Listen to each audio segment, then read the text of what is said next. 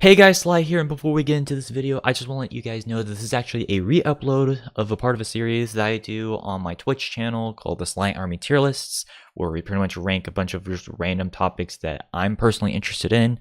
And so, because of that, these opinions are not set in stone for how I feel about in the current day. And so if you guys want a more updated version of that, feel free to either check out the DeviantArt link down below or tune in on my Twitch that will also be in the description, or check out my Discord where I occasionally post some more updated versions of how I feel about certain topics. And so do keep that in mind. And also make sure to check out the description of the video itself for the timestamps for the particular topic that is presented here. But in any event, I hope you guys do at least enjoy. I recommend you guys listen to this as either like a podcast form or as just something to play in the background. But in any event, hope you guys at least enjoy. Hey guys, Sly here, and welcome back to another tier list. After many delays and many technical difficulties, we are finally back into doing this, and I am here with the Mr. Beast slash Matthew Broderick wannabe, Psy13. Okay. I hope your stream crashes. No, actually, no. Dude, I don't hope your stream crashes. We're not you going roast through that me mess again. months ago. I can get you back, so you deserve it. So true. Oh yeah, I guess that's fair. Yeah, no, because long story short, he roasted me on the Cartoon Network one. I didn't come up with a good comeback, and now I decided to do it now. Yeah. So to be fair, I forgot how I roasted you. I forgot what I said. It was disgusting, and you better not figure out that ever again. Anyways, okay, but in all seriousness though, like, don't be douchebags, people. Like, don't roast people for their looks. It's kind of stupid. Yeah. Only do it a good mutual understanding. Unless it's a mutual understanding, and you don't. Everyone knows that you don't mean it. Like, yeah. If it's between two people. All right. Well. You Anyways, it's working, right? Yeah, so far. Yes. Oh my God. Okay. So, anyways, yeah, sorry, I'm just trying to compose myself. So, yeah. Here we are in the tier list that I've been wanting to do ever since Valentine's Day. That didn't work out because of scheduling. Yeah. We are doing the emo tier list. Now, I've got to do like a couple of announcements before we get into this. So, once again, this is probably just going to end up being like a monthly series at this point. I know I said I was trying to make this more, common in terms of like, doing this like, I don't know, bi-weekly, but that's just not going to happen. Mainly just because, Austin's going to be really busy. Dylan's really busy. Izzy is probably the least busiest, but even then, I'd rather just kind of do it with more than like, two people. Obviously, this is the exception, like with the last music tier list, because we are both knowledgeable when it comes to this specific genre. So yeah. I just wanted to put that out there. Also, I just want to quickly shout out Psy13. Obviously, he's been somewhat busy with his stuff recently, but I do still want to give him a bit of a shout out. Go check out his YouTube channel. Obviously, I just put the link right there. So thank you for joining me on this.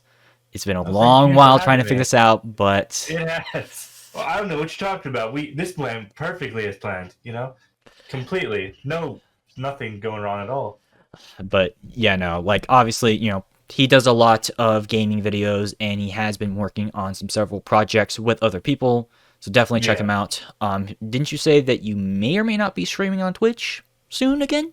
So again, yeah, I'm aiming for Sunday. People voted for me to play Minecraft on Twitter, so I was like, why not? So yeah, no, definitely make sure to check him out for that, and because he definitely deserves it. He's getting close to 100 subscribers on YouTube, so if you can make him get up to that point. I just gotta revive that channel because I haven't uploaded anything in a few months. Yeah, but yeah, if you can make it to where he has 100 subscribers on YouTube, that would definitely help him out a lot. While you guys are at it, make sure to check out my stuff as well. Hit that follow button down below. Turn on that bell icon, and check out the links down below, specifically the Discord as well as our SoundCloud, which we'll get into later. And if you guys are interested, make sure to hit that subscribe button. If you can't necessarily do that, that's completely fine. I'm just glad you took your time to watch this because this is going to be another long stream. And with that, I actually have one more announcement involving that. So if we can get to 5 subscribers, by, the summer, I decided that I will be playing probably the hardest game that I'll ever play. So I'll announce that at the end of the stream. So, but in any event, those are just some of the announcements I wanted to go through. Now let's actually talk about the list itself. Now, when it comes to emo music, I'm just going to be real with you. Like, it's a completely, jumbled up genre where it's kind of doesn't have like a true definition of what it is. And so it's kind of hard for us to really define it. However, the loose definition that I'm pretty much going to use is it's basically music, like a music genre that is focused on more, not necessarily darker, but just more, sad emotional lyrics, and it typically falls within, between like, hardcore and like regular punk. Actually, I want to see if we can actually play a little bit of a game with this particular thing, because I've come up with 4 separate flavors of emo music. So you've got your pop punk style emo, which is kind of like emo pop, So like, we'll get into some of those bands. You probably know what I'm talking about. Then you've got your post-hardcore influenced emo bands, which I like to call screamo. Then you've got your, more melodic based bands, with a lot of like progressive and baroque music, that I like to call gothic. And then you've got your, some people like to call it indie. I don't particularly believe it as a genre, but, more like, a mix between like the pop punk and progressive style. That is what is called Midwest emo, because that is just really popular in the Midwest United States. And that's where a lot of those bands came from. So I want to see if we can play a game by guessing what version of emo music these bands fall into. So are you up for it? I'm screwed. So let's go. So, but yeah, no, I think it'd be kind of cool to pretty much talk about that. And the reason why I mentioned that though specifically though is I know there's going to be a bunch of nerds on here who are going to say, oh, this is not an emo band. This does not deserve to be on the list because, like, they're not, like, My Chem's not emo at all, or, like, Pierce the Veil's not emo at all, or, like, whatever like that. I'm just going to say this right now. Yes, while in the traditional sense from the 90s, it may have not been emo, but you have to remember, genres do evolve. And, 90s emo is completely different from the 2000s emo, which is even a little bit different from 2010s emo. And so that's why, you might see some bands that you may not necessarily agree with being emo, but they fit the category enough in the modern context. So that's why they're on there. Now, that being said, for those who are wanting to know when emo was at its height, it was pretty much 2004 to 2010. An era where I was pretty much a kid and I remember the time. I mean, look, I got dressed up for the occasion. Like, look. So I even got the freaking scene hair. Cause that surprised me when I opened the call and saw yeah, that. no, Like, I haven't. I haven't seen anyone wear this type of like hair since like 2007, I believe, like 2008. So now I get to wear it. So, and I'm proud of it. Yeah, but I mean, I don't have scene hair. I just have long hair. Yeah. For me. So, I guess one of the last things I will mention is, in order for a band to be qualified as emo, we have to have at least 3 albums or half their discography to be considered emo. And so, you're probably wondering, oh, why is this band emo? It's because they have at least, a chunk of their discography to be considered emo. So, for example, a band like Panic at the Disco would not be emo, because the closest thing that they've gotten was Fever You Can't Sweat Out. Outside of that, not emo at all. So, that's why I want to get some clarification. And if any of you Oh yeah, that's right, I can swear. If any of you motherfuckers say 21 Pilots is emo, I'm gonna find you. So, but I'm just gonna let y'all duke it out. are you one of those people? No, I'm not. Okay. It's a I know, joke. I know emo people, who listen to TOP, but I wouldn't consider them Yeah, emo. they're not emo at all. They've never been. Like, I'm just gonna say that right now. That being said, we are gonna be talking about actual emo bands. So, I guess that's all I really wanted to say in this. Is there anything you want to add? Because I know I've been talking a lot. So, Not that I can think of, no.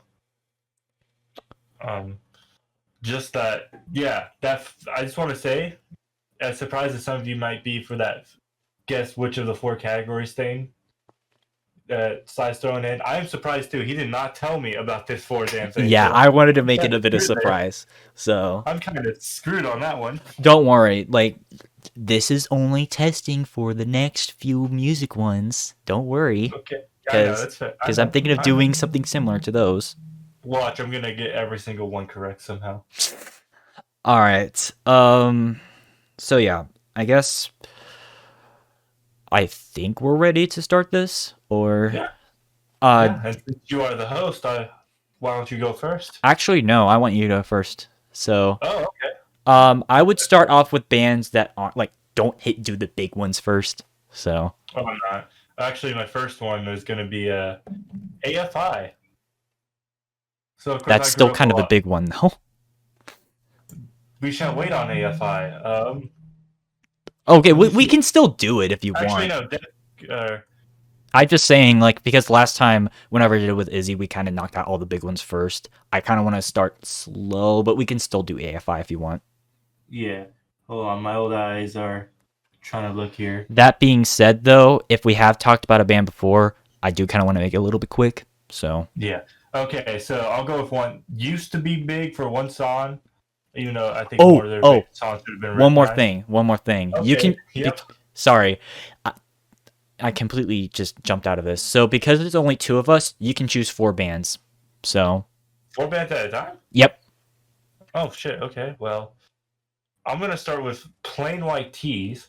Very underrated band in my opinion. Like, I know everyone knows the song "Hey There Delilah," which I like "Hey There Delilah," but they have a bunch of other good hits as well. And personally, I would rank them at A tier for now because I mean they'd be a low A, like low A, high B area for me. Like, while I do enjoy a bunch of their music, I haven't really listened to them in forever. Mm-hmm. But yeah, if you like Hey There Delilah, please check out their other music because they actually do have some other good stuff as well. Okay, so Plain White Tees, obviously, like I said, Hey There Delilah, obviously one of their biggest songs. I will admit, it's a really good ballad song. There were also a couple of other songs that I thought were pretty good for the most part.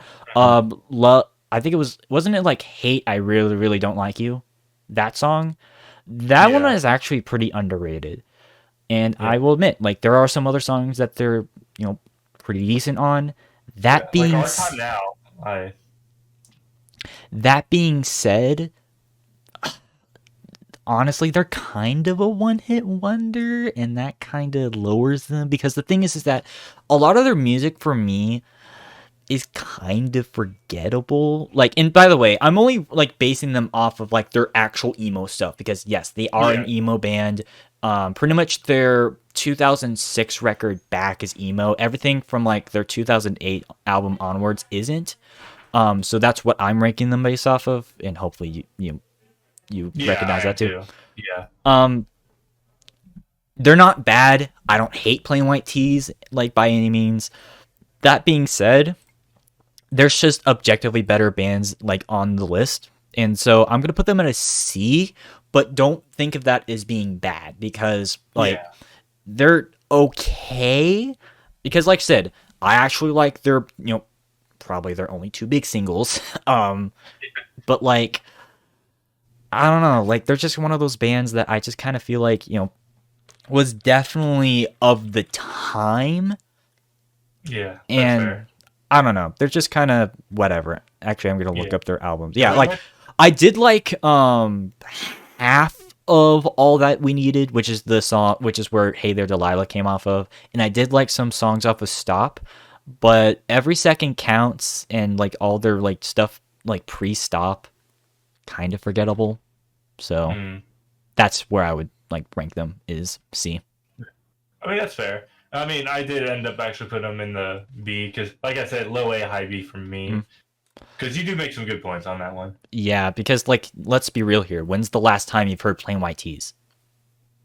That's true. Exactly. So once again, not bad though. Yeah, like seriously, listen to a lot of some of their other music because there's Mhm. some underrated gems in there. Mhm. Now, as for the next one, I'm gonna go ahead and oh god, I just saw it. Where the hell did it go? Okay, there we go.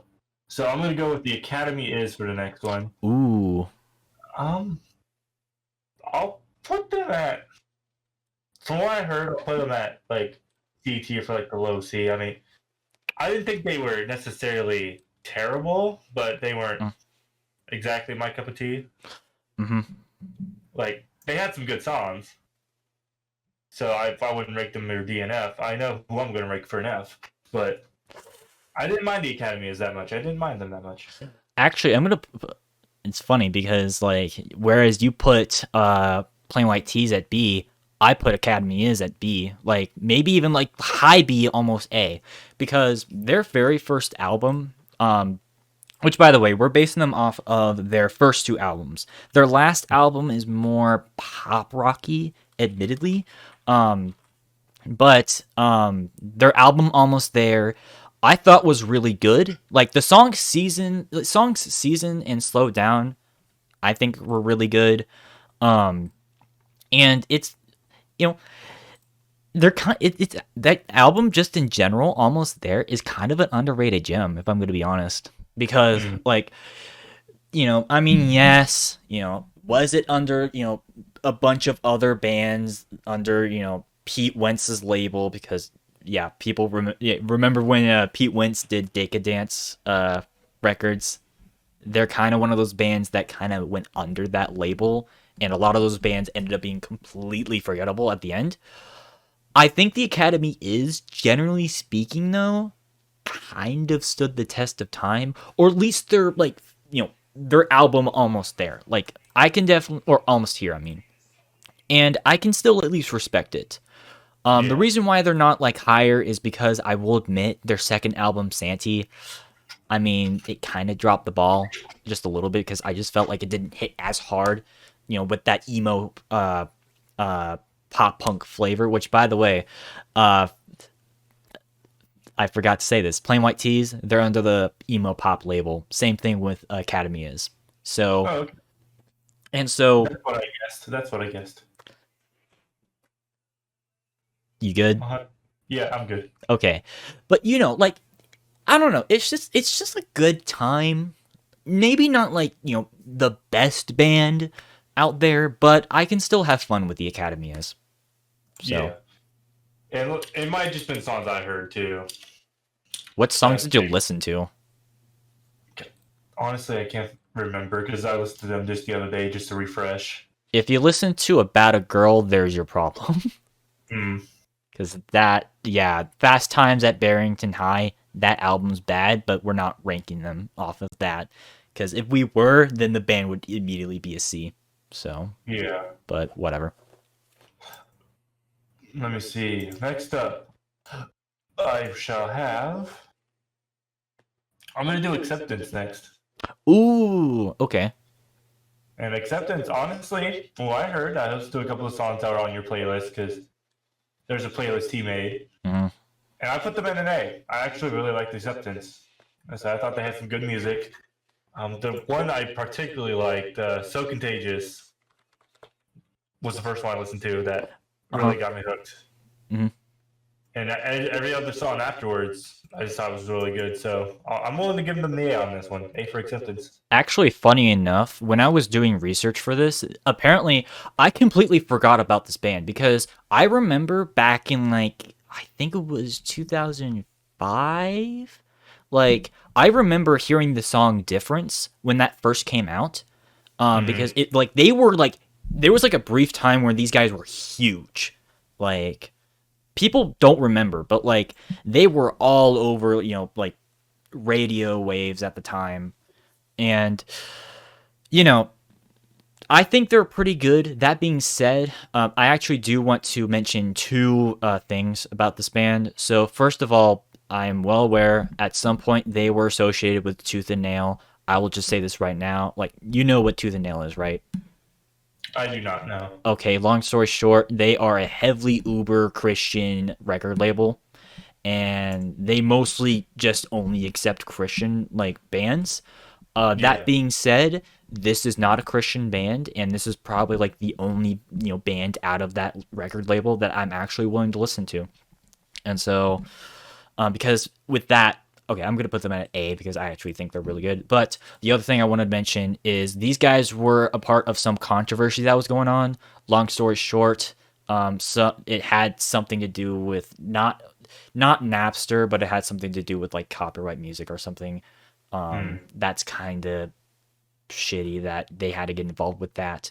That being said, I think that their album Phantoms, which is basically the album that everyone knows, because that's where the songs Different and So Contagious and Take Cover, like their biggest singles are from.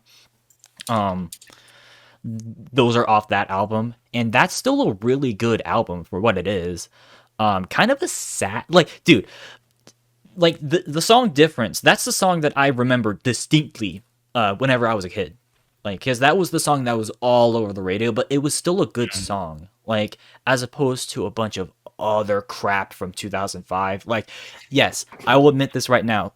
I think 2005 in general is probably, in my opinion, the height of all civilization. That being said, there was some crap on the radio. This is the exception. And I will accept acceptance when it comes to that. Okay. They have made a couple of other albums. They're not bad. They're okay. That's why they're not at S. Because if it was only their album Phantoms, immediate S tier, and that's saying a lot. Because this album is kind of, I wouldn't say transcendent, but definitely different from a lot of other emo pop at the time. Yes, they're another emo pop band. You're choosing all the emo pop bands. Apparently, yeah. Wow. So I did not plan this at all. But yeah, no, generally speaking, definitely check out the songs Take Cover and Difference. Those are the two songs I would highly recommend from them, for sure. All right, and for my last pick, Do you want to just get AFI out of the way? Because you said that first, so. No. I've got another one I want to talk about. Motionless in White. Now, I'm sure for the target audience, they're good. Me personally, I put them. Now, if anyone wants to attack me for this, I'm sorry. I did put them at a D tier just because their music was really for me per se. Like, I imagine the target audience, it's really good to them. Of course, I just not too much of a super heavy dude. Yeah, no, like, I'm gonna make this one really quick because we've already talked about them in the previous music ones. Long story short, the guy looks like Marilyn Manson. Why? I don't get it. It's stupid. He shouldn't have done that. That being said, I'm ranking them off of their third album onwards, because I mentioned in the previous one with the metalcore tier list, because they start off as a metalcore band. They're kind of a D, or at least their like first few albums are really not that good. And ironically, their newer stuff is actually an improvement. That being said, it's not by much.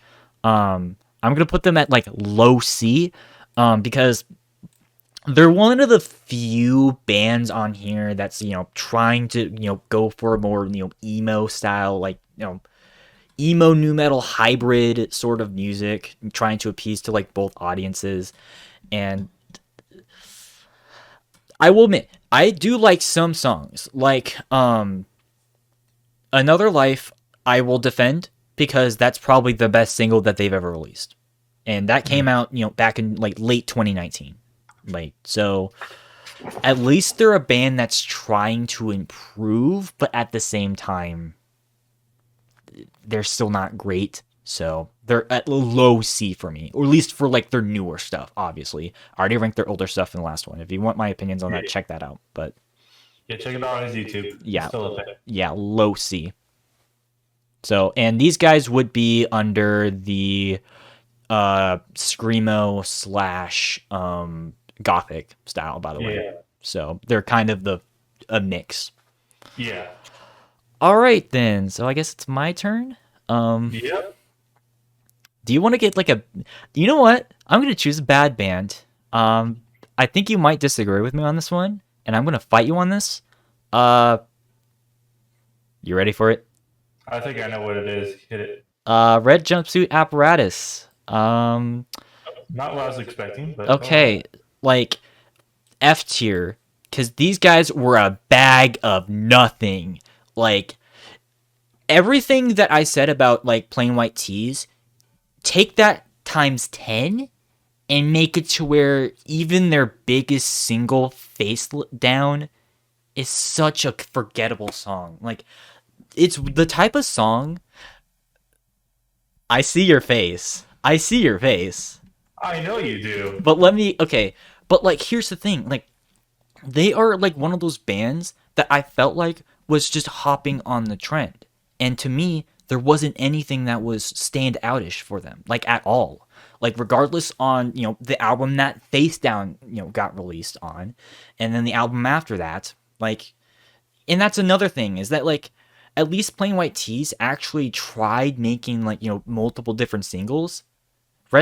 Not Red Hot Chili Peppers, Red Jumpsuit Apparatus only had one, and once again, it was just average, which in my mind is not acceptable, because especially since there were so many other bands from 2006 that were doing the whole emo thing way better.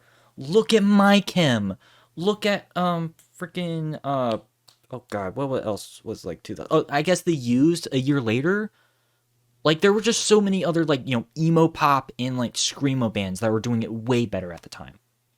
So, that's my thing. So, alright, before we get into this, before you say your opinion, because I know your opinion, Jibu Sniper TF2, White Stripes is not an emo band. Also, they're overrated. Fight me on that one. So, alright, Austin. Oh, White Stripes is it? They've never been an emo band. What are you talking about? But anywho, Red Jumpsuit Apparatus. I put them not at an F tier because I do enjoy the music, but I did put them at a B below Plain White Tees. Because I thought Face Down was a good song, and their other song, False Pretense, and then of course there's a couple others I enjoyed. But those two particularly stood out to me. I really liked. Having said that, I do understand where you are coming from.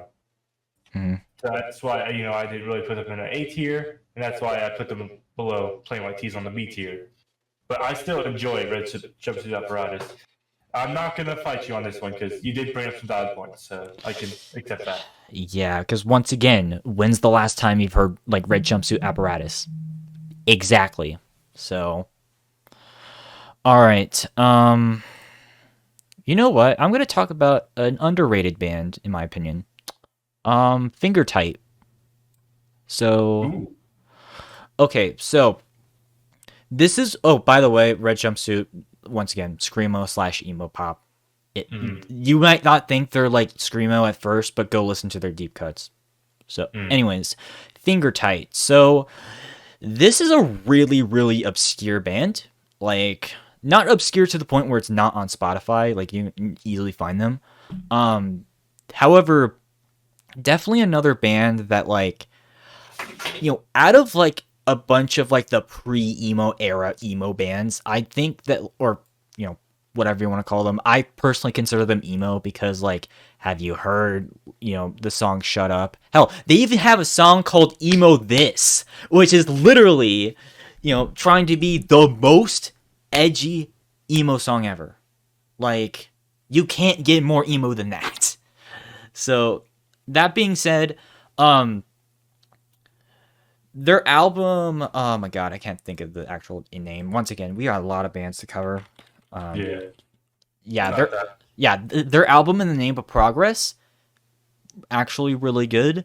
It's their only album, by the way. That being said, there are some stinkers on here, and it's not fully an emo album.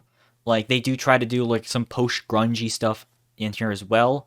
That being said, I think that in either category, they do it way better than a lot of other bands. And you know, just the way that they incorporate a lot of like the progressive stuff, I think is, you know, really cool. And so, because yeah, they do a lot of experimentation on this album. Not a lot. Well, yeah,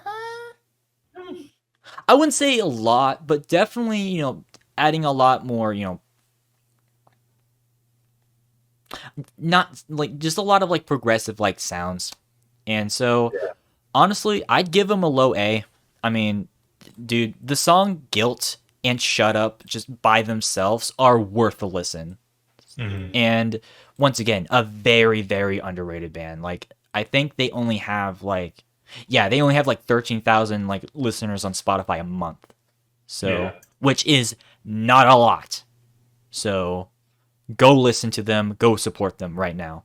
Like, even though they broke up many years ago, you know, support good artists.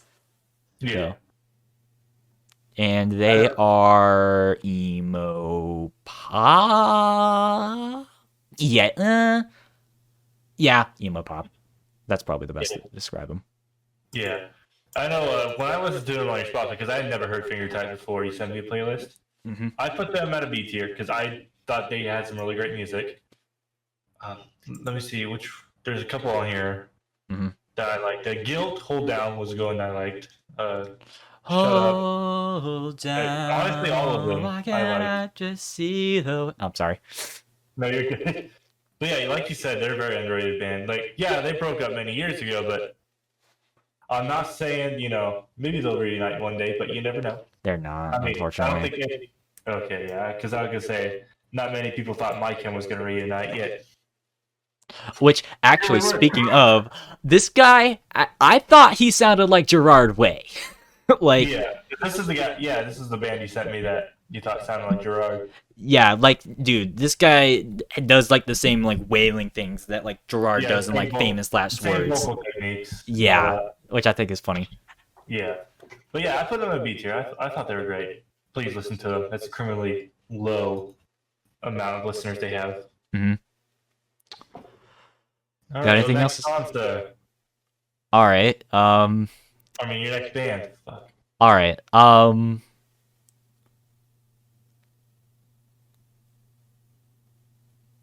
to talk about Skrillex? Go ahead. Wait, Skrillex is on here?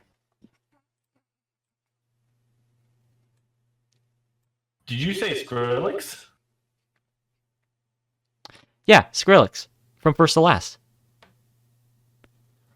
Oh, okay. Oh, okay.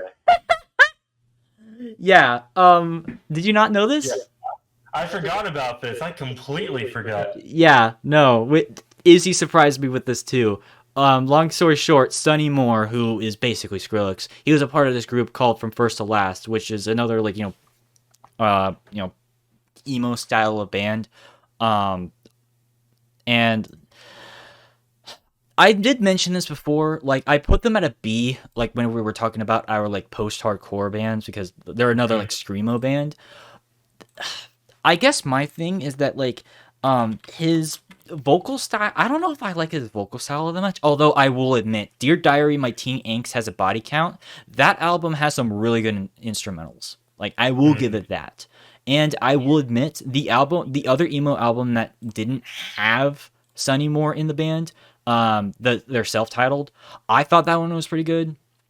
That being said, even though I put them at a B, it's still kind of like a lower B, because once again, I don't know if I like Sonny Moore's like vocal style all that much, because he kind of has like a very nasally style of voice, and it does get a little bit distracting. That being said, if you're interested, I guess check it out. Yeah. So, um, but yeah, what's your opinion on From First to Last? Me? For me, because I know who the band is. Mm. Now that you I completely forgot that was Skrillex's band, but I put them at a high C. I would put them in a low B as well, but so they're in that middle category of high C, low B. Because I didn't mind that. I thought they, had some good bangers in there. I mean, again, as usual with bands I rate in this tier, not my exact cup of tea and all that. And because I remember watching a documentary about it, oh hell, I didn't realize he had a band. And I listened to some of it, and while it wasn't, exactly the stuff while it wasn't exactly my cup of tea, I still enjoyed it enough. So yeah, again, the high C, low B. I put them in the high C, but they're in that middle little category there. Low C, high B. Or high C, low B. Shut the fuck up. I'm not saying that. That was Izzy whenever he was talking about From First to Last. Oh, okay. Okay. I love you, Izzy. I'm sorry. All right. Let's go up a little bit. In terms of okay, I wouldn't say okay, they're not popular anymore, but I kind of want to talk about Alkaline Trio. So yeah. Now we mentioned them in the first tier list, barely. That being said, I'm actually gonna take some time to talk about them. They're another band that I would actually put in A tier, because this was the guy who replaced Tom DeLonge from Blink-182. This was his first band, and honestly, he does way better in this band. Because I know a lot of people were like, new Blink-182 sucks because the singer sucks, and it's like, no, the guy actually can sing. From First to Infirmary is highly underrated in terms of pop punk / emo bands. Oh my god, I like that album. Also, their album Crimson, another underrated gem of an album that I wish more people would listen to. Because it's kind of weird, because it's kind of like a mix between Blink 182 and then Good Charlotte, but only if Good Charlotte was actually good. So yeah, no, their early stuff I would highly recommend. Especially like I said, the top singles off of Crimson and from First to Infirmary. Their album Goodbye, also I would say generally speaking is pretty good. That's their first album, I believe, or god damn it, that's what I was thinking of. I'm sorry. So yeah, no, generally speaking, their older stuff is good. Their newer stuff is kind of meh, but we're not ranking that because that's more pop punk. So yeah, no. Old stuff, A tier. Yeah. I also put the Alkaline Trio at A tier as well. Because, again, they have some absolute fucking bangers on their albums. Because I, had to re-listen. Because I hadn't heard them before, but of course, it's been so long, so thank you again for the playlist. And I enjoyed every single second of what I heard, so easy A tier for me. I would put them at S tier, but they barely missed the mark for me on the S tier. Otherwise, I would put them. Yeah, the reason why I don't put them at S is I think that their album Good Morning, it's okay. It's not anything amazing, but that does kind of hold them back a little bit. Oh yeah, by the way, From First to Last, they're screamo. These guys are emo pop. So, okay. All right, what's your bands? Oh yeah, it's my turn already. Well, I'm gonna start off with my big banger. We're gonna go AFI. We're gonna bring out the big banger. Yeah. By the way, we're ranking them off of The Art of Drowning, Sing of Sorrow, and December Underground. So pretty much all the songs that are on the playlist. Got it. Yeah, pretty much all their 2000s records except for Crash Love. So yeah. And honestly, they're gonna be my first band on the S tier. I have a lot of fond memories listening to AFI. I always enjoyed AFI's music. I think the lead singer has a very nice, distinct voice. And then something I've heard, like from Miss Murder and a couple other songs, the fucking bass in this band. The bass in their songs is usually really good from what I've heard so far. So easy S tier for me on that one. You're gonna be shocked. I'm gonna also put them in S tier because I know I ranked them B last time. Because this is another band we talked about. That was only because of their '90s material. Because I do not like their '90s material at all. Because I just don't like classic style punk. Everything that they did from the 2000s, though, phenomenal. Phenomenal. Excuse my language. Obviously, the art, like I said, the Art of Drowning, I think is definitely when they started to actually sounded really good. And then yeah, Sing for Sorrow, or the album that has Sing for Sorrow. I'm sorry, I cannot remember the actual. Oh, it's Sing the Sorrow. Excuse my language. But yeah, no, the Leaving Song Part 2 I think was really good. Off that, Silver and Cold is also really good. And then obviously, Miss Murder and Prelude 1221 off of December Underground. Obviously one of the best, emo albums of 2006. So take that, Red Jumpsuit Apparatus. You can't reach up the levels of AFI. But yeah, no, generally speaking though, their 2000s material, really good. I know there's some YouTubers who would disagree with me on that, but to each their own. All right. To look up. I believe Hunter Bergen is the bassist, and one of my favorite bassists, honestly, that I've heard in music.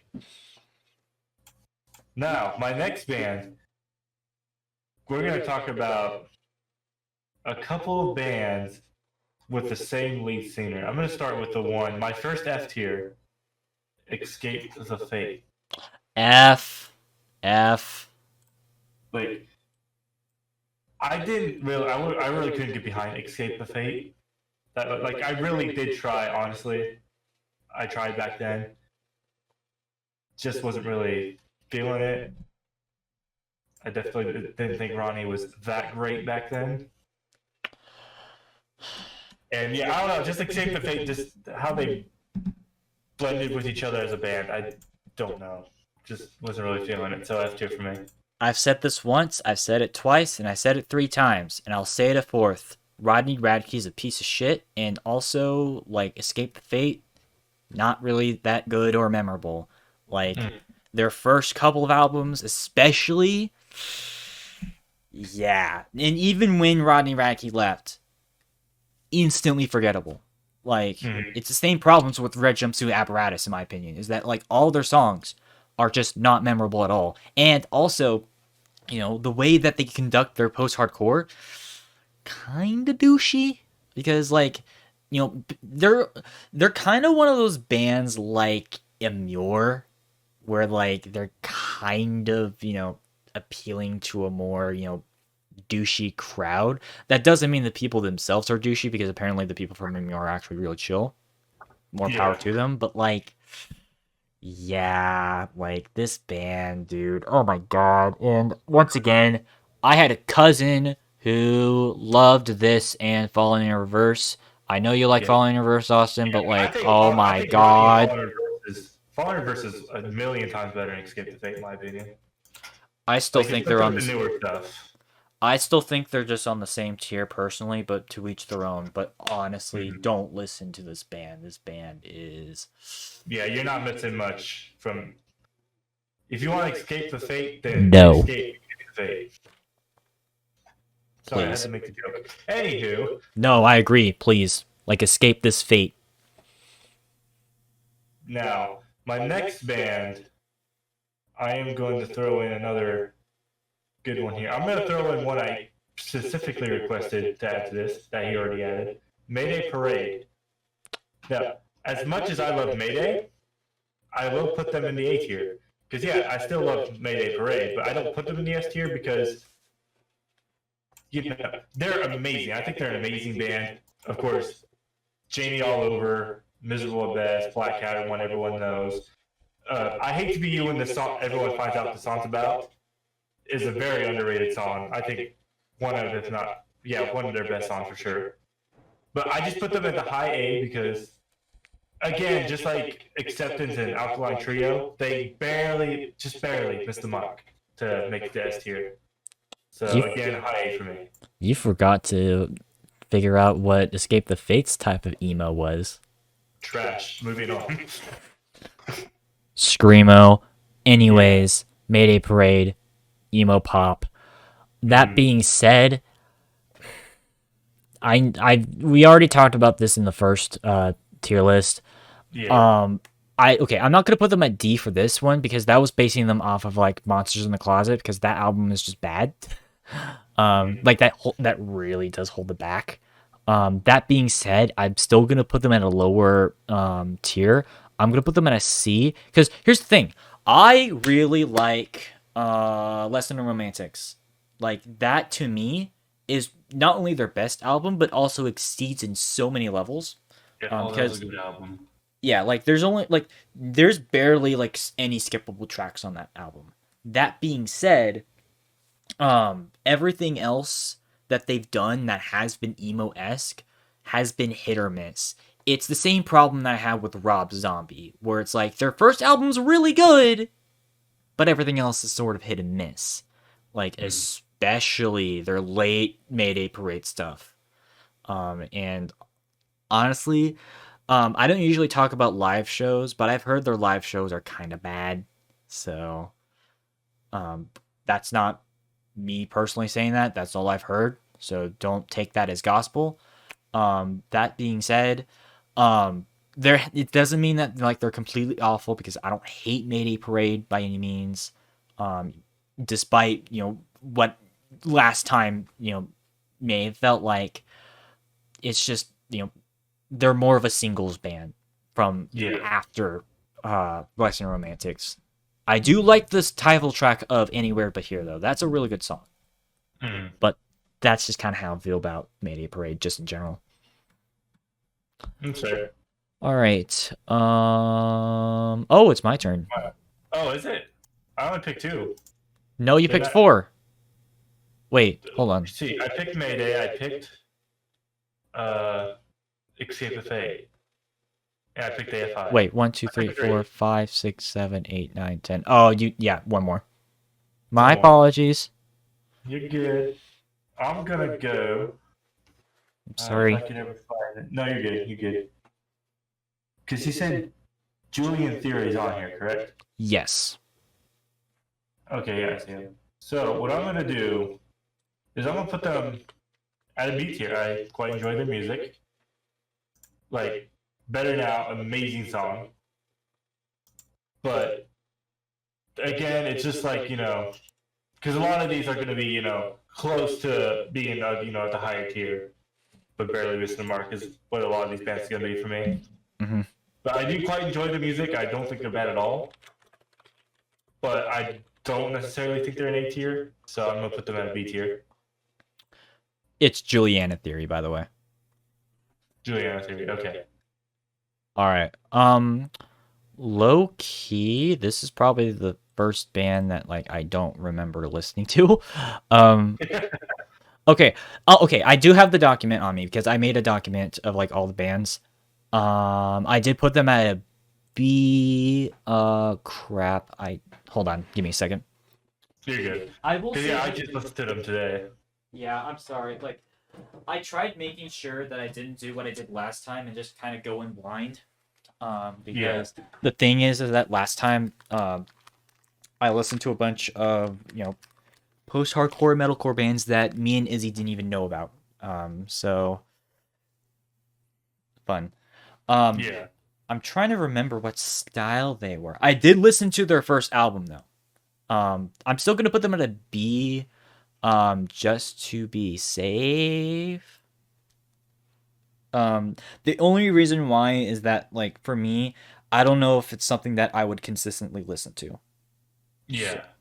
So, oh shoot. Do not play music on my computer. Thank you. Yeah, no. Let's avoid that copyright. Dude, they updated their terms of service recently. Mm. And it's really dumb. All right. You still there?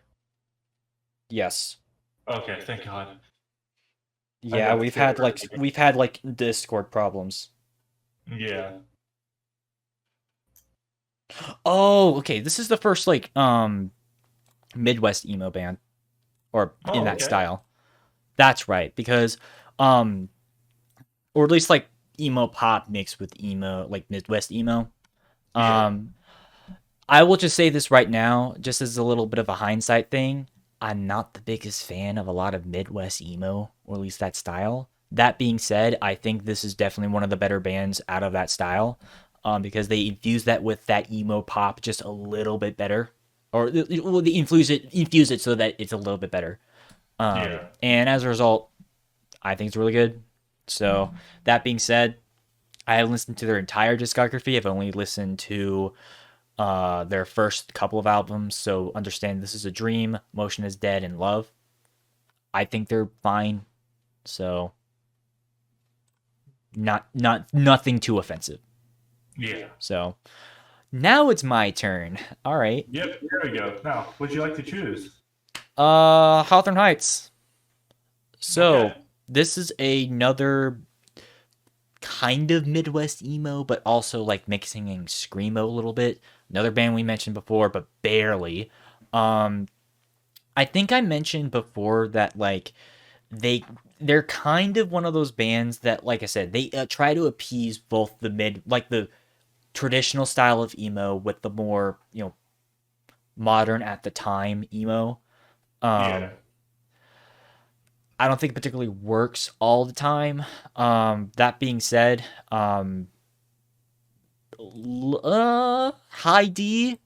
I do. They have made some singles that I liked. Specifically Nikki I think that's the name. That's like one of their biggest singles. Yeah, Nikki FM. Okay. That song I like.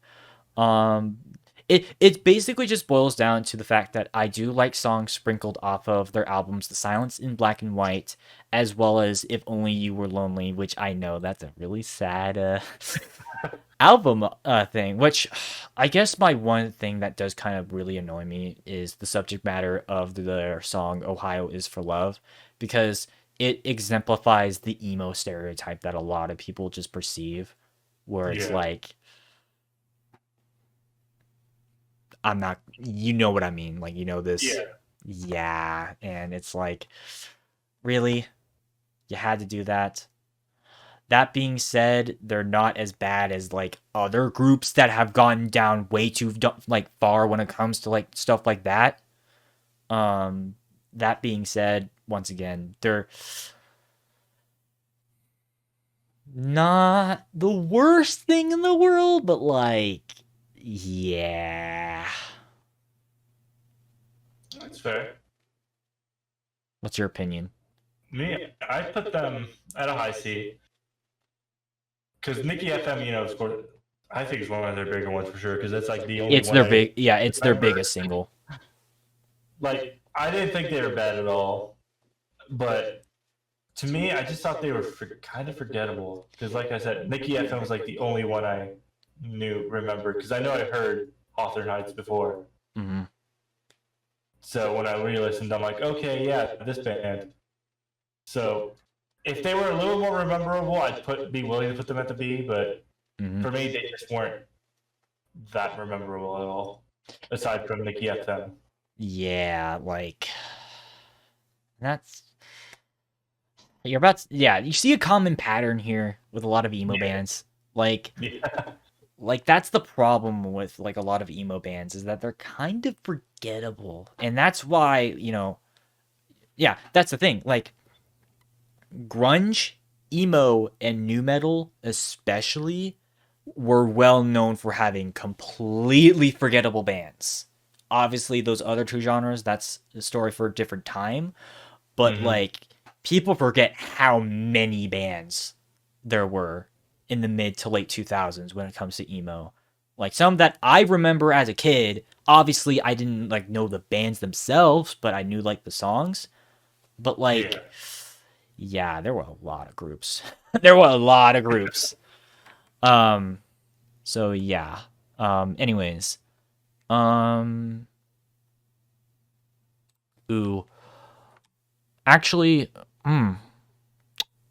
let's talk about Dashboard Confessional. Dashboard Confessional, all right. So, okay, we're basing them off of their first 4, okay, basically all their 2000s albums. Okay. These are another mix between Midwest and emo pop. I'm just gonna announce it by now because you're just gonna forget. Yeah. Like I didn't forget. I just don't know which. Okay, I'm gonna put it on a B, because I guess, okay, compared to another band, which I think I'm gonna mention next, that tried to combine acoustics with the emo sound. I think you know, the guy did fine. I can't remember his name. What's his name again? Dashboard Confessional lead singer. Yeah, because it, like, just like with Foo Fighters, it was basically just him at the beginning, and then he eventually like got it. Yeah, Chris Caraba. Like, the fact that he was able to make his first album all by himself, that I have to give credit for. That being said, it's not particularly for me, because for me, I don't know if I like fully acoustic albums. And that's kind of his specialty, or at least that was at first. Then he kind of moved on to like pop music, like pop rock after a while. But you know, if you want, like, you know, just if you want, like, you know, a decent, you know, acoustic emo band, they could have done worse. So that's all I'm gonna say. Okay. I don't know. For me personally, I put them at a B tier as well. Kind of for the same reason. I mean, I like acoustic stuff, and then I thought they did really well. And I didn't know his first album he made by himself, so that's not an easy thing to do. Yeah, and he was also 17, so. Oh damn. Or at least, like, he was like late teens for sure. Yeah. Like, Still impressive, honestly. Yeah, like, I have to give credit where credit is due. For him to be able to work on that album all by himself. So. But like, I enjoy the music, not quite an A tier for me, but I'm definitely willing to put them at the B tier. Because again, I am, you know, someone who does like acoustic stuff. And that's really all I have to say on that one. Oh no, wait. Okay, sorry. That's where I stand on that. You almost froze. That scared me. Oh no. Oh god. Okay, no, it's fine now, but like that scared me. Yeah, welcome to the stream where we talk about emo bands and get scared about frozen screens. All right. Are you done, or? Yeah, I'm done. Yeah. All right. Want to hear a bad acoustic emo band? Absolutely. The Almost, F tier. So what this? Okay, this is a guy who was the drummer off of Under Oath.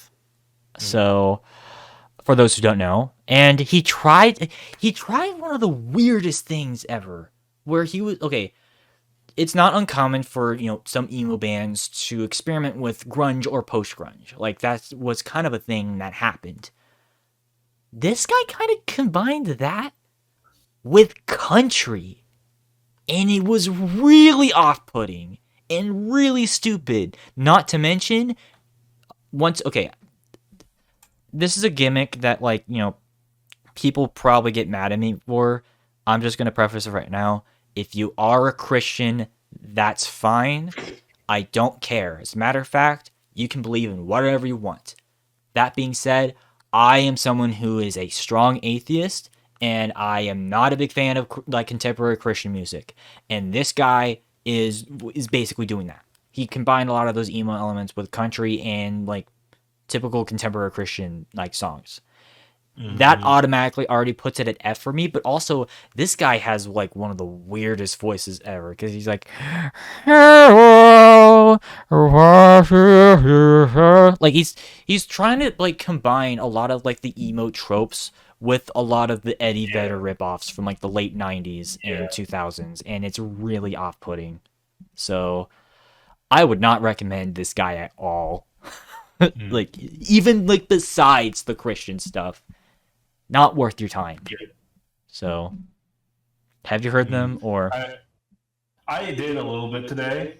I put them in F tier as well. I don't mind the Christian stuff because as someone who has listened to Christian bands actually likes them. Like I'm a firm believer. Like I just believe there's something out there.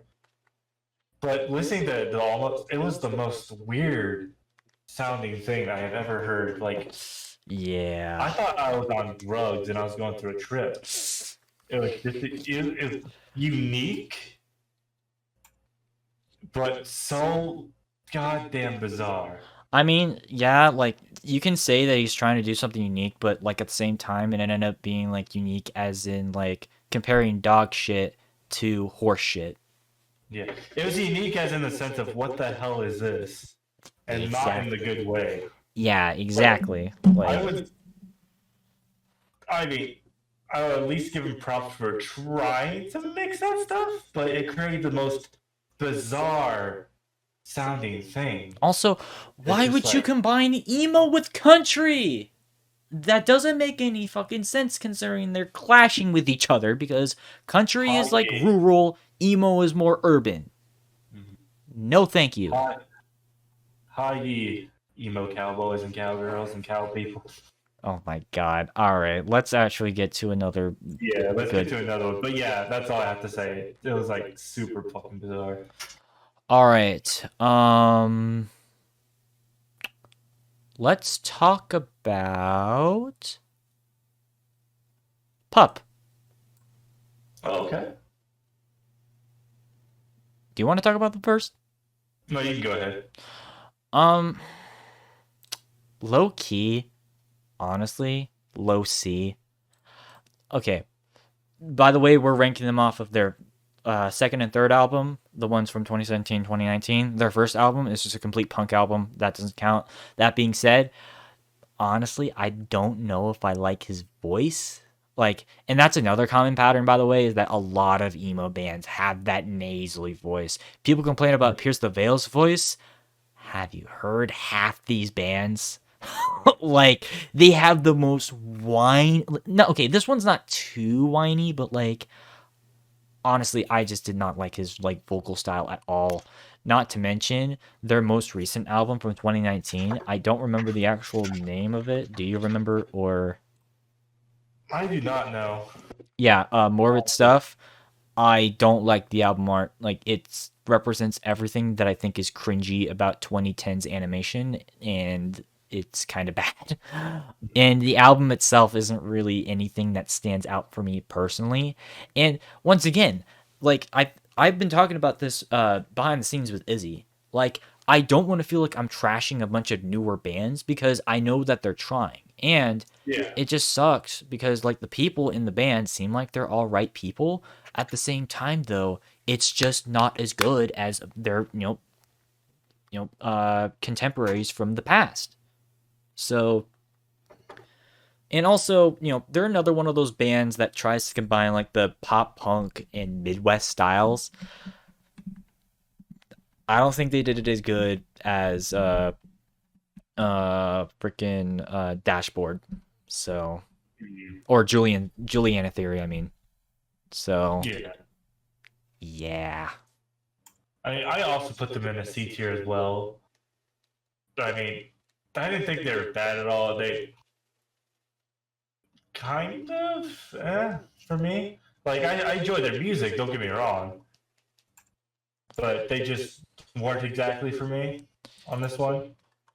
Like, I definitely think they have some good stuff, but not enough for me to put them at a B tier. And once again, I don't hate this band. Like, neither of us hate them, right? Like, I don't hate them, no. So, but like, we don't particularly like their music. So, which by the way, I feel like we've been kind of putting ours very similarly this time for once. I know, yeah. Like our placements. Which, speaking of, your turn. All right. So, the first one I'm going to start off with. This may possibly be a bigger band. I mean, I still want to talk about them because it looks like it's from the Adam days. So, 3 Days Grace. I want We to are preface this talking- before we you say this. I know people are gonna be like, "Oh, they're not emo at all." Bitch, have you heard their album 1X? Have you heard their 2009 record? Have you heard their self-titled? Basically, every 2000s record is kind of in that realm. That being Yeah. said, they are more post-grunge, but whatever. Fight me on that one. You can continue. All right. Because I know we're definitely talking about, days where Adam was the lead singer, which for me, I'm going to give him S tier. I thought they had a great sound. Adam's voice, personally for me, was very distinct. Like, I know he had a kind of grungy voice, but it's distinct enough to know I'm like, oh, hey, I know who that is. Which is always a good thing because, like you said, a lot of these bands try to almost sound the same. Like, so for a singer for me to be able to recognize the singer just by his voice or their voice, I'm like, okay, yeah. And I've always grew up with Today's Grace music, so S tier for me, easily. Well, you jinxed it. You jinxed our, getting close to tier. You were the one that spoke about it first. No, you were the one who chose 3 Days Grace. So Yeah. I'm just gonna say this right now. They're kind of a C, and I think I prefaced this last time, which, by the way, at this point it should be like common to see like some of the same bands. Yeah. Anyways, I prefaced this last time. I used to be a huge 3 Days Grace fan. Like 1X was my jam. That being said, over the years, I felt like their music has somewhat dated. Like even in the Adam years, and I mentioned this before, but they're like the record label that they were with literally propped them up. Like, because long story short, what was going on, for like a while, they weren't getting much traction throughout the 90s because they've been around since the 90s. And eventually what happened is they finally got with a deal, and then they basically were like, some shady stuff happened involving like corporate deals and all that. And that involved, like the band itself being legally contracted to Jive Records, which was their record label. And, they've been kind of forced to be like pushed on into the spotlight in Canada, like 24/7. And that low-key kind of pisses me off because all that's doing is giving spotlight to one specific band and no one else. And that kind of low-key pisses me off.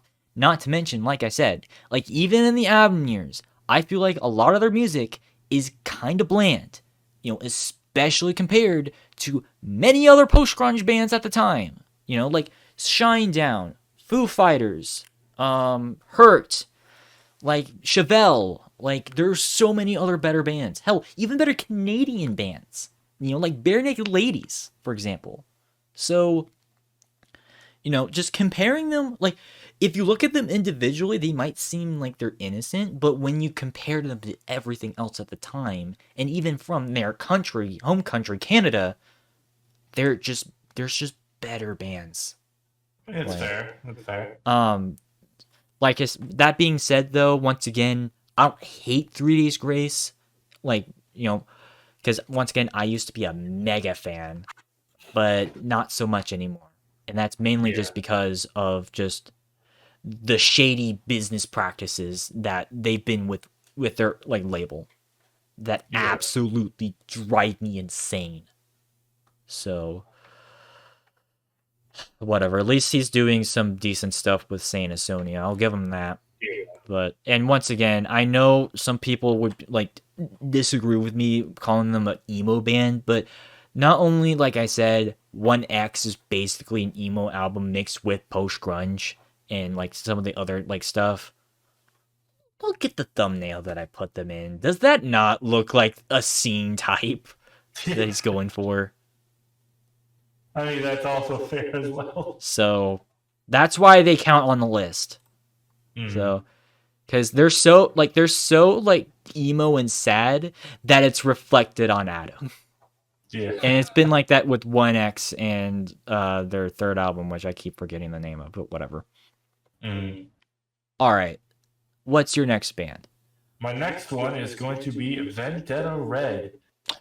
Another post-grunge / emo band. Interesting. Yeah, I have a knack for picking the same tiers or same categories per picks.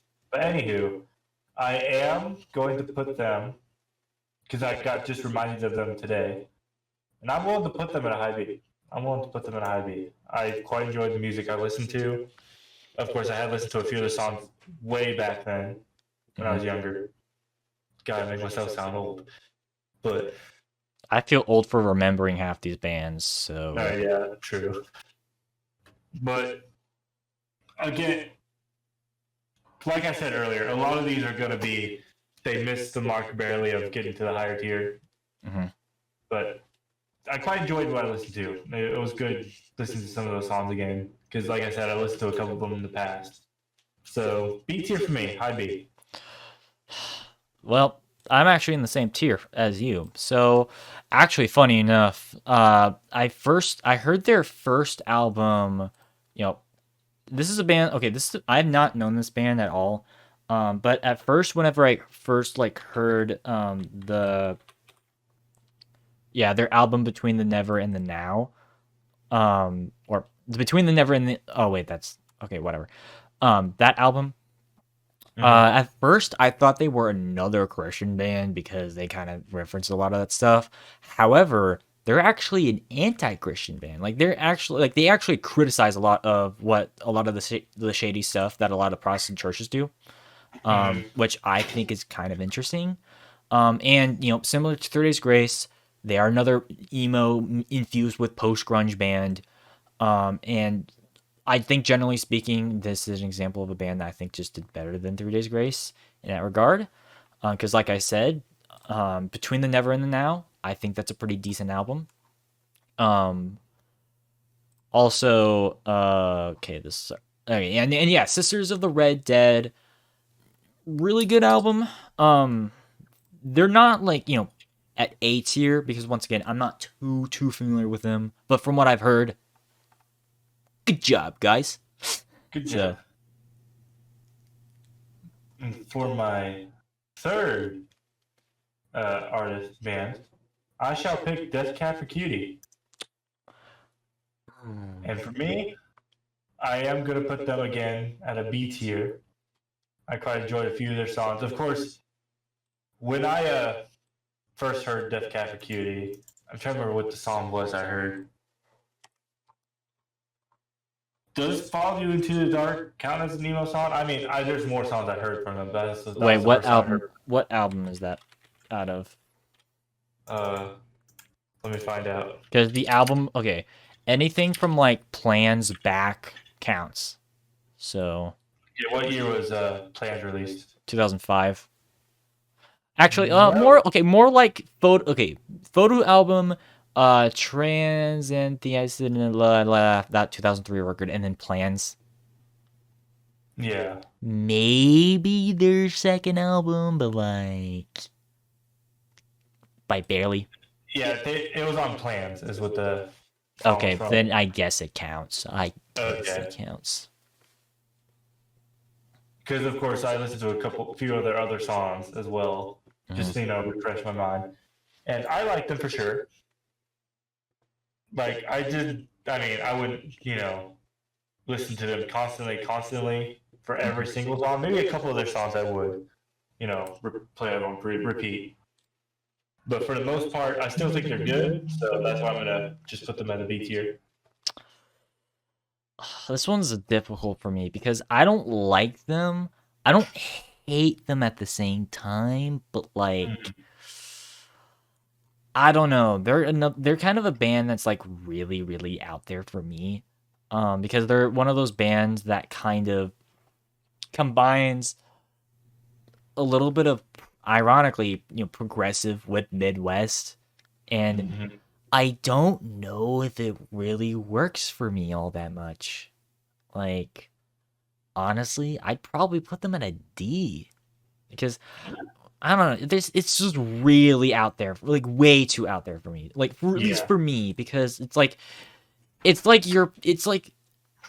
the problems that you have with Radiohead, where it's they might have a couple songs that are okay, but when you get deeper into them, I just don't really like it all that much.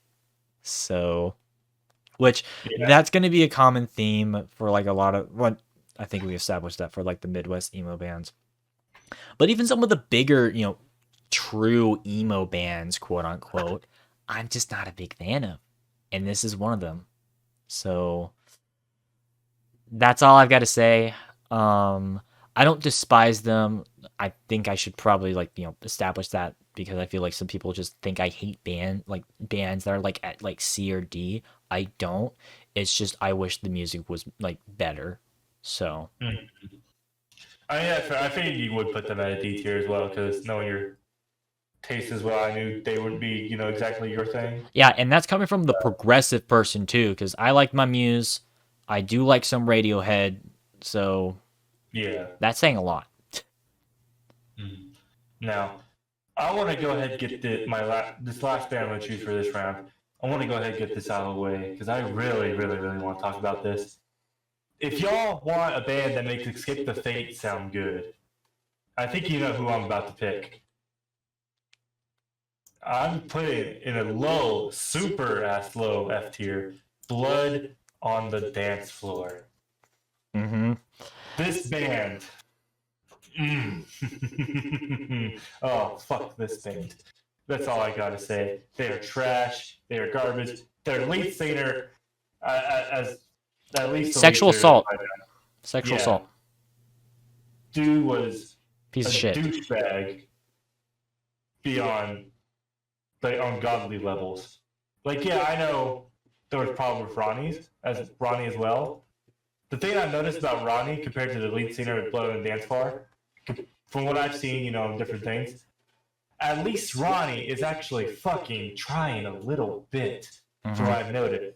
This douchebag, I'm done on talking about Blood on the Dance Floor because it's going to get me heated and want to throw blood on the dance floor. But Okay, once again, like they're not really an emo band, but it's what they represent because these were the guys that basically killed the emo movement in general. Even though they weren't really associated with in terms of musically, it was mostly their look that made everyone think that they were, and on top of all that, pretty much just killed the movement in general. And that's why we haven't seen many of these scene bands kind of return. It's because of these motherfuckers. And I will say this right now, like I think usually I try to state what's the worst ever, for the tier list. I know I didn't do that for the metalcore one, but that was only because I was a little bit biased. But I can say this. I think these guys are objectively the worst. yeah, I don't think there's any question about that. Because of what they represent, and also doing that stupid electronic, mixing that, completely dated their sound after a year. And they look like they came from a cheaply made D tier movie. Yeah, I mean, you're not wrong. Also, why does the guy on the right look like Andy Biersack? It looks like a knockoff. No, do not compare anyone on this tier list to them. That's an insult on the highest degree. You know you're bad when you make Escape the Fate sound good. That's all I'm gonna say. Fuck this band and fuck their lead singer. Mm-hmm. I think it's my turn, right? It's your turn. I just wanted to get that out of the way. All right, so let's talk about, well, since you've talked about the emo, the band that pretty much killed the scene, let's talk about the band that I actually argue started the scene. Moss Icon. Now, I know plenty of people out there are going to say, "Oh, Rites of Spring and Embrace started it. You don't know what you're talking about. You're stupid. You look dumb." Rude, first of all. Second of all, I can make a good case that those bands aren't really emo bands, and they're more or less just hardcore punk bands. Because they didn't really exemplify a lot of the same sounds that we would associate with emo in either the 90s or even the 2000s. This band does. And this band is from all the way back in 1988 or 89, late 80s. So they're the only 80s band on this list. That being said, I'm just going to say this right now. Like, even though I'm not the biggest fan of 80s music or really just anything from that decade, I'm going to put them in S tier. Oh, okay. Because I genuinely do think that the album that they have released off of Spotify is really damn good. Like, there are some like tracks that I absolutely adore off this band. Let me look it up again, because they've, like I said, they've like released a compilation album, and I think it's really good. Yeah, the complete discography. As Afterwards the World Still Rings and Laburnum with Wit's End, Liberation Fly. I think those are beautiful songs. Like, because they try to, like, it's kind of a combination of all four of the styles that I listed. And they kind of, like, do the, like, they basically did what the bands like Jimmy were like, they just kind of combine, like, well, not combine, but like they kind of started what would separate into these four different styles of like music, like, or styles of emo. And I have to give credit where credit is due on that. And not only that, but also being able to like stand the test of time after over 3 decades. And it sucks because they get no attention anymore. Like, nobody knows who the fuck they are, probably because, people think that, bands from earlier started the genre, when in actuality, in my opinion, they were just a continuation of the hardcore punk scene that was going on in the 80s. Whereas with this band, they actually tried to do something that was completely different from the norm when it comes to the underground punk scene at the time. And I have to give credit where credit is due for that. So, go check them out. Highly recommend. Now, for me personally, I put them not the S tier, but still A, because again, they are an amazing group. I think they definitely, because like you said, they did something that was definitely new for that time. And of course, for the few songs I listened to, I can see why you would put them in an S tier. They weren't exactly for, like, I don't hate them at all by any means. They're just not, again, my thing that I listen to, but I like them enough to where I'm like, okay, fuck yeah, they are definitely a high tier. And that's why I just mainly put them in the A tier here. Otherwise, I would put them in S tier. Yeah, I put them at very underrated band. I mean, either way, I would still put them up in like a high tier for just that respect of like establishing how we see a genre today. Yeah. So that's why I put them up there. So yeah. You know what? Let's talk about a band that probably has nothing to do with emo music, but I just decided to put them on here anyways because they've had a couple of albums like after like their big, single that are kind of emo albums anyways. You know who I'm talking about? Does the first letter start with a B? Not a B. Then But I an do H. not know. Okay, fine. I'm talking about Hoobastank. Oh, Hoobastank, okay. Okay, once again, definitely not like an emo band, but because of, after The Reason came out, they kind of went into like an emo / post-grunge phase for a while. Like, because like, and I said this before, like, they get a lot of hate. Like, and I mean a lot of hate. Like, probably even more so than Nickelback nowadays, because a lot of people say, oh, they're just a one-hit wonder. Everything is bland. Everything is forgettable. They've never made a good song outside The Reason. And I will just say this right now, that is not the case. Like, there's, like, obviously, there's that, everyone has that band that everyone hates, or everyone likes to talk shit on, that you think is good. And for me, that is this group right here. And I'm going to say it right now. They're an A tier. They're not an S tier because I will admit, they have some songs that are kind of whatever. That being said, I can list you more than just the reason that are good. Same direction, running away, crawling in the dark, the letter, good enough. Sorry. So they have made some good songs out there, people. Like, and we loosely talked about them last time. I feel bad because I know I cut you off that. You said that they were an S tier last time. I don't know if you're still on that boat, but I put it in A tier this time. okay. Because I remember, like, I rewatched the stream, and you were trying to talk, but like me and Izzy were like cutting you off, and I remember I heard you say S tier, and I felt bad. So, No, you're good. but yeah, no. Felt bad that you cut me off, or felt bad that I put him in S tier? So, but anyways, like, dude, like, if you're one of those people who's like on that like high, like that train of like, oh, everything that they've done like sucks, re-listen to like some of their other material. Like, they're not that bad. They really aren't. Like, and that's coming from someone who used to love bands like Good Charlotte and bands like 3 Days Grace and Godsmack and all of those other, like, you know, trendy bands at the time. Listen to their album The Reason. Don't listen to that one song After Same Direction, though, because it has a guy who's kind of not cool. Which we've already talked about them twice. I don't want to get them light again. You know who I'm talking about, right? I think so. Yeah. Oh my god, why is this not loading? Okay, listen to their album For Never and listen to their album The Reason, the album itself, not just the single, but also I'm sorry, I'm taking a while. Every Man for Himself. They're not that bad.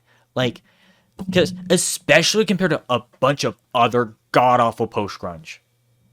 Because I'd rather listen to them than Theory of Dead Man and Seether and Godsmack and a bunch of those other crap. But obviously that's a discussion for another day.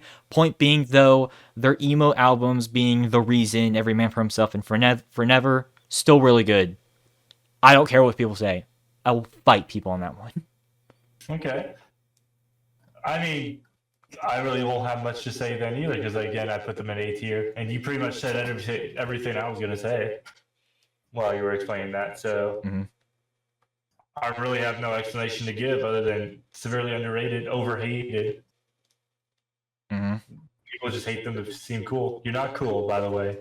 Yeah, You're like pathetic. Cool. that's the thing as well. Like, there are very, very, very few bands where I'm like, yeah, no, if you like them, you're a piece of shit. Like, the only, like, that's a discussion for another time, obviously. Like, if you don't like them because you don't like them, that's fair. Just don't talk shit about people who actually like bands that you don't like. Like, I'm allowed to do that because it's my show. But that's the point. Oh, sure. But yeah, if you hate on them just to hop on the cool train, no. But if you don't like them just because you don't like them, that's fair. And that's all I got to say on that one. All right. I get it here. You know what? I'm kind of in the mood to talk about ooh.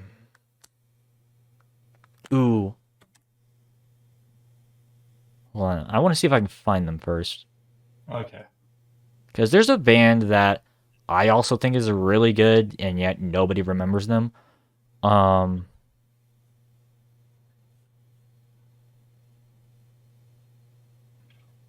Wait.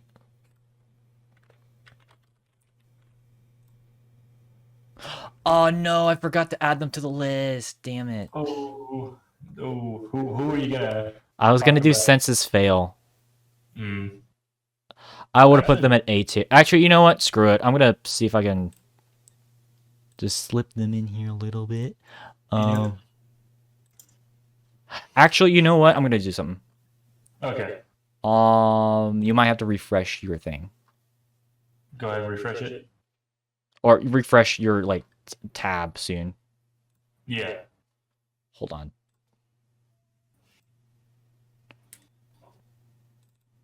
I thought I put them in here. I'm just gonna take a picture of my tier list just in case.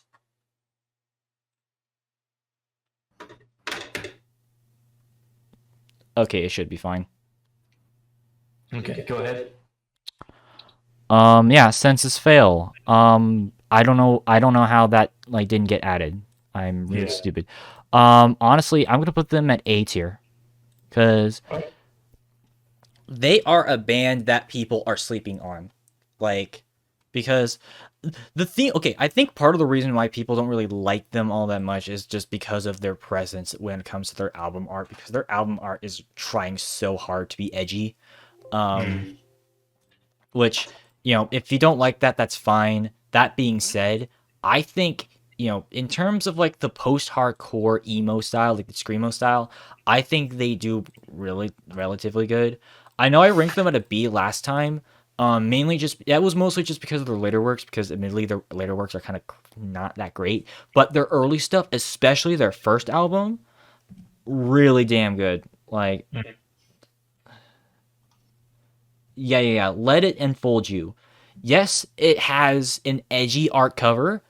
I don't care. It's probably one of the better, emo pop slash screamo albums you've never heard. So even like, Still Searching is a really good album. And Life is Nothing. Life is Not a Waiting Room. Go check them out.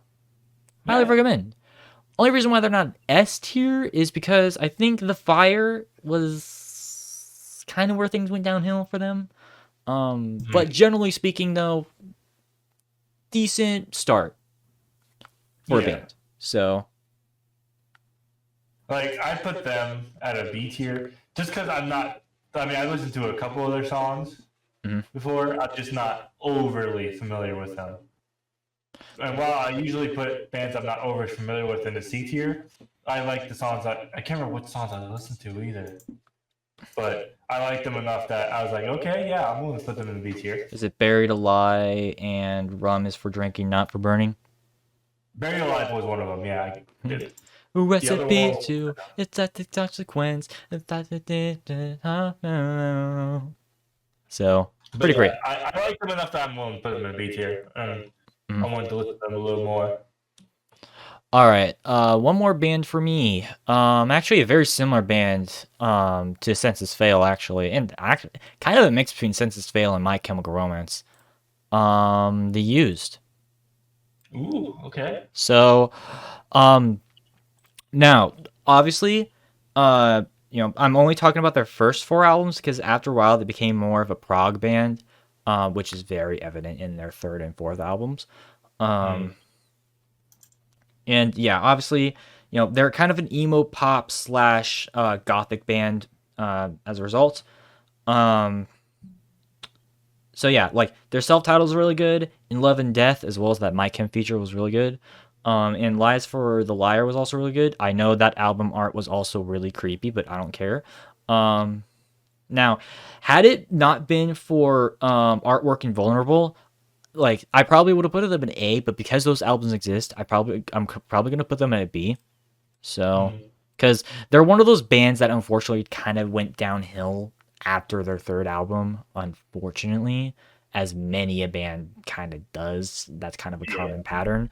And so if we were judging them off of all their stuff, they probably would be a C, but I'm gonna give them the benefit of the doubt by talking about their early stuff, and their early stuff I can defend.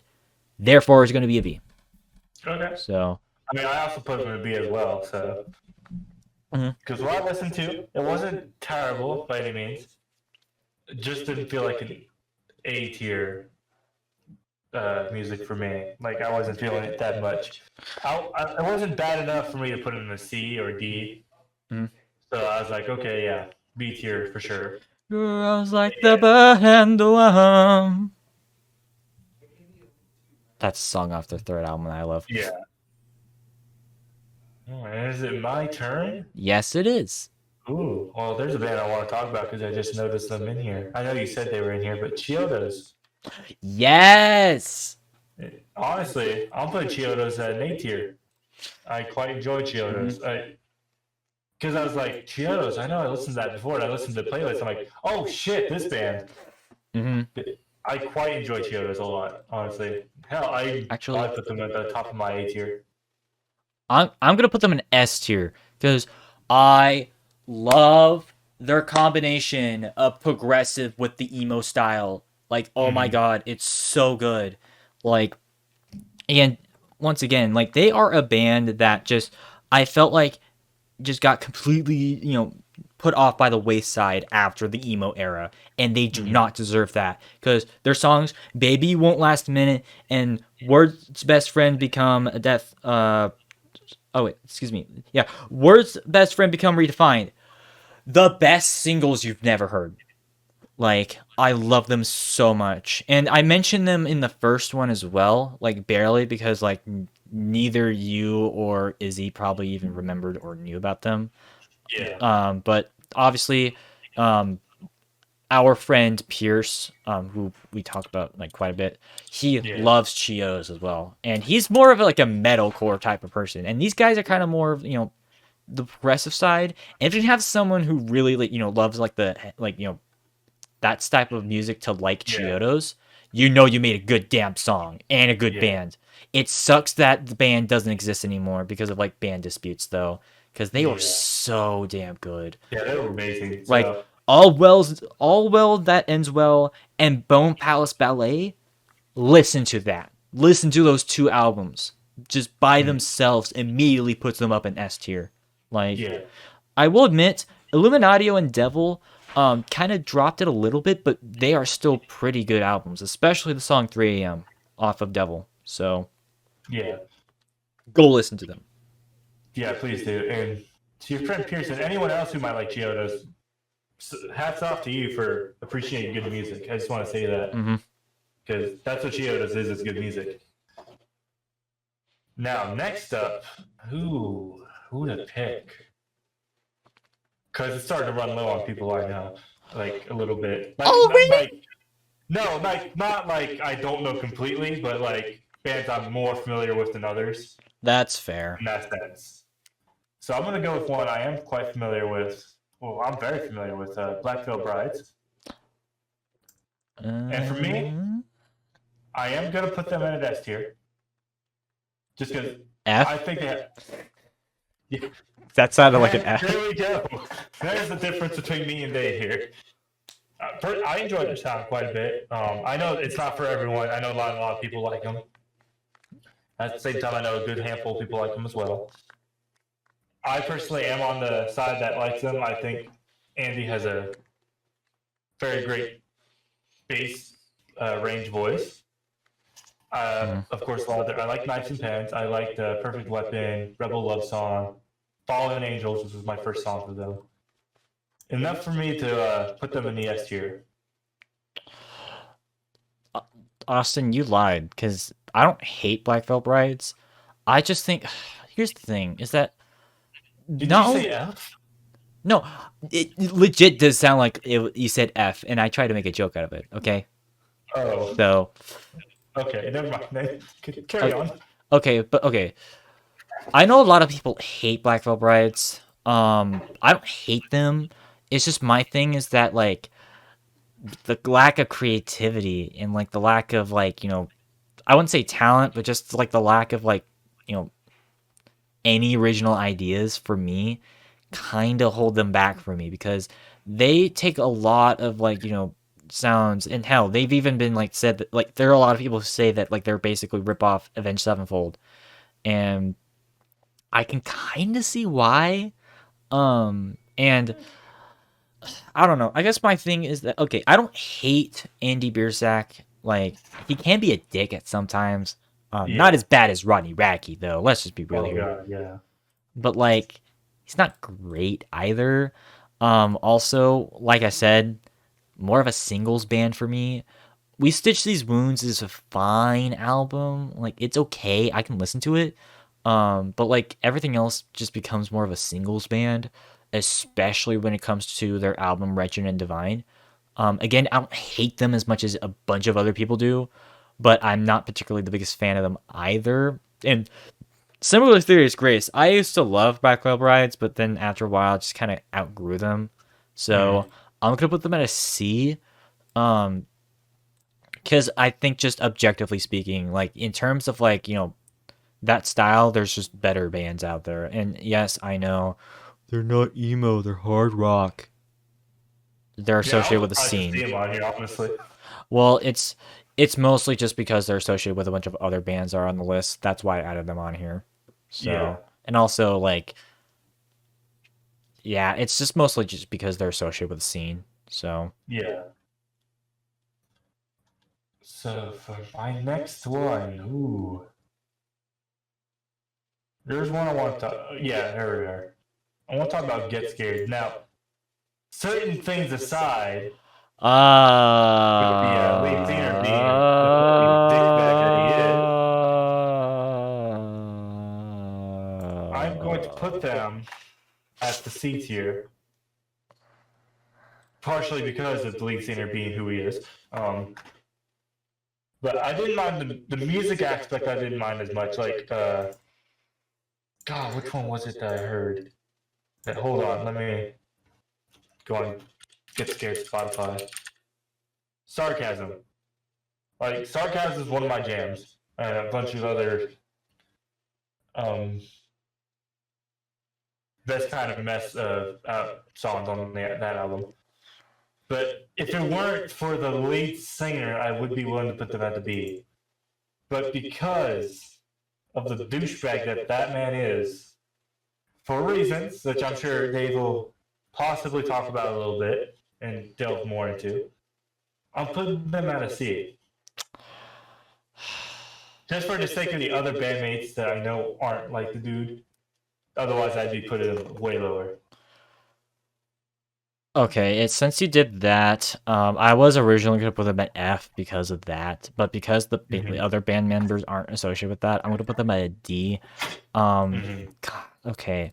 So, at first, whenever I was trying to do research for this tier list, I came across the band, and at first I was at first I was kind of like, whatever. Then I learned lead singer. Should I say it? Go ahead. He's a fucking pedophile. It's the same problem with Lost Prophets. And that motherfucker. They can go fuck themselves. Because that's not okay. If I could cut out the middle of this picture, I'd put him way fucking lower than the F tier. Yeah, no. Like, Everyone out there, but yeah, that's not okay. Like, yeah, it's not. if you mess with children like that, that's not okay. No. Like, I take that shit very fucking seriously because I've known several people who have unfortunately gotten involved with, sexual assault and dealing with people who are trying to groom children. Fuck them. Yeah, fuck them. That being said, putting that aside, I'm not the biggest fan of the music anyways, because, like, to me, it just sounds like they're trying so hard to be like a Black Veil Brides, ironically. So, and it just doesn't work. So, once again, I don't hate the other band members, but fuck the lead singer. Yeah. Fuck him. Actually, okay. You know what? Considering I put Lost Prophets at F because of the lead singer, I feel like I kind of have to put them at F. Because... yeah, that's fair. So, yeah, because it doesn't feel right. Yeah. Because... and I even mentioned this with Lost Prophets, where it's like, the music itself was fine, but goddamn, dude, why does the lead singer have to be such a piece of shit? Yeah. I'm actually gonna throw it down a little like, bit. I was even debating on putting them on the fucking list, but I was like, I don't want to do that, especially with 2 on the list. Like, 2 of these motherfuckers on the list. Which, I will admit, like, unfortunately, that's not going to be the end of sexual assault on this list, by the way. Because there's other bands that have gotten involved with that controversy. And I actually wanted to, like, take some time to talk about that, which, like, unfortunately, when it comes to, like, the emo and the pop punk community, there's a lot of people who've gotten involved with sexual assault and, anything involving, like, that sort of crap. Yeah. And unfortunately, we can't necessarily avoid it because we know there's going to be people who are going to be like, oh, you put them, like, high, you support this and that. No, I don't. Like, I take that shit very fucking seriously. Yeah. I don't support that. Now, if they haven't been like that, I probably would be okay with putting Lost Prophets at B. But no, I have to put them at F because I have to stick to my fucking principles. Yeah. So, and I lower them a little more as well on mine. So yeah, because trust me, like especially with how cancel culture's been around, like targeting people. not even So, just that, just like I know the rest of the bandmates aren't bad, but that motherfucker. yeah. Just, and you know what? Fuck it. I'm sorry to the other bandmates, but hell, I'm even willing to put them at the F tier just because of that. No, I'm thinking about it a little more. Once again, I feel bad for the band members, but once again, Yeah. it's just really hard to separate the art from the artist nowadays, anyways. So, it's like Kid Rock, where he's a massive piece of shit, and you can't ignore it. Oh, yeah. It's the same thing here. Now for my next band, I'm gonna raise things up a little bit for myself at least. I'm gonna go with Pierce the Veil. I'm pretty sure I saw them on here somewhere. Yep, Another band associated with controversy, though. God damn it. Yeah, I didn't know this until like a couple weeks ago. So, long story short, Vic Fuentes' brother, apparently he was associated with not he's not a pedo, but he's got associated with like some like sexual assault stuff. So he left the band. Yeah. That being which one was said, Mike? Was it... it's the I don't remember actually. So I feel bad for not mentioning this because I didn't even know this. So I didn't know either.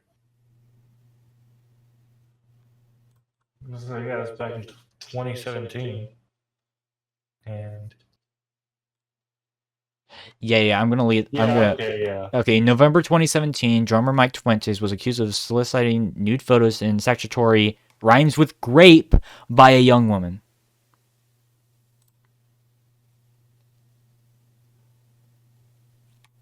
Well, shit, there goes their thing. Like, I know it's not the other band members again. Yeah, once again, like, and they're a band that I like still. Like, I've expressed this before. Like, once again, like,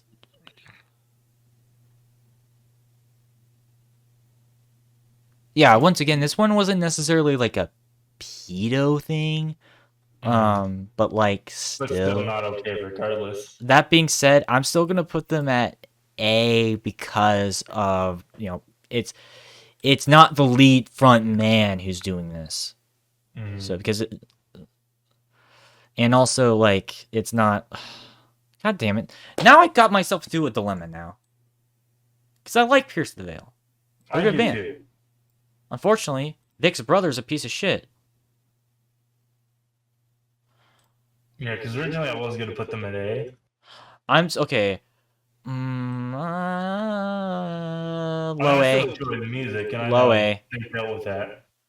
Okay. Let's put that aside for now. I'm still going to put them at A. Because we're judging them off of their first 3 albums. So it would be Fearless in whatever, their 2007 record, then Misadventures, and then Collide with the Sky. I really like Misadventures and Collide with the Sky. I don't like their first album all that much, but once again, that does prove that they've just improving as a band and have just gotten better and better. So that's all I'm going to say because I've mentioned them before, and that's all I got to say. Go watch the other ones for my opinion. I'll go ahead and put them in A as well because, again, the Vic, the others, and of course the management team, I'm sure, did deal with that. He parted, and the douchebag parted ways with the band. So I can respect them for taking care of that. And of course, they do have good music. Like, when I first heard Bulletproof Love, I quite enjoyed Bulletproof Love. I also enjoyed it live because I watched live recordings. Honestly, that's kind of one of my less favorite singles. Like. Now, King for a Day is one I could get behind. It's kind of one of their heavier songs, but it's not too heavy for me. So I'm going to put them in A tier for this one.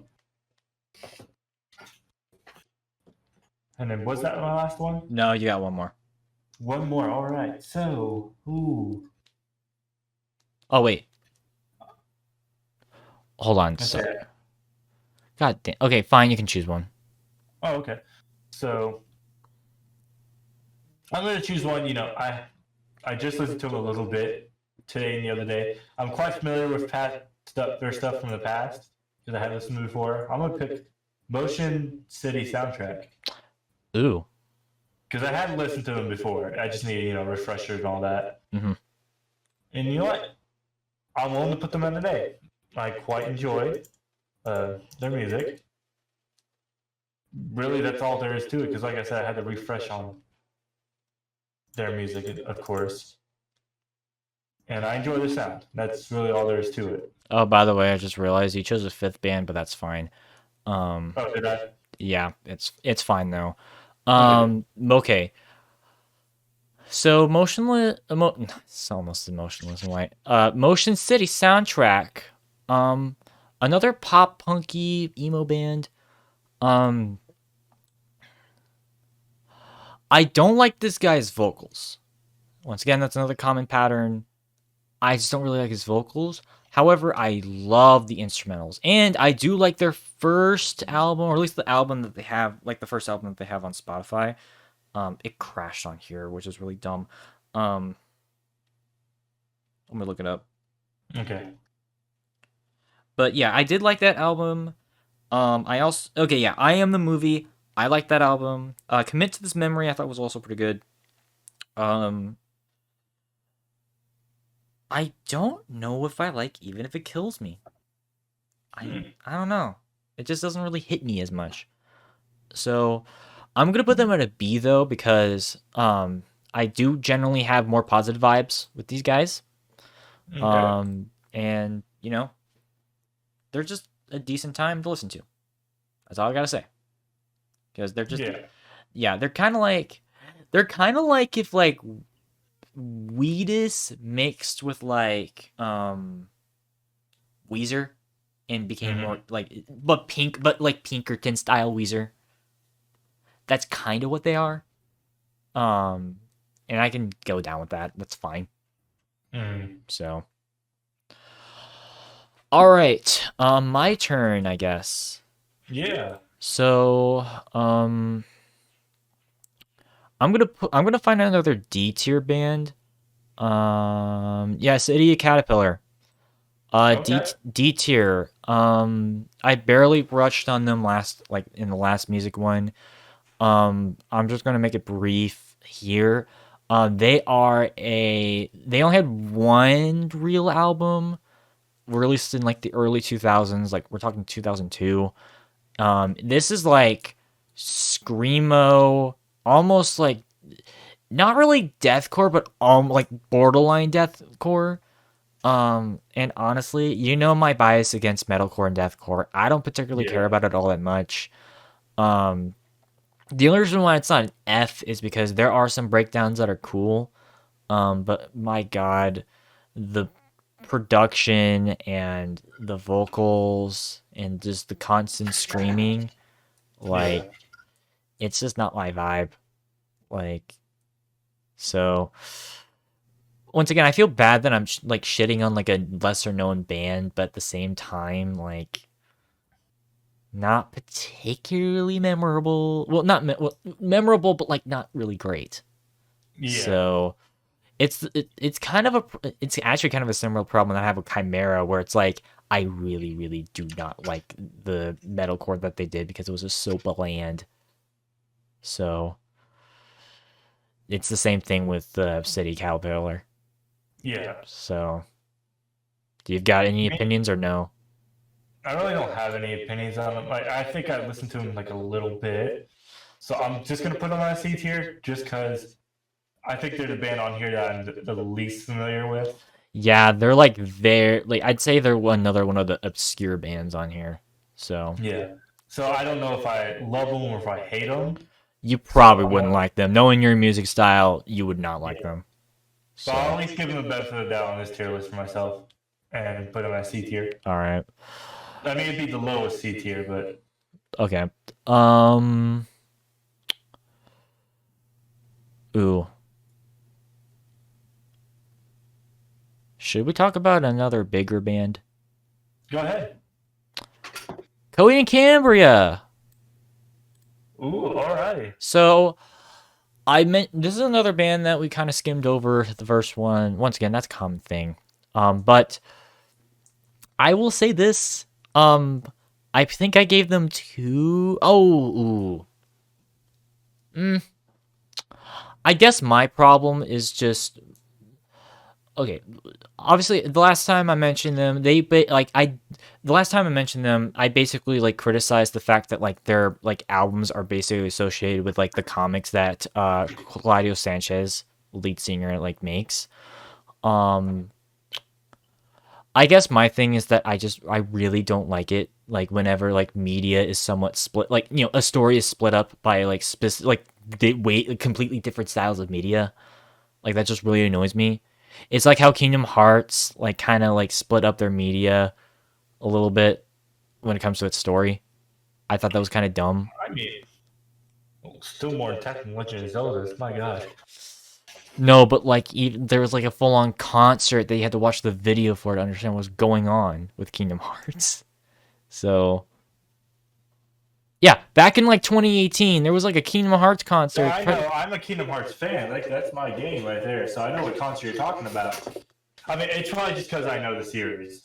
But whatever, that's a discussion for another day. But point being, like, it's something that I don't really like. That being said, I do really like Welcome Home. Like, I don't think anyone's denying that Welcome Home is a good song. Because it is.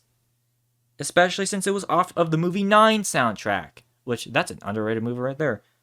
I need to see that. I've been interested in looking at that. Yeah, it's really fucked up. But anyways, so yeah.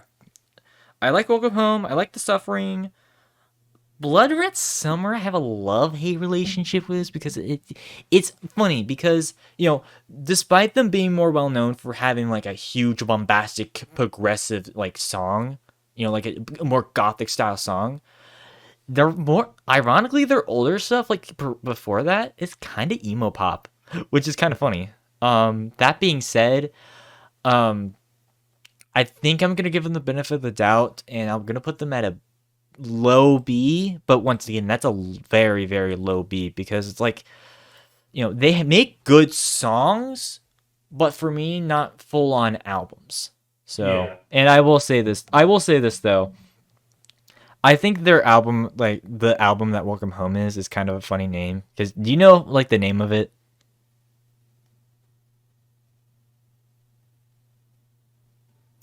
Did you hear me? Like, yeah, I heard you. I said I don't know what the name is. Let me read you the entire name. And I'm not even exaggerating. Good Apollo on Burning Star 4 Volume 1, From Fear Through the Eyes of Madness. Dude, that's a dope-ass album name. That's not even the longest album name that we've got tonight, by the way. Like, keep that in mind. But even though that's, like, the most emo album name ever, like, it's an okay album. Yeah. But once again, I don't hate Coheed and Cambria. I just think that they aren't as, amazing as, like, Izzy or really anyone else I know makes them out to be. That's just my opinion, though. And by the way, we're only judging them off their 2000s records, by the way, so. I mean, I'm in the same boat as you. You pretty much just said everything I probably would have said. Then again, I liked what I heard. They're a band I wasn't too familiar with before. But I liked them enough to where I'm like, okay, yeah, I definitely see them being a B tier. Mm-hmm. But yeah, so far I haven't heard any sounds to like super impress me. Good songs, very good songs, but nothing to like impress me Mm-hmm. for a band I haven't heard of before. All right, I'm gonna get another big band out of the way. Okay. Evanescence. Ooh, okay. Once again, another band people are like, oh, they're not emo at all. Have you not heard the entirety of Fallen or The Open Door? Or even their self-titled? Like, bruh, she gets dark. And I mean really, really dark.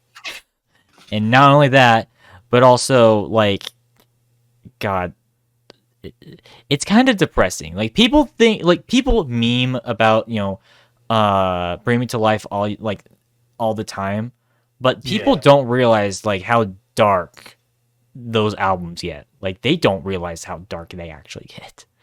Yeah. That being said, obviously, they are a new metal band as well, but kind of combines a lot of those progressive emo style tendencies, similar to like a Code in Cambria or a Chiodos. Not as hard, but still kind of similar. That being said, I'm still gonna put them in an A tier because Amy Lee is a really good vocalist. I think that her songwriting is really good, and I think that like I said, as memed as they are in recent years, they still make some really good music, like outside Yeah. of Bring Me to Life. Because obviously, Going Under and Tourniquet, and Call Me When You're Sober, which actually, funny story. Apparently, I didn't realize this, but apparently that song is about Sean Morgan from Seether. So, because Oh. they were the ones who Izzy were talking about, like when Sean Morgan was beating his wife. So, yeah, that was Amy Lee, by the way. You're welcome, internet. Now you can cancel Sean Morgan. I mean, that'd be one I'd be okay with canceling. But whatever. But Okay, go ahead. I was gonna say I put them in an S tier. Pretty much the same reasons you said. A lot of great music. Amy Lee's vocals, beautiful, hauntingly beautiful. Mhm. I think they have some great instrumentalists, and I'd even say they're legends. Because everyone pretty much knows Evanescence. Memes aside, everyone knows who they are. They have some great music. All the songs you listed, of course. Also, one I want to throw in, My Immortal. One of the most hauntingly beautiful songs I've ever heard. Mhm. So, honestly, with how, again, legendary status for me, so easily S tier. I will admit, though, I think they are just about to release their new album. Not bad, but once again, that's not really an emo album, so we're not judging it. And also, it's a brand new album, so it's not fair to judge them off that. So, but you should learn from Deftones. But I don't know. Like once again, really good. I don't care what you'll say. It's like, oh, they're a new metal band. Okay, they're also a emo band. Shut up. They're a meme metal band. No. A meme metal band. Okay. I'm gonna make a new genre. BRB. There's too many genres. Okay. Last band. Avian Row. All right. So these guys are borderline emo, but like at the end of the day, I was like, fuck it. They've made enough songs. I'll just add them onto the list. Like they made more songs than All Time Low and All American Rejects, which I've considered trying to add, but I was like, nah, fam. So because they only had one album, both of those bands. So I just ended up with this. Honestly, I'm probably gonna put it at a C tier, because they made good songs. Look, they make good songs. I don't think they made a full good album though. You're right there? Sorry, I had a slip of the words, but I don't know. I guess it's also just the fact that like they were kind of too late to the party because they came out in 2011, which was just 1 year too late. Because as I mentioned, emo pretty much died in 2010. Like I don't think anyone's denying that.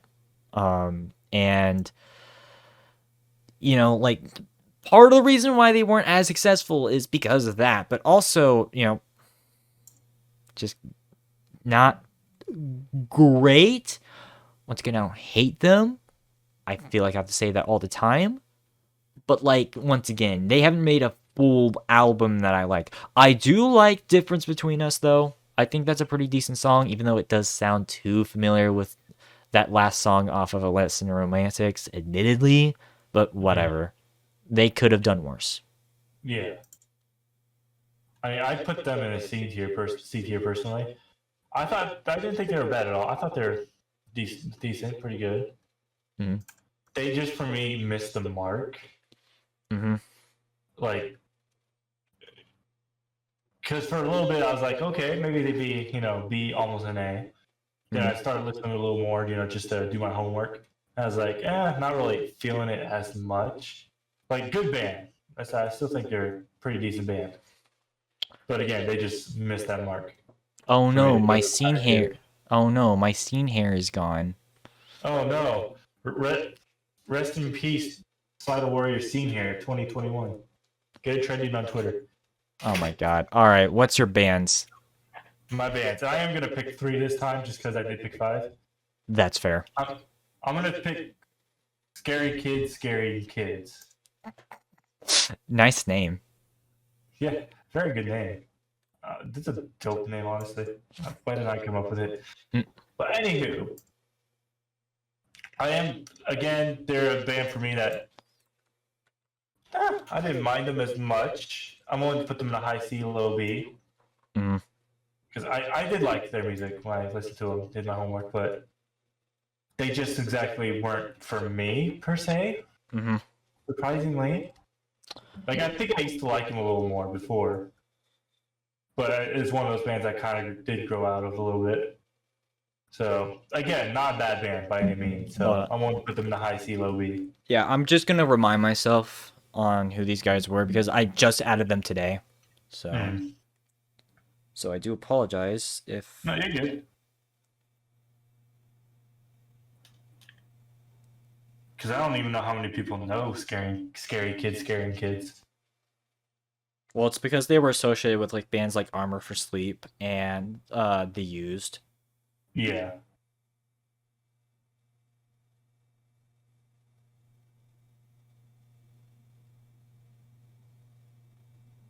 I'll put them at a C. Okay. Once again, not bad. It's just once again the constant screaming, just not my cup of tea. Yeah. Because they are another screamo style band, and they are pretty much at the crux of that. That being said, not the worst thing I've ever heard in my life, and so they exist. My thing is, I didn't mind them. Like, I don't mind screamo. For me, they're a good band. They just didn't seem unique to me as a fan. That's the other thing, is that there were just like, well, yes, they're better than some. There were also some bands that were better than them. Mm-hmm. So, now my next pick, my second of 3, is going to be Flyleaf. my god, no. Yeah, I wanted to put them at a low D rank. My thing, when I listened to them, I thought they were trying too hard to sound like Paramore a little bit. I mean, plus the screaming. Like, the screaming wasn't bad. Definitely needs not the best screaming technique I've ever heard. Like, it just sounded a little pitchy when she went for her screams. And I don't know, I just couldn't get behind them as much. Yeah, I know not every, rock band with a girl as a lead singer is Paramore. But for me, like I said, they sound like sometimes they tried too hard to be like another Paramore. Mm-hmm. So yeah, and no. Again, screaming's a little pitchy too. So if the screaming was a little more on pitch, I'd be willing to give them a C. But okay, so yeah, I put them at S, and let me address this because this is a band that their like origin story absolutely is just, it pisses me off so much. Cause do you know how they got formed? I do not. Okay, so the original lead singer, I can't think of her name. She used to actually be an atheist. Like, she was pretty much believed in all the stuff that I believe, right? Yeah. And that's kind of whatever, right? Then during her high school years, she was, dealing with a bunch of like thoughts and like bullying and harassment. Obviously, I can't blame her for that. It was just a tough time. That being said, eventually what happened is I think it was like either like a friend of hers or like her parents or something like that eventually got her to like a priest and like basically like tried to like make her like basically forced her to fucking pray and like just rethink into believing in God. That's something that I can never fucking forgive, and that's just something that absolutely pisses me the fuck off because she was just taking advantage in a situation that she could not fucking control to just basically be brainwashed into believing such fucking bullshit. And that's why I fucking hate religion. Because it can be used in a fucking twisted and fucked up way like that. And that pisses me off. That being said, like even that aside, which that obviously is a huge part of their like music because they are a heavily Christian band. Like their lyrics are fucking awful. Like their writing style is so bad. And not only that, but also the fucking her vocal style is she can't fucking sing for shit. Like she can't sing for shit. Like it doesn't matter. And because she's trying like, you know, a mix between like like, you know, Hayley Williams and like fucking like, you know, the typical post grunge that was going on at the time. And it doesn't fucking work. And like seriously, like Hayley Williams and Evanescence completely destroy Flyleaf in every single way. And trust me, like Flyleaf is one of like that's the thing. Flyleaf is one of those fucking bands like POD that I absolutely just despise because of their like their messaging and all that bullshit. Granted, they didn't make a song called Abortion is Murder.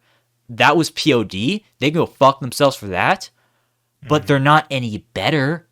Because they still are kind of that whole snobby, like, you know, if you don't believe in God, then fuck you. And it's like, yeah, guess what? Fuck you too. So, yeah, no, fuck this band. And also, their new lead singer, also fucking terrible. Like, I don't care what people say. Like, their whole faux emo nu metal post grunge, like, mix is also terrible.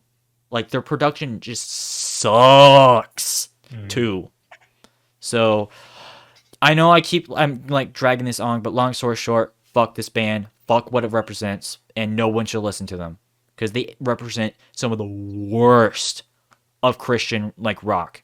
And not only that, but also a tragic story about someone who could have done so much better in life, but they were just taken advantage of. That is unforgivable for me. No matter what. So, once again, you can believe in whatever you want. Don't force it down, people. Because that's just brainwashing at that point. So, I'm sorry I had to go on that rant, but that's something that absolutely just pisses me off. No, you're right. It's understandable why you would go on that rant. So, now, what I am going to brainwash you people into is what tier I'm about to put Sleeping with Sirens in. Now, D. You say, wait, what rate? I said D. D? Oh, okay. That's fair. I know you're going to put them an A. So. I put them a B, actually. Oh, okay. Like, I personally do enjoy their music a bit. Like, for me, there's points where like a few of their songs, it sounds way too whiny for me. Like the super nasally tone. Like, because you know there are people with the nasally tone that can do wonders with it, and the lead singer I think for the most part does, but there's a few instances where I'm like, But I probably enjoyed their music. Honestly, I'm trying to think of the song name. What was their most popular one? If you can't hang. If you can't hang, yeah. God, why did it take so long for me to remember? Easily, for me, that's one of my favorite emo-esque songs, and which automatically puts that on a higher tier. But of course, I only put them at B because, like I said, there's a few instances where it's just like, and that's really my explanation for that. I've already explained these guys in the previous ones. I'm just gonna say this right now. Yeah, I'm just gonna make this quick. Long story short, I think Kelly Quinn, or yeah, like Quinn's voice is just way too whiny for me. Also, really more of a singles band, and even then, not really great. Too many great singles out there. Obviously, If You Can't Hang is fine. Kick Me is also okay. But then when you get to like some of the other ones, like Better Off Dead's message just pisses me off. Because it's like, it's basically promoting, once again, and that's kind of shitty. Yeah. And also, I know this isn't an emo song, but just their featuring of MGK on Alone, cringe. Absolute cringe. So yeah, no, I just think they've embarrassed themselves just way too much for me to really warrant them as like, any higher than C. Obviously, I put them at D, but still. Okay. Yeah. All right. Well, since you mentioned Flyleaf, I'm going to mention another Christian band, which I need to make an amendment from last time because there's a band that I didn't realize that was a Christian band. Because at first I thought it was like one of those bands that like it was trying to like coincide, atheist, like pretty much just a bunch of different beliefs, but it ended up just converging into like Christian rock. Emery, F, if I can find them, yeah, F tier. Yes, they count as emo, surprisingly enough. Yeah, no, I can't believe I fell for that again.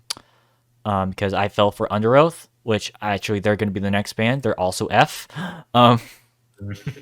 So I'm not. It's the same thing. I'm just going to say about Flyleaf. Not as bad as like what happened with Flyleaf, because like at least with Emery, not so much. It's just more or less, I just don't really care for the lyrics all that much. Under Oath, more like Flyleaf. Fuck them. That's all I'm going to say for those two bands. That's right. What's your opinion on Emery and Under Oath? Emery, again, just like, God, what's that band name with the caterpillar in it? City Caterpillar? City Caterpillar, yeah. Sorry, I can't read the text, so it's hard for me to see. My thing is, I'm willing to put them in the C tier for the same reason as City Caterpillar, just because they're one of the few bands on here I'm not overly familiar with, so I'll give them the benefit of the doubt. Under Oath, I'm kind of familiar with them, like enough to where I am actually able to legit put them somewhere. When I heard, I've heard only a couple songs, mind you. I am willing to give them the low C, because I didn't mind them that much. Now, having said that, they didn't impress me that much, to give them any higher. But the highest I can give them is a low C, so that's where I'm putting them. That's if fair. I can ever find them. All right, good bands. Paramore, S tier, if I can find them. Obviously, I mentioned this before. I'm going to make this short. Their first 3 albums are untouchable. As in, they are amazing. All We Know Is Falling, Riot, and Brand New Eyes. Go listen to them. Like, they are Paramore's best albums. And not only that, but also, we already mentioned this like briefly, but Hayley Williams is probably my favorite voice, like female singer. Like, she can fucking sing. As a vocalist, Hayley Williams is one of the best, in my opinion. And not only that, but also, like, obviously the people behind her are also really damn good at, their craft. And, some of their best just some of the best, singles I've ever heard. Like, obviously, Misery Business, That's What You Get, Emergency, Pressure, Ignorance. Really good songs. Highly recommend them. That's all I got to say. Yeah. S tier as well for me. You pretty much said it all. It sounds like you're saying F tier, dude. S. Okay. S S. for Snake. Solid Yes. Snake. Stick. But again, I know this is going out the realm of their emo stuff. Haley Williams and of course the whole band are one of those bands that can literally do any genre, and for me, it sounds good. Is my thing. Like I quite enjoyed a lot of their stuff, and I thought, and it's impressive as hell to be able to do that too. But all that other stuff aside, still an S tier for me, just because a lot of that stuff was absolute masterpieces. I will say this: I wasn't the biggest fan of After Laughter, though. I'm not gonna lie. That's fair, I thought that was their worst. I don't know. It's not bad. I just didn't like a lot of their pop. Yeah. Like I didn't like a lot of the poppiness in that one. Yeah. So, okay, I've got one more. Oh yeah, I got one more band. So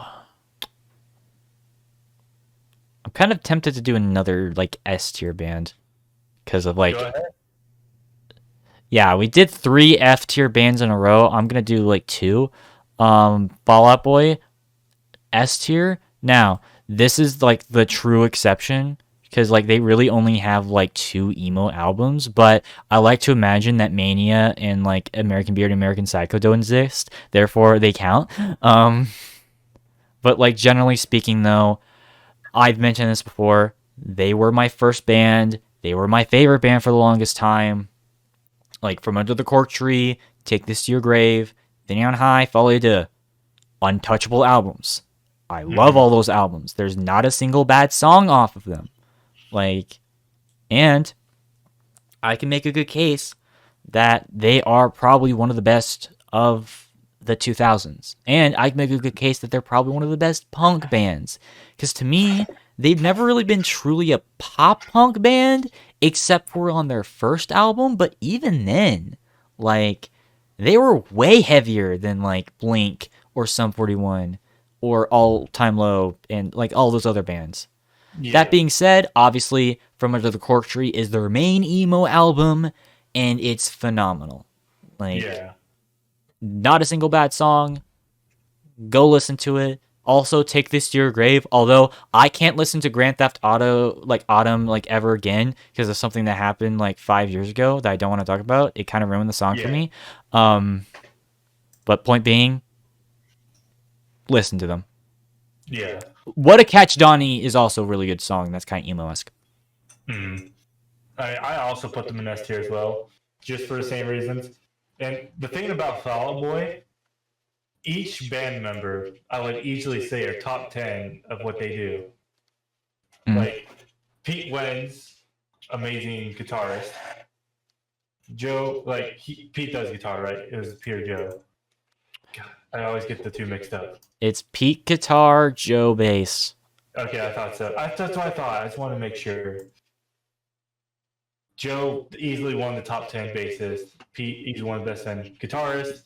Andy easily one of the top 10 drummers. And Patrick Stump, Joe Patrick himself, I'd say easily one of the top 5 vocalists I've ever heard, honestly. He's probably my personal favorite. So, like the range, like hot damn, it's bigger than my forehead when my forehead's exposed. But anywho, that's all I gotta say on that. Fall Out Boy, easy S tier. did we switch the scene hair? Did we? Am I having a scene here now? A little bit. Oh god. You stole my scene hair. How dare you? No. Scene tier Psy isn't real. He can't hurt you. Scene tier or scene hair Psy. What's your bands? I already chose my 4. My bands. Well, first off, I'm gonna start with Weezer. Ooh, and by the way, we're ranking Blue Album, Pinkerton, Make Believe, and somewhat Maladroit, and Everything Will Be Alright in the end. Okay. But I know for them, even with those albums listed, I put them in A tier. I quite like Weezer. Another band I'd consider legends, like on legendary status. Not like again, so barely, like very thinly misses the mark for S tier for me. But it's definitely up there with the A tier, along with Acceptance and Chiodos. I quite enjoy their music. I know I've said that a million times, but that's really all there is to say for it for me. Why is... Hold on, sorry, I just noticed, like, the colors of the tiers have switched for some reason on my side. Apparently, yeah. Yeah, I just noticed that. I just noticed too, so you're good. All right. Weezer. Okay. So I know I put last time. I'm pretty sure I put them at a B tier. That was only because of their later stuff. Because let's just be real, their later stuff is just kind of eh. That being said, obviously, Blue Album and Pinkerton, some of the best albums of the '90s. You know, two of my personal favorite albums of all time. And people hated Make Believe. I didn't hate it like as much as people like some people did. As a matter of fact, I actually like it more than Everything Will Be Alright in the end. I did not care for that album, even though a lot of people did. So I don't know. It's just kind of whatever. That being said, I'm gonna put them at low A, because Pinkerton really holds it up, and that album by itself, go listen to it. Especially since that's probably the most depressing Weezer album still to this date. So, Yeah. that's all I'm going to say. Although, I will say this. OK Weezer, not an emo album, but recently came out. Really good. Reminds me Panic at the Disco is pretty odd. So, interesting. Yeah. So my next one, I'm going to go with Taking Back Sunday. Now, this is a band I hadn't listened to in fucking years. So when I saw they were on the list, it definitely gave me a throwback. Mhm. Now, having said that, I am willing to put them at a low B because I do quite enjoy their music. But like with some of the bands on here, while I remember the name of the band, there's some of the songs that I slip my memory easily after not listening to them for a while. But I enjoy them enough to not put them at a C tier. So B for me on Taking Back Sunday. Okay, I remember looking at the album art. I don't remember what these guys were like, though.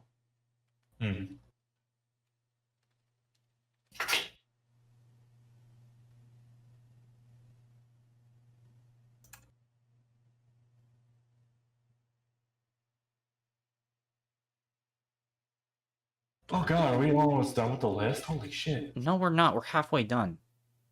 That's still more done than I thought we would be. Honestly, I don't know. I don't think I like this group. Because to me, they just sound like a knockoff AFI. I mean, that is fair, yeah. So, yeah, I'm gonna put them at like a D. Actually, I need to look at like what their picture was because I can't even see it. Oh my god, I'm looking at a post-hardcore / metalcore tier list. Why? Taking back. What would it look like? Why are these pictures not turning out how I want them to be? Oh, there they are. Okay. Yeah. D. So yeah, once again, to me, they're more just a knockoff AFI. So That's fair. not really. AFI, I like them so much just because they remind me of AFI. Oh yeah, no, AFI is great. I just don't like a lot of their knockoffs. So yeah. My next pick. Ooh, where are you? I just saw you not too long ago. I'm gonna go with Bayside. This is a band, of course, that I recently, listened to get a whole, figure out who they were, how their music sounded. And honestly, I'm willing to put them at a C. Like, I like them. Like, the songs I heard, again, I terrible remember song names. Didn't wow me. I'm sure if I listened to some of their other songs, there's a possibility that I'd be like, oh shit, okay. So, in the future, this might change for me. Not gonna lie, because I was moved my soul a little bit, but I'm just gonna put them at high C. I'm gonna put them in like low B because the instrumentals with this band are really good. Like And admittedly, they are kind of also like AFI, but I think they do it a little bit better. That being said, their vocalist,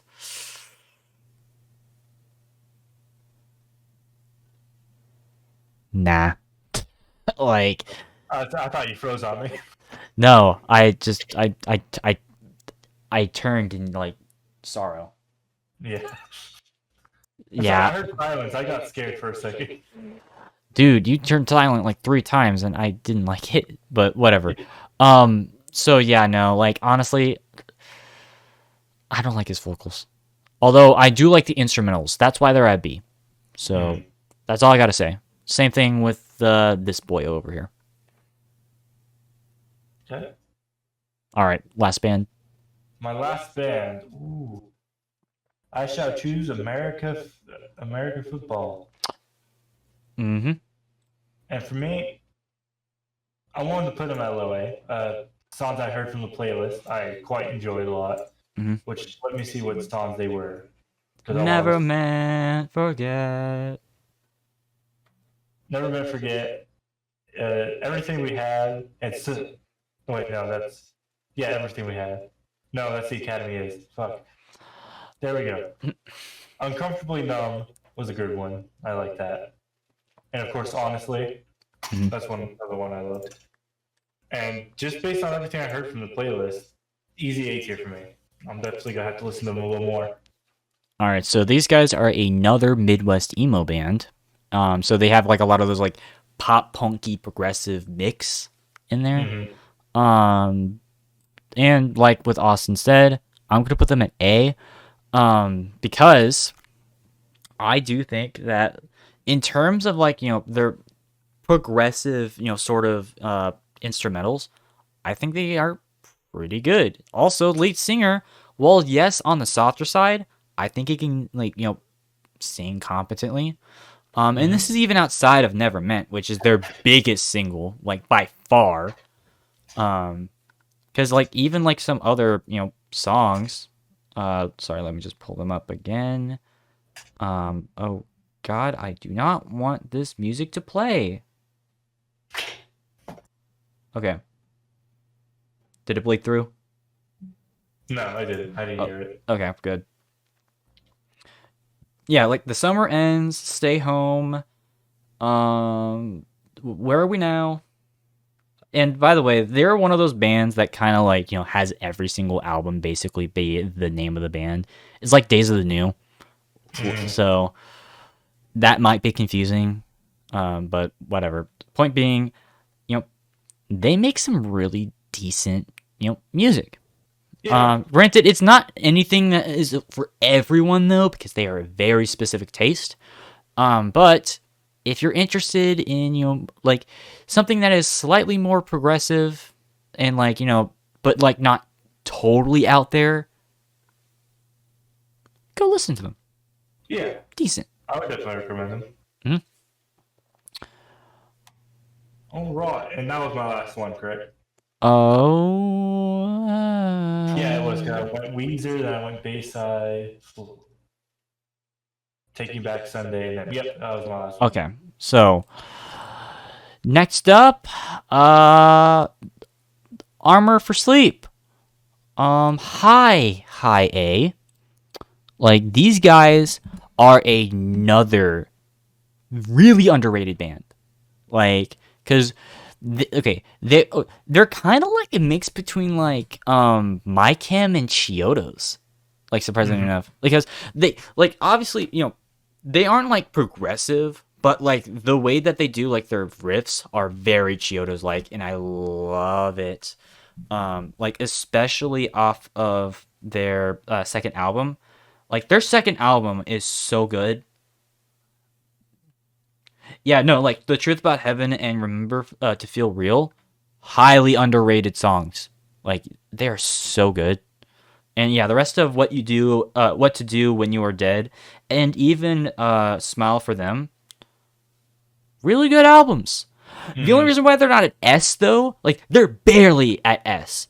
The only reason why is because I will admit, Dream to Make Believe, it can feel stingy at times, just a little bit, because obviously being a first album, it can get a little bit stingy with the lead singer because he has a very Pierce the Veil style of singing. Yeah. But honestly, that's fine. I don't care. As a matter of fact, that kind of adds to the charm a little bit. And so, yeah, I would put them at an A tier. Also, I noticed I had some drop in frames. Oh, no. Oh, no. God, this is why. Yeah. Don't worry. It hasn't been too bad, but like. That's good. God damn it, dude. Why does it have to happen to me? I know. I mean, I can make this quick for you because you pretty much said everything I was going to say about them. And I also put them at a high A. Almost to S. Like, they're a fucking amazing band. Phenomenal, honestly. Mm-hmm. Like, I want to hear more, like, I'm sure if I listened to them more, I'd probably easily put them in an S. But for now, it's still a high A. They're, again, like I said earlier, phenomenal band. Amazing. Please listen to them because I hadn't heard of them before. Mm-hmm. They brought it up, and I was like, "Where the hell have I been?" Because I've been sleeping on you guys. So yeah, high A for me. Actually, you know what? I'm convincing myself that I'm just gonna raising them to S because I can be a little bit forgiving on their first album. So because it's only like a couple of songs that are like that. So yeah. So yeah, I'm gonna put them in S because Right. I really, really like them. So, that being said, that was the first band I mentioned, right? So should we get Should we get probably the obvious band out of the way? If it's what I'm thinking of, go for it. My Chem S. We all know. Yada yada yada. We've all heard it. Oh, they're not an emo band. They're post-hardcore. Bitch, listen to fucking I Brought You My Bullets, You Brought Me Your Love, and 3 Cheers for Sweet Revenge, and tell me they're not an emo band. I know Gerard Way has stated that he hates the label, and once again, I kind of feel bad because, it's like with Deftones, where he does not like being called a new metal band. Because they just don't want to, they really just do not like the label. And I feel bad because it's when it comes to labels, they fucking suck, man. Especially when it comes to, generations. Human generations or whatever they're called. I think they're stupid. And I can't blame you for not liking it. That being said, when it comes to a genre label, it's not to insult, the artist. It's to help classify. It's more of a marketing thing, It's supposed to basically state that, how, what bands are similar to other bands, right? And so that's why I consider a bunch of these bands emo, even they might not, like the label. And once again, I do feel bad, I really do.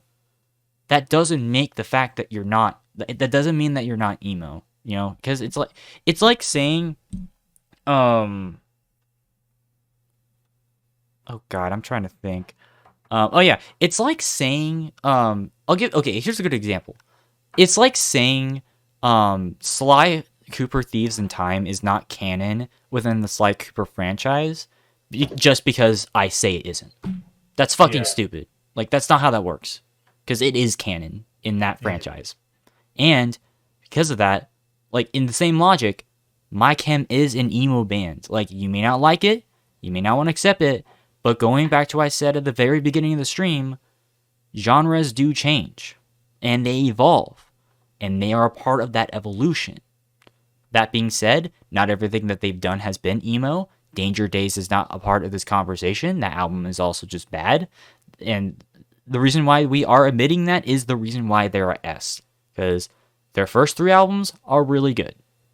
So, but whatever. I'm not going to continue on. I'll let Austin talk. Yeah. I mean, you pretty much said everything for me. Oh my Easy god, wins here. you need to And we talk have the more. same opinions on a lot of these bands, honestly. So, Surprisingly. I think so well. Yeah. Danger Day. I mean, I know it's not an emo like album. I will say it wasn't their best album for sure. Oh, I but hate Danger didn't- Days. I didn't mind Danger Days, honestly. Now, of course, I don't know how much you consider the Black Parade album emo, because I mean, of course, the anthem is on there. Yeah. Oh, okay. I At just wanna this point, considering that like we were told that it's emo at this point, I'm just gonna accept it as an emo album because Yeah. they have some songs like "I Don't Love You" and "Famous Last Words" that are basically emo anthems, anyways. Yeah. So, although Like- hot take for y'all, that's not my favorite My Chem album. Like, Yeah. like I know that's a hot take, but honestly, like, yeah, even though yes, I'm wearing the shirt, I love the shirt. I prefer like Yeah. the first two albums, honestly. I prefer Yeah. Three Cheers. Yeah. Well, as much as I like, I Don't Love You, Welcome to the Black Parade, and Famous Last Words, my absolute favorite songs on that album are Mama and House of Wolves. Mama, we all go to Both hell. extremely underrated songs that need Mama, more love and we praise. all go to hell. I'm writing this letter and wishing you well. Mama, we all go to hell. Stream turns into a My Chemical Romance tribute Oh my god. performance. Next. Yeah, that's all I've got. All right.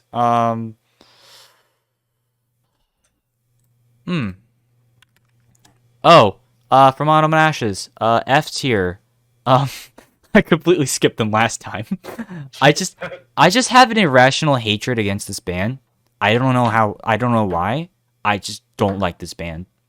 I think it's probably just due to the fact that like I don't know. It might be the fact that like, lead singer has done some questionable things. It might be the fact that he can't sing. It might be the fact that they sound like every other band that they were going up against.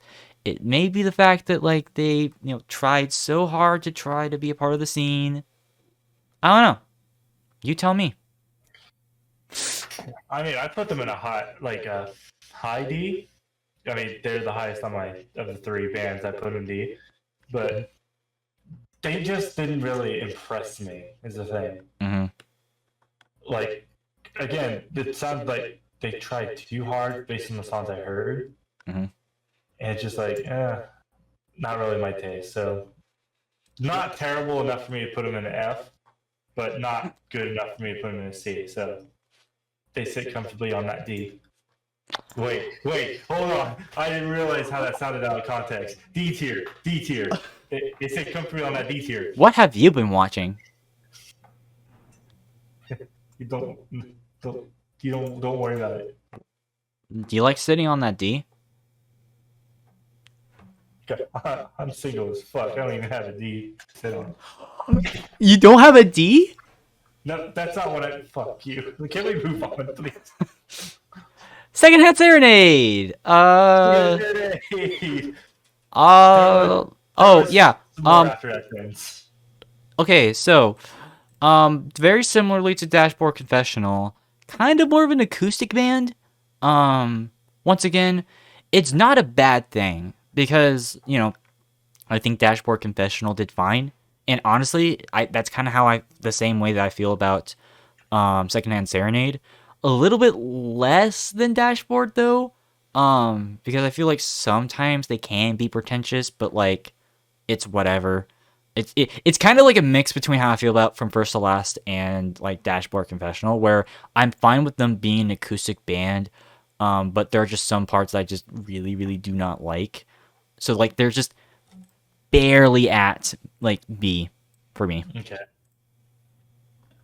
For me, I put them below Chiodos on the A tier.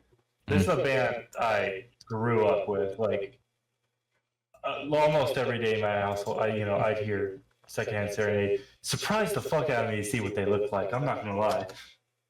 I thought they would look more like sceney with how their music sounds. But I mean, that's kind of again, seen though, like just by itself. true, yeah. But again, as band I grew up with, always appreciate their music. So easy A tier for me. What's your next bands? My next bands. Ooh. First up, I shall choose Jimmy Eat World. Now, good old Jimmy Eat World.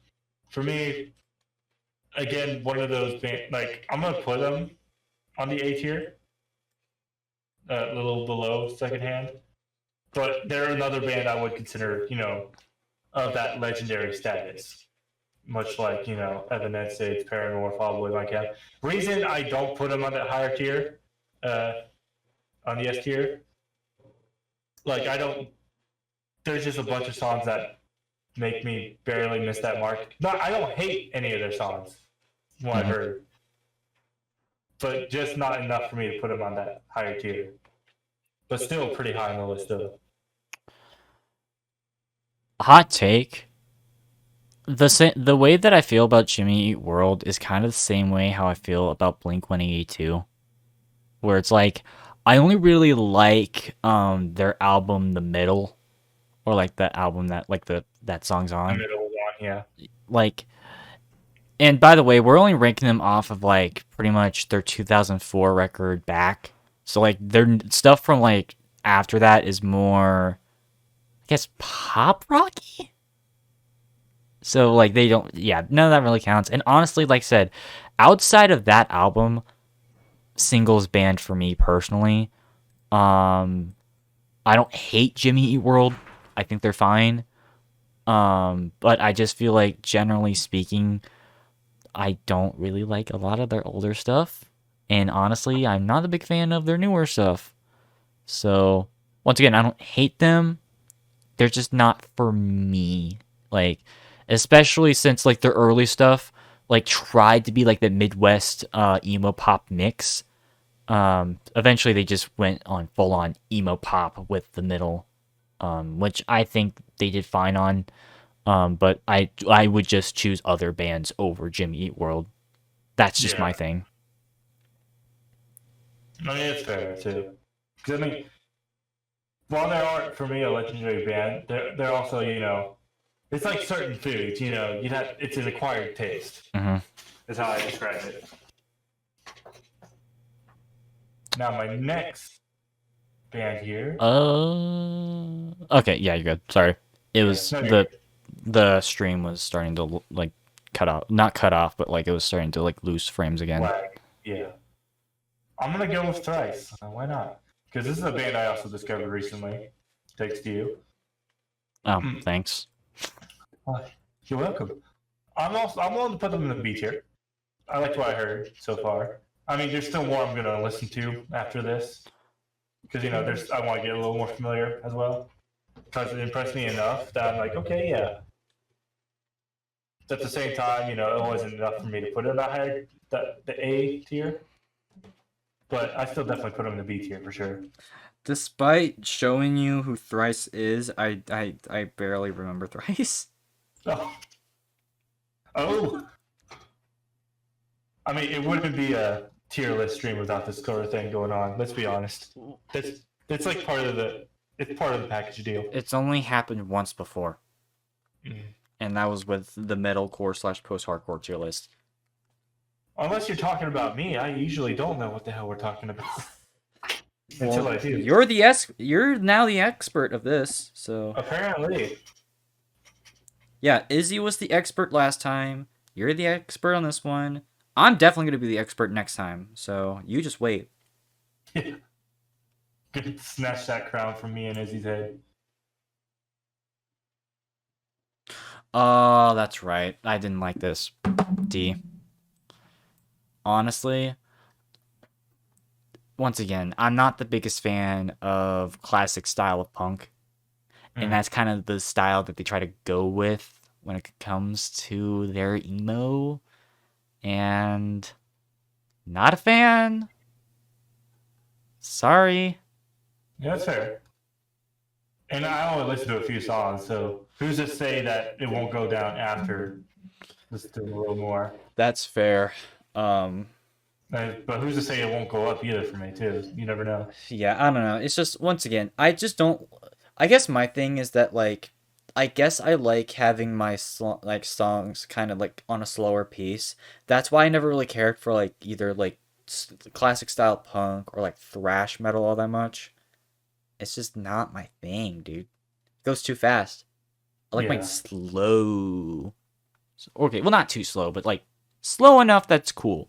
Because Chiodos does go really fast, but like they're not like they're not that. Yeah. So, all right. My next band, I believe, is my third band, correct? Yes. Yeah. I'm gonna go with Anniversary. Another D one for me. Yeah. I couldn't really get into them as much myself. Like, I'm putting them at a C tier, but like a very low C tier. Because they weren't necessarily bad for me. It just, I wasn't feeling it that much. Like, when I listen to music, you know, if I'm not feeling it, it's just like, you can be good. Like, you can have, you know, good instrumentals and good lyrics. But when it's not enough for someone to not feel it, what's the point? Mm-hmm. Actually, funny. It's. Oh, sorry. What? I was just gonna say that's what it was for me to put them on C tier. Honestly, it's kind of the reverse problem I have with Thrice. They're too slow. Like, honestly, I mean, and also just kind of weird because they're another like Midwest style where they kind of added in like, you know, that sort of mix.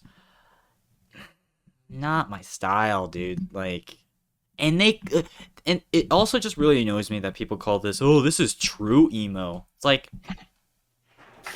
no, it's not, bitch. No, it's not. All right. Last group. My last one shall be. Ooh. I'm gonna go with. Oh God, who should I go with? Okay, here we go. I'm gonna go with Brand New. Again, a band I recently discovered. Like I think I might have heard of them before. Mm-hmm. I can't remember who all I've heard of before and who I haven't. We talked about so many bands. But yeah. I won't put them at a low B. Like I only listened to like one or two songs of theirs, and it impressed me enough. So I'm like, okay, yeah, I'll give you at least a low B. Because otherwise, it would be between that B C line. Mm-hmm. But again, just like some of the other bands on here, who's to say the more I listen, the more I won't break them up or down.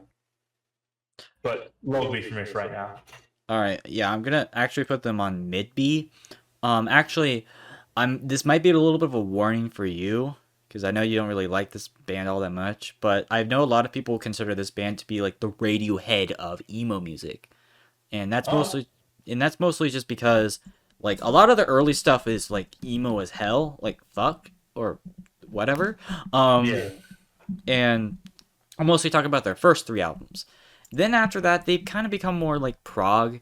That being said, judging them off of like their first 3 albums, okay. I mean, Yeah. I wouldn't say they're a band that I would go back to, again. But like, if you're interested in that sort of style where it does, have that indie Midwest style mixed with like a lot of like progressive, maybe check them out. So, I mean, it's not that I don't like Radiohead. It's just it's not your a lot style. of it wasn't my style. Yeah. It's like It's like the entry level Radiohead song. Okay, Izzy. Oh, love you, Izzy. Sorry. All right. You want to talk about? Oh, actually, hold on. I'm gonna pull up something because this is amazing. Okay, Alrighty. let's talk about my boy Captain Jazz. I saw this one intrigued me when I was looking at this list. Okay, so oh shoot. Please explain this. I am actually. This is the one I'm most curious about in this. Okay, so this guy, he kind of does a combination of the emo pop and Midwest. And he's been mid late 90s. So obviously, more prevalent of that style at that time. And okay, it's not that the music is great, because honestly the music is mediocre, but I'm still gonna put him at S, just because of the name of his first album. So What's the name of his first album? okay, so I'm gonna give you the shortened version. It's called Shamp Schmaz. That's the name of his like that's not even the actual name of it. Let me give you want to know the actual name? I'm looking it up here. No, don't look it up. Don't look it up. Okay, I won't. Okay. Never mind. So, do you want to listen to an album called Burritos Inspiration Point, Fork Balloon Sporks, Cards in the Spokes, Automatic Biographies, Kites, Kung Fu, Trophies, Banana Peels, We Slipped on an Eggshells, We've Tripped the Toad over. Dude, I want to listen to that. That's a fucking amazing album name. Do you want to listen to that? I'm going to sometime after this, because that's... Holy shit. Yeah, this guy, I like to call him like the Harvey Danger of emo. Because we're like the Rob Zombie of emo. Yeah. Like, he's pretty great. That being said, actually, okay, I'm not gonna give him S tier. I'm gonna give him a C because once again, because he's like the Rob Zombie of emo. That's kind of reflected on like how I feel about him. Where it's like it's not bad, but it's not my thing. Yeah, if we were doing album name tier list, then yeah, S tier on that one. Yeah, no, I'm not making it up. Now you can look it up. Yeah. I mean, I'm going to put him in C tier as well, just because, like City of Caterpillar and Emery, I'm not familiar enough with him to give him an actual ranking. But god damn, I need to listen to that album. It's not on Spotify, unfortunately, though. We've got YouTube. If not, we have some other stuff I'm sure I can look up. Hell, I'll go to MySpace if I have to. I need to listen to this album. Oh my god, it's a great name. Takes. Yeah, it's a great name. Alright, pick your next choice.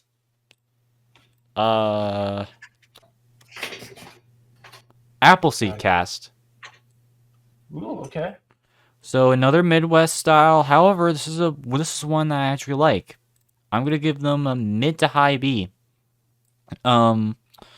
Specifically off of their like older stuff.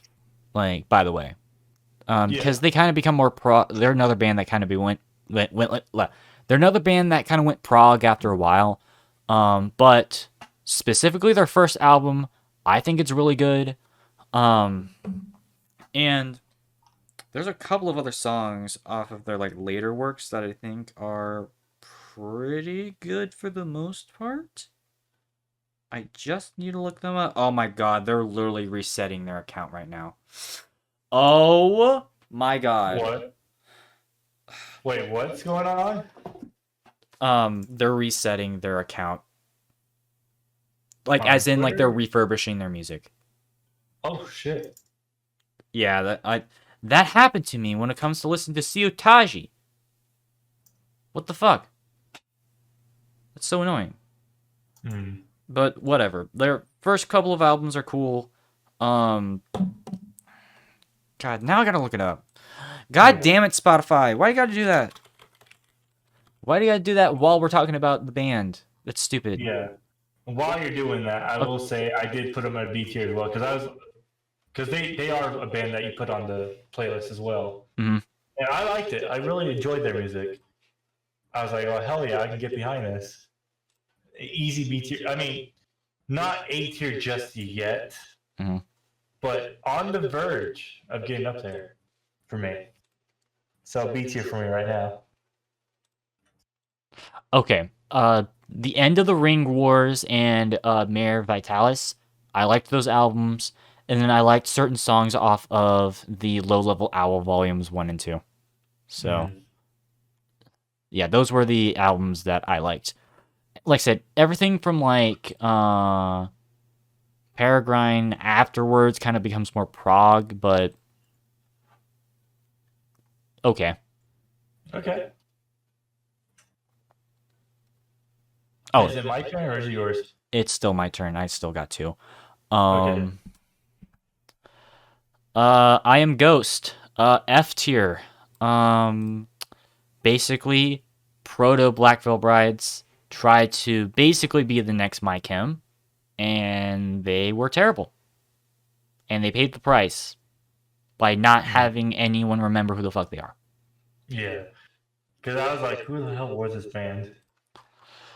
Like, these were like one of the bands that I honestly kind of remember back in the day too. Like, because I mentioned my cousins, like my cousins were like a couple years older than me, and so obviously they got to listen to a bunch of this stuff at the time. And like, I remember them talking about this band. My God, this band has aged like sour milk. Like, I need to show you this album art. Like, it's the most like seen album art I've ever witnessed. Oh boy. I mean, I see one of their album arts. Oh my God, I gotta turn this off. Do you see it? Oh, I'm about to look right here. Oh, yep, that's the one I was looking at. Yep. God, this music did not age at all. Like, cause like I said, they were trying to be like the next Used or the next My Chem, and it failed. Cause those bands are infinitely better than this. Cause they, just like with the Red Jumpsuit Apparatus, and just like with From Autumn to Ashes, tried way too hard to be in the scene. And their lead singer, questionable. Not confirmed an awful person, but like, yeah. Yeah. I mean, I put them in a low D because they weren't like, yeah, they weren't really that good when I listened to a few of their songs. It's just like, I've heard way better. Mm-hmm. And I could definitely tell what you mean by they trying hard to be the next like My Chem. Like, if you're along the same genre lines, but you're not trying to be the same band, understandable, because multiple bands do multiple same genre. Mm-hmm. When you sound almost goddamn identical, that's a problem. Yeah, like they're like the originality. they're like the Coal Chamber of emo. Mm. That's the type of I shit don't we think do. I don't think Coal Chamber did that well either because I've never heard of them. We talked about it on the first fucking stream. How long ago was the first stream? 6 months ago. You think I can remember that far back? You can look it up on YouTube or on my Twitch. I know you're right, but I started making myself sound right, and I don't want to admit I'm wrong. Just accept it. Okay, yes, sir. All right. Yeah, last group that I'm going to talk about, Funeral for a Friend. E. I'm going to put them at like B because I think I mentioned this last time. Basically, they are what I like to call if Good Charlotte was actually tolerable.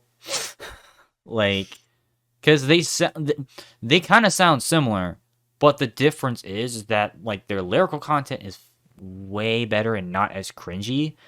And their lead singer, I will admit, their lead singer is still kind of it's better than like the Joel Madden, like, but like,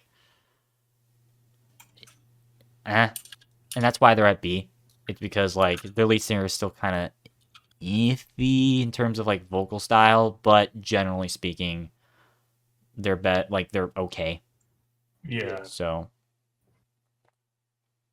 I mean, for me, I put them at a low B as well, kind of for the same reasons, Mhm. and like, because it's a band I just recently listened to again, but they impressed me enough to be in the low B, but I don't think I could rank them higher than that for right now.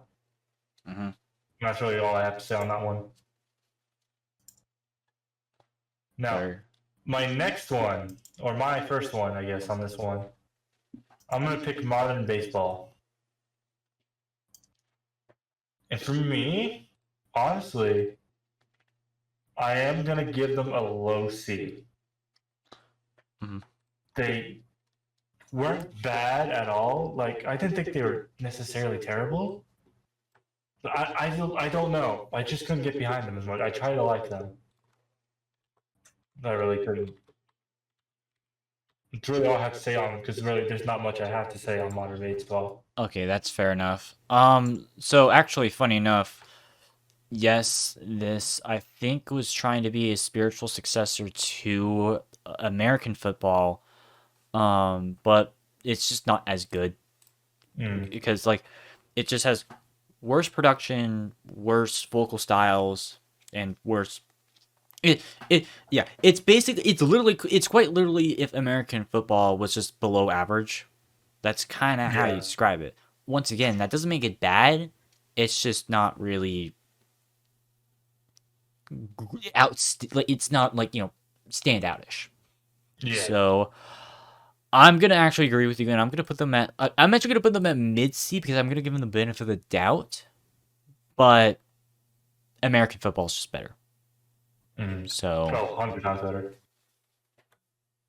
My next band here, I shall choose Jawbreaker. ooh, Jawbreaker, I'm not going to say this is a band I recently listened to because fuck it, a lot of these were. But I am going to put them at a mid B. I quite enjoyed what was in the playlist. And honestly, I could see myself listening to them a little more. Because, I mean, I can't remember what songs I heard. There's one in particular, I'm sure if I saw the name, I'd be able to see it. I believe it was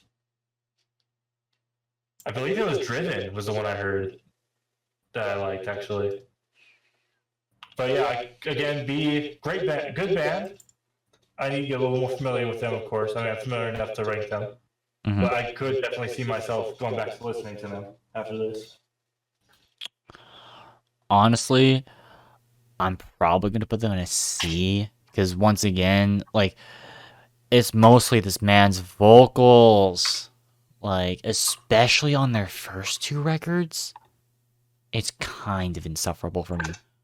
Like once again, not a bad band, but like I don't see myself really listening to them personally. Even Yeah. less so. But like I don't know. Obviously, being one of the earliest bands on the list. I mean, we're talking about like 1990.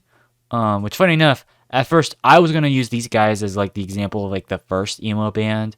But then I discovered Moss Icon, which definitely Yeah. sounded more in the line of like pretty much every other band. Um, that being said, I mean, there's just better. That's all I'm gonna say. It's like, especially Yeah. like, I guess my thing is that it's also just the fact that like these are definitely you can definitely tell that these guys like are kind of what inspired Blink 182. And I'm not Yeah. the greatest fan of Blink 182 personally. Don't hate me. Yeah. But whatever. You're good. Like, yeah, vocals, like some of the vocals in some of the songs, like, but because now I'm listening through, I remember exactly which band this is. Fireman wasn't the one I was thinking of, the song was, Mhm. or Driven. I can't remember which one, but it's still on the B tier for me. I still like them enough. Mhm. My third song, my third choice. Ooh, who to pick? Who to pick? I am going to pick. God, Silverstein. That's one I'm familiar with. Oh my god, that's actually the one I was thinking you were gonna choose. Yeah. That's funny. Yeah. I read your I'm mind. gonna put them. Yeah. I'm gonna pick. You just saw me staring at the screen. You just guessed which one I was gonna pick based on my eye position. But anywho, I'm gonna put them in a low B. They're a band, I have heard before, so I am actually quite familiar with them. Mhm. I enjoy their music, just not high enough for me to put it in a higher B, but Mhm. still enough for me to keep it in a low B at least. So that's my opinion on them.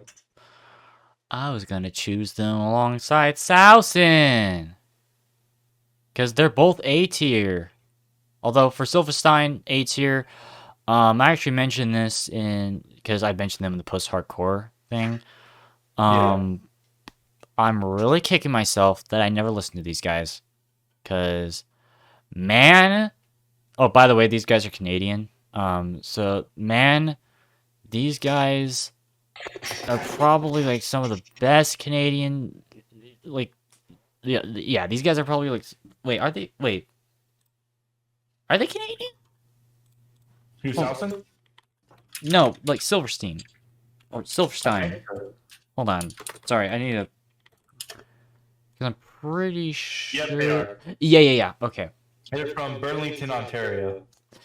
Oh, they're from Ontario. All right. Ontario. Yeah, no. Like, honestly, though, like, Silverstein... Honestly, one of the most recent bands that I've discovered or not discovered. I've known about them for a long time, but like I just refuse to listen to them, for whatever reason. I'm really kicking myself for that, because Discovering the Waterfront, oh my god, that's a great album. And obviously, When Broken is Easy Fixed, Arrivals and Departures, Shipwreck in the Sand, and Rescue, all of which are amazing. And they're good. That being said, I wouldn't put them quite at S tier because I don't really care for their borderline metalcore stuff. They're not a metalcore band, but like they're kind of like their later stuff kind of gets close to that.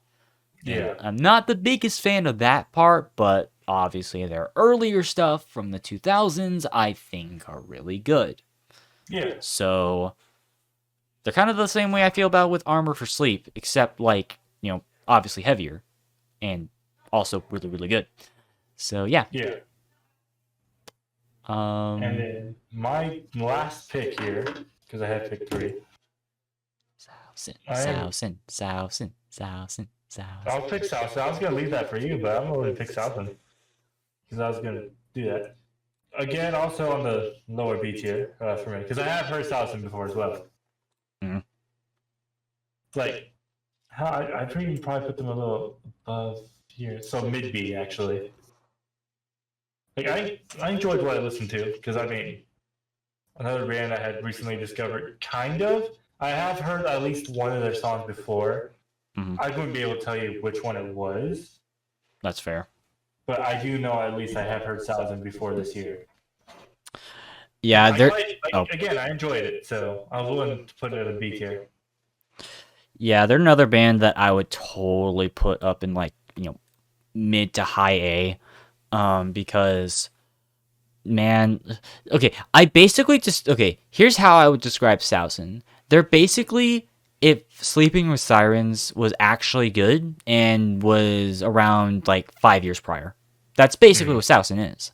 But not only that, but also they make some really good songs, especially off their self-titled, which has a really cool art design. I mean, yeah, it's just a beetle, but I think it looks cool. So yeah, no, like honestly, like out of like, those more post-hardcore, they're not a screamo band, but like they kind of have that same like, style. Actually, funny enough, they're also a very similar band to like Armor for Sleep. I really like a lot of the songs off of their self-titled. Finding Home that song almost made me cry. Because that one's a beautiful song. Granted, yes, Pierce the Veil probably stole it and probably used it for Flora and Fading because it sounds very similar. But whatever, like, I still think it's a cool song. It's weird because this album's from 2006, but I feel in like mentally, I keep thinking it's from like 2009 or something. I don't know why. It's just for me, it just seems like it's an album that was made like later. But whatever. Also, actually, I have a funny story about their second album. So their second album. Oh my god, that's not what I wanted to click. Yeah, In Search of Solid Ground. Apparently, they had to change the original art cover because people thought that the first art cover was kind of offensive. I don't know why.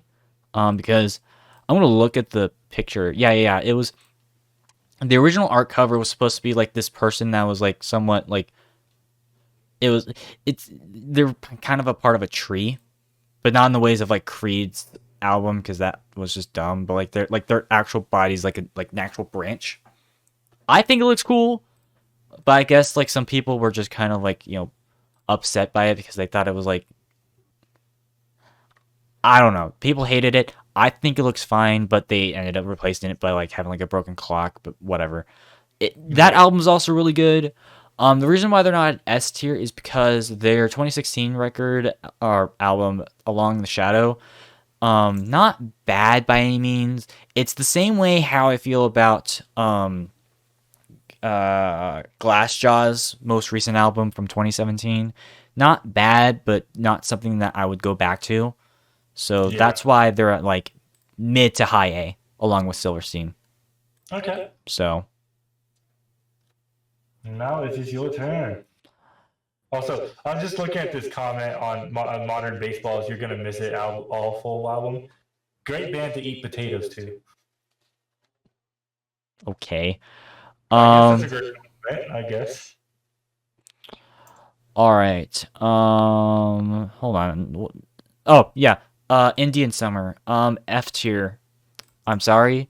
I know I'm picking on another like band that's like not only lesser known but also an older band, but like man, the production sucks. And also like low key, like the singer does not know how to sing, and that's me listening to like once again. I don't want to feel like I'm shitting on like an older like band and also like another like a band that like is more underground. But man, this production's rough. Like yes, it's from 1993, but like there were way more bands from 1993 that I would recommend over this. Like it's not even a question. Like oh my god. Like actually by extension I'm probably gonna have Orchid and player 99 or page 99 on this because they're also F tier bands because it's the same problem and I'm just gonna be real, they're all basically the same band. So I mean I'm familiar with Orchid. I wasn't too big on Orchid. Yeah, like it's basically the same problems I have like with Orchid. It's the same problems I have with City of Caterpillar, except like really, really, really bad production. Oh shoot, why is the internet going bad? Oh no. Oh, is it on your end? Okay, it's back. Okay, I was gonna say it looks fine on my end for Twitch. It was dropping frames. But oh my god, it's going back. Why? Good.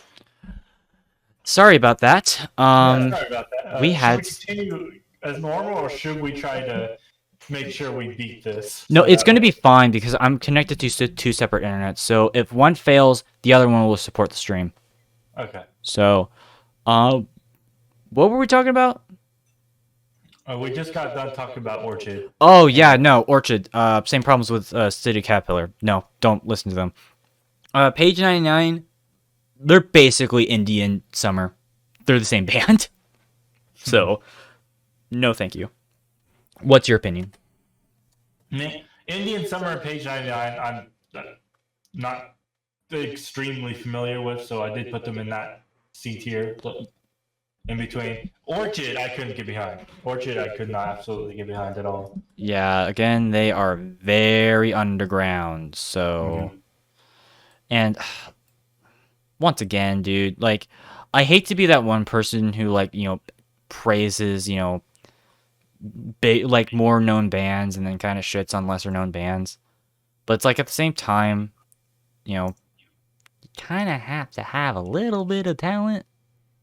Mm. So just a little bit, Yeah. but whatever. So Yeah. yeah, I already If skipped you the. want to, yeah, if you want to pick the band here, I mean, I know them enough to be able to talk about a bunch of them, but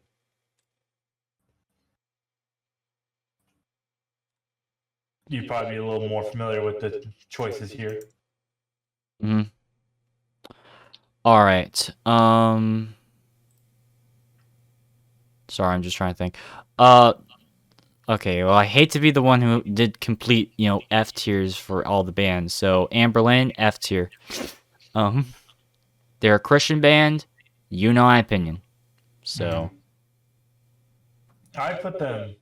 I see. I didn't mind Amberlin that much. Again, like they didn't impress me enough to put them in a higher tier, but at the same time, I didn't think they were terrible. So they'll sit on that C tier for now. once again, I know I'm biased. I'm sorry about it. It's just I have to stand by my principles. So That's good. um. So did you say that I can choose all of them, or just say that you're gonna choose more? Or You can choose all of them if you want, because it'll probably go faster. So that, because I mean, I know the bands here enough. I mean, probably besides like one or two of them.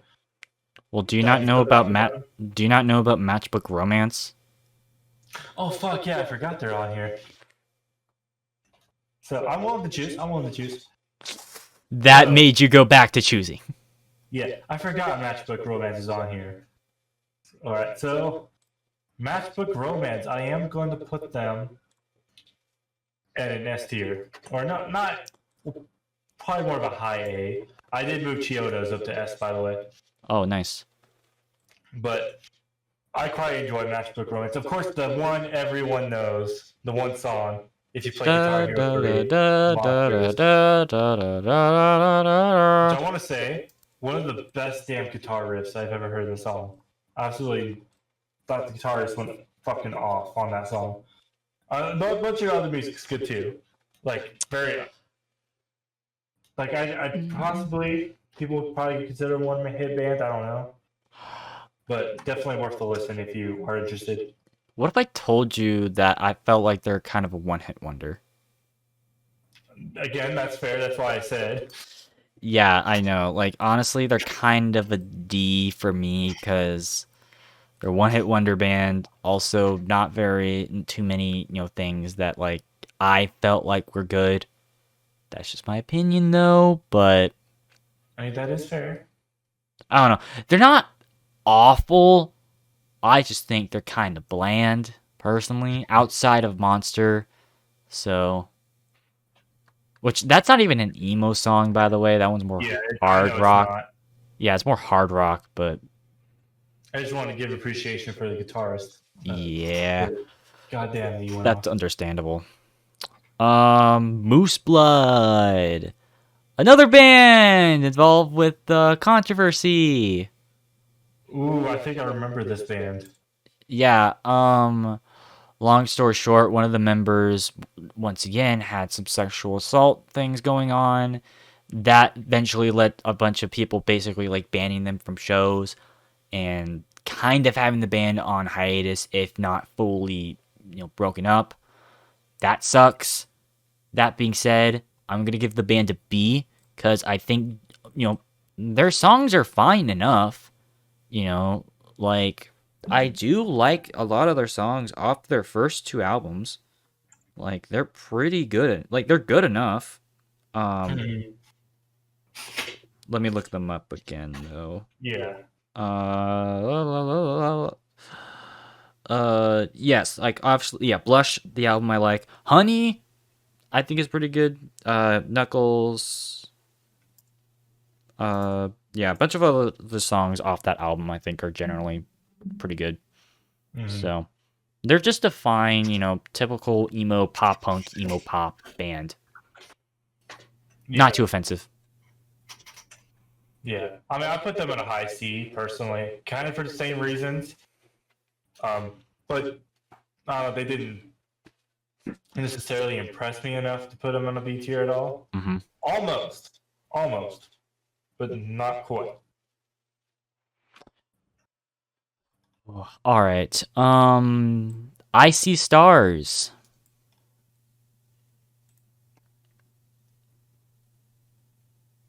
Right. Okay, I see stars. Now I want to see where you put them. Oh, I thought you were going. Okay, yeah, I can put them in. Honestly, I'll give them also a C. They're a band I had just recently discovered. Mm-hmm.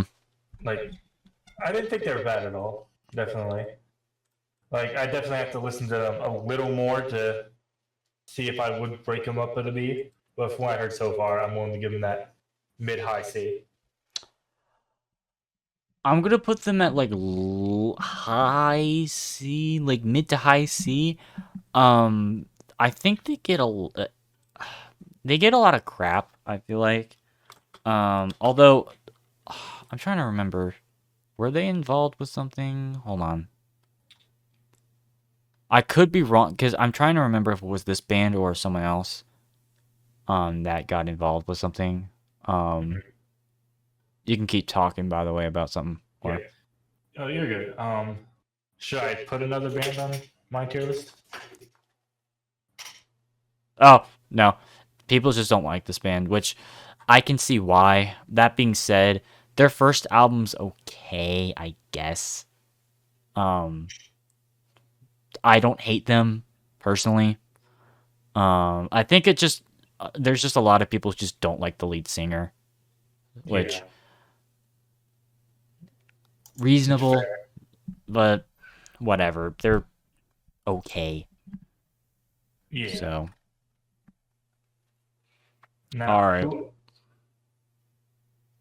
Now, there was another one I was going to put as well, and that one is Knapsack.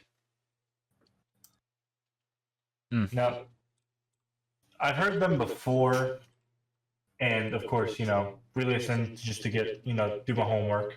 Mm-hmm. I will put them in a mid-C. I mean, it's one of those bands for sure I'd have to listen to a lot more. Mm-hmm. See if I really get the feel for it, because I was starting to feel them a little bit. At the same time, I wasn't. Mm-hmm. But it was enough for me to like, okay, this band's not bad. So I put them at C tier for that reason. I'm gonna put them at B, because I think overall they're probably... Actually, hold on. Let me re-listen to these guys again. Okay. Because I seen the album art, I just don't. I just can't really remember exactly what the songs that I did like and the songs that I didn't like. Yeah. Late '90s, by the way. Like they're from late '90s. So.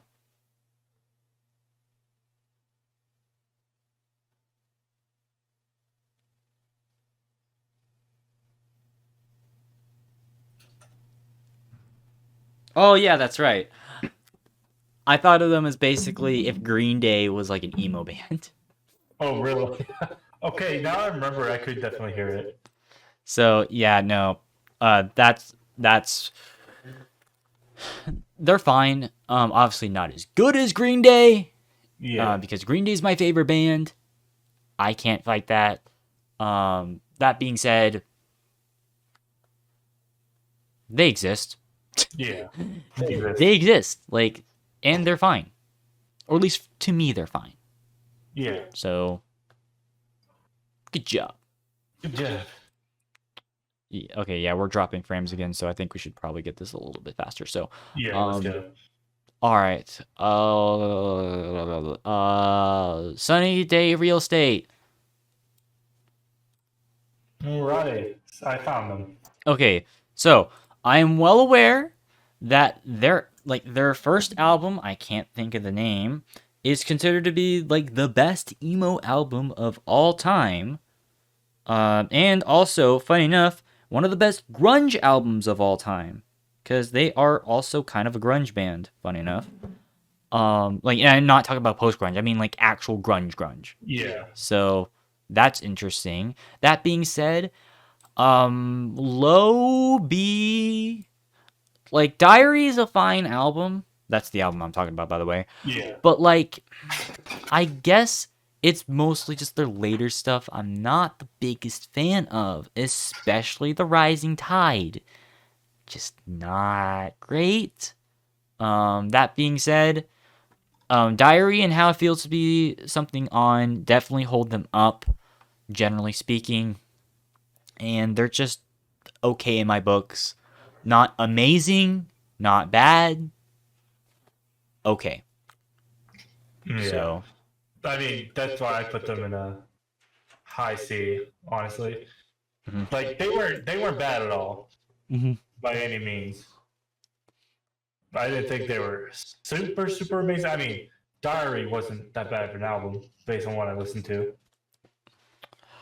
all right. At the drive-in, I'm sorry, kind of overrated in the emo scene. I'm not a fan, like at all. I'm gonna put them at a D. I just find them kind of boring, and I kind of find them a little bit pretentious, and just really up their ass when it comes to like that Midwest emo. Not the biggest fan.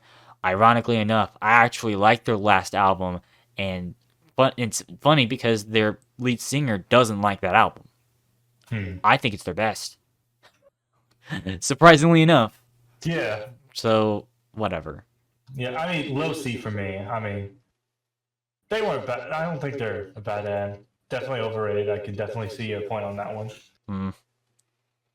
So, or But at least yeah. overrated when it comes to emo bands, because like Yeah. they are They got some good huge. stuff.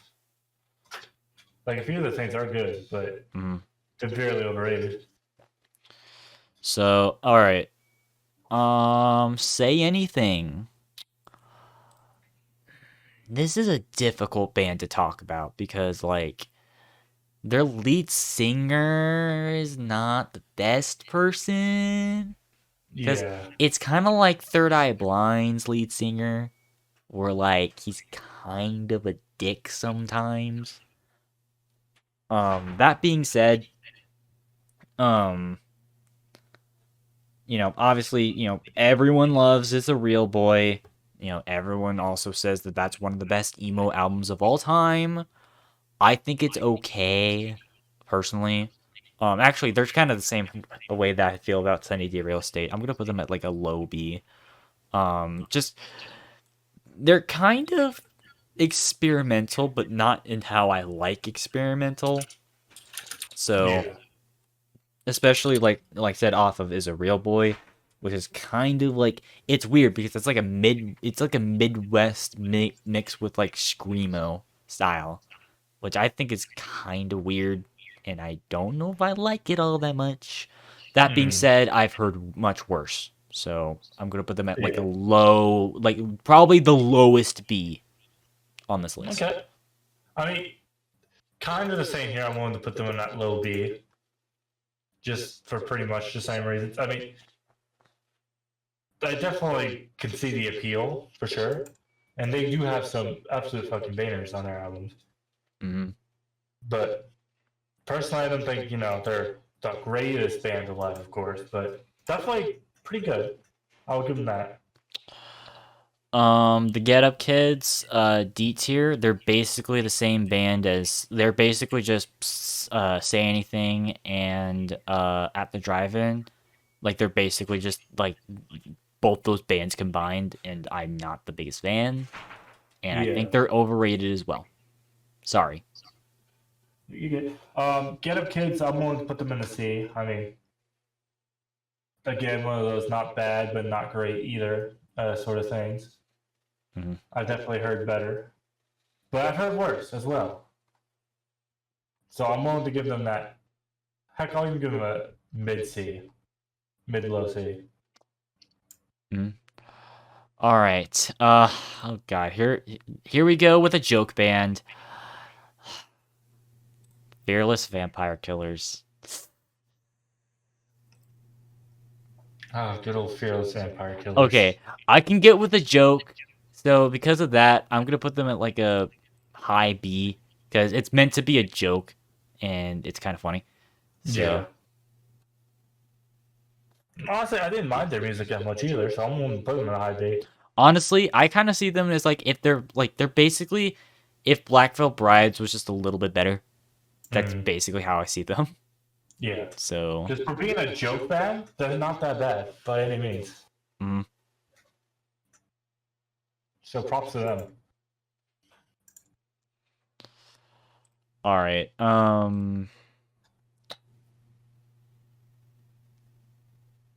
Wait. Is that Dance Gavin Dance? Excuse me? No, one of the band says on here? Hold on, sorry. You're good. Oh no, that's Drive Like Jehu. I figured that's the one you were looking at. Sorry, like I actually didn't hate Dance Gavin Dance, by the way. Funny enough. Oh yeah. These guys, A tier. Not exactly S, because I need to listen to them a little bit more. I'm trying to remember what I really like specifically liked. Because I remember that I really did like them. Oh yeah. So these guys, remember me saying that I'm not the biggest fan of like traditional style punk?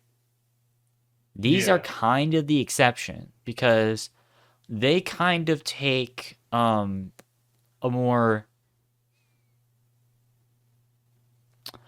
I wouldn't say thrashy approach, but definitely like a more I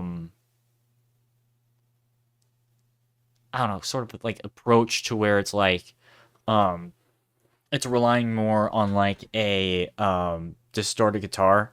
Not like in the same vein as like a lot of new metal bands, but kind of similar. And I really like that. And so they only have one album, and probably no one's ever heard it, but I think they're fine for what they are. And I'm going to put them in a low A. All right. I mean, I also put them a low A as well because when I did listen to them, because I listened to it a little bit, I liked it. I quite enjoyed it. I thought their music was great. I'm definitely gonna have to listen to more of it. Like, main reason I listed them as A instead of a B because that's some music I actually I would really like to listen to more. So A tier for me. Sucks that they only have one album though, and that was released like 27 years ago. Or 26 years ago, 1994. Back in 1994. Yes, That's the year. Fun fact, that's the year that my cousin was born. Oh, neato. Or one of my cousins. But that's a story for another day. Yeah.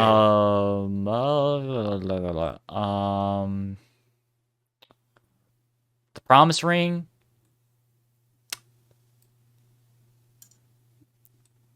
Right, Promise Ring. Slow C. You're starting to see a common pattern here. Yeah. Like, there's a lot of bands that I know a lot of people like, but like I'm kind of think they're overrated because like I just don't really like this band. Like, I mean, I don't hate them. Yeah. I really don't like their style of like Midwest. I just think they kind of overdo it for me personally. Yeah, that's fair. And like, I don't know, it's just once again, Midwest emo is just not my vibe. Like at all. I'm more of a screamo / emo pop person. So Yeah. hot take, For but me, whatever. I say for me, I put them in the mid C because I wasn't thoroughly impressed, but at the same time, I didn't think they were terrible. Like if someone was playing this in the car, I'd definitely chill to it. I'd listen to it, but I wouldn't go out my way to listen to it really at all. But if someone was playing it, I wouldn't mind it. Yeah. That's all I gotta say on that one. All right. Saves the day. I thought you were gonna pick that one next. We're reading each other's minds. We're reading each other's minds. Our tier list is mostly the same, apparently.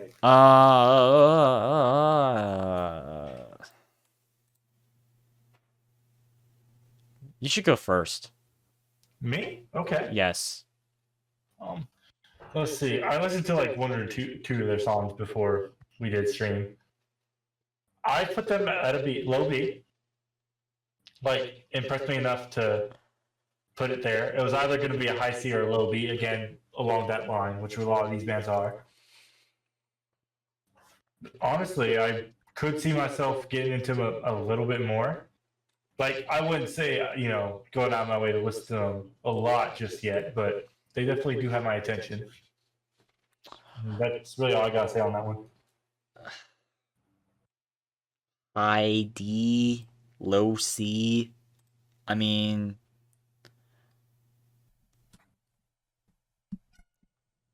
I guess, okay. Hear me out. Okay. When you remind me of a band like Simple Plan, no thank you. Because to me, they kind of sound like a group like that. Mm-hmm. And I'm not a fan of that at all. And granted, these guys are definitely better than Simple Plan in every single way. That being said, I would not really care for this band, and I know I'm going to get a lot of shit for that because there's another band that's really popular, probably more popular than the other bands that I say are overrated. But, like, I'm sorry. I really am sorry. I am just not. No. I mean, that's fine, too. Again, different taste for different people. Yeah.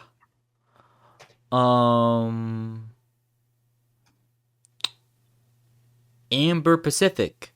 Honestly, thoroughly surprised. I'm gonna put them at low A. Cause Same here. kind of an AFI knockoff, but like a good AFI knockoff. For once. And not only that, but also exceeds on just being an AFI knockoff by, adding a little bit of variety. So, granted, I do feel like some of their later material is kind of meh. That's why they're not like, the higher up in A tier or hell, even like an S. But like, man, I think they're pretty underrated for what, people know them for. So, Yeah. sweet. I mean, again, A for me as well. Because I definitely get the AFI feel from them. Which that also, again, might be why I kind of like them as well. But I could definitely, again, it's another one of those bands I just recently discovered I could see myself listening to more. Mhm. And good enough for me that I would put them in that A tier. Dead Poetic, F tier. Guess what their gimmick is? Going once, going twice. Being Dead Poets? Being Christian rock. Excuse me? Yeah, they're a Christian band. Oh, okay. Oh, of course. And even if they weren't, underwhelming. Almost to red jumpsuit apparatus levels. You may fight me on that one, but you have to agree. Like, when's the last time you listened to red jumpsuit apparatus? Actually, a couple weeks ago. Besides that. You got a point. I will give you that. I mean, Dead Poetic, I was willing to put them at, low C. Because, I mean, I didn't think they were necessarily terrible. But at the same time, definitely not thoroughly impressed. So that's why I'm putting them on that, low C. Almost high D. Mm-hmm. But definitely around that range. Another F tier band, Farewell My Love, F tier. These guys are quite, whereas like that one band that I talked about was kind of like Emmure, these guys are basically the Attila of emo, and they are not cool people either, because like their lead singer is also kind of a douche, so, and Yeah. also their music is reflective of that ego, so Yeah, I put them at a D tier. I mean, I wasn't really thoroughly impressed with them. And like you said, their lead singer, it's been a couple other members of the band too, at least. We're also douchebags. a couple of them are. I don't know the names though, but Yeah. like terrible live from what I've heard, because that guy just not good. Yeah. So, all right.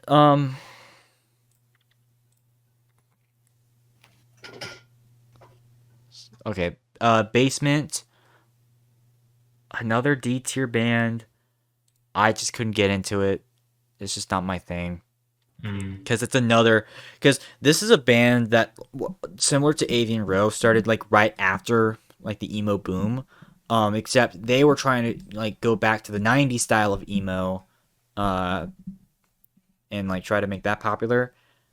I don't know if I like it, so I'm sorry.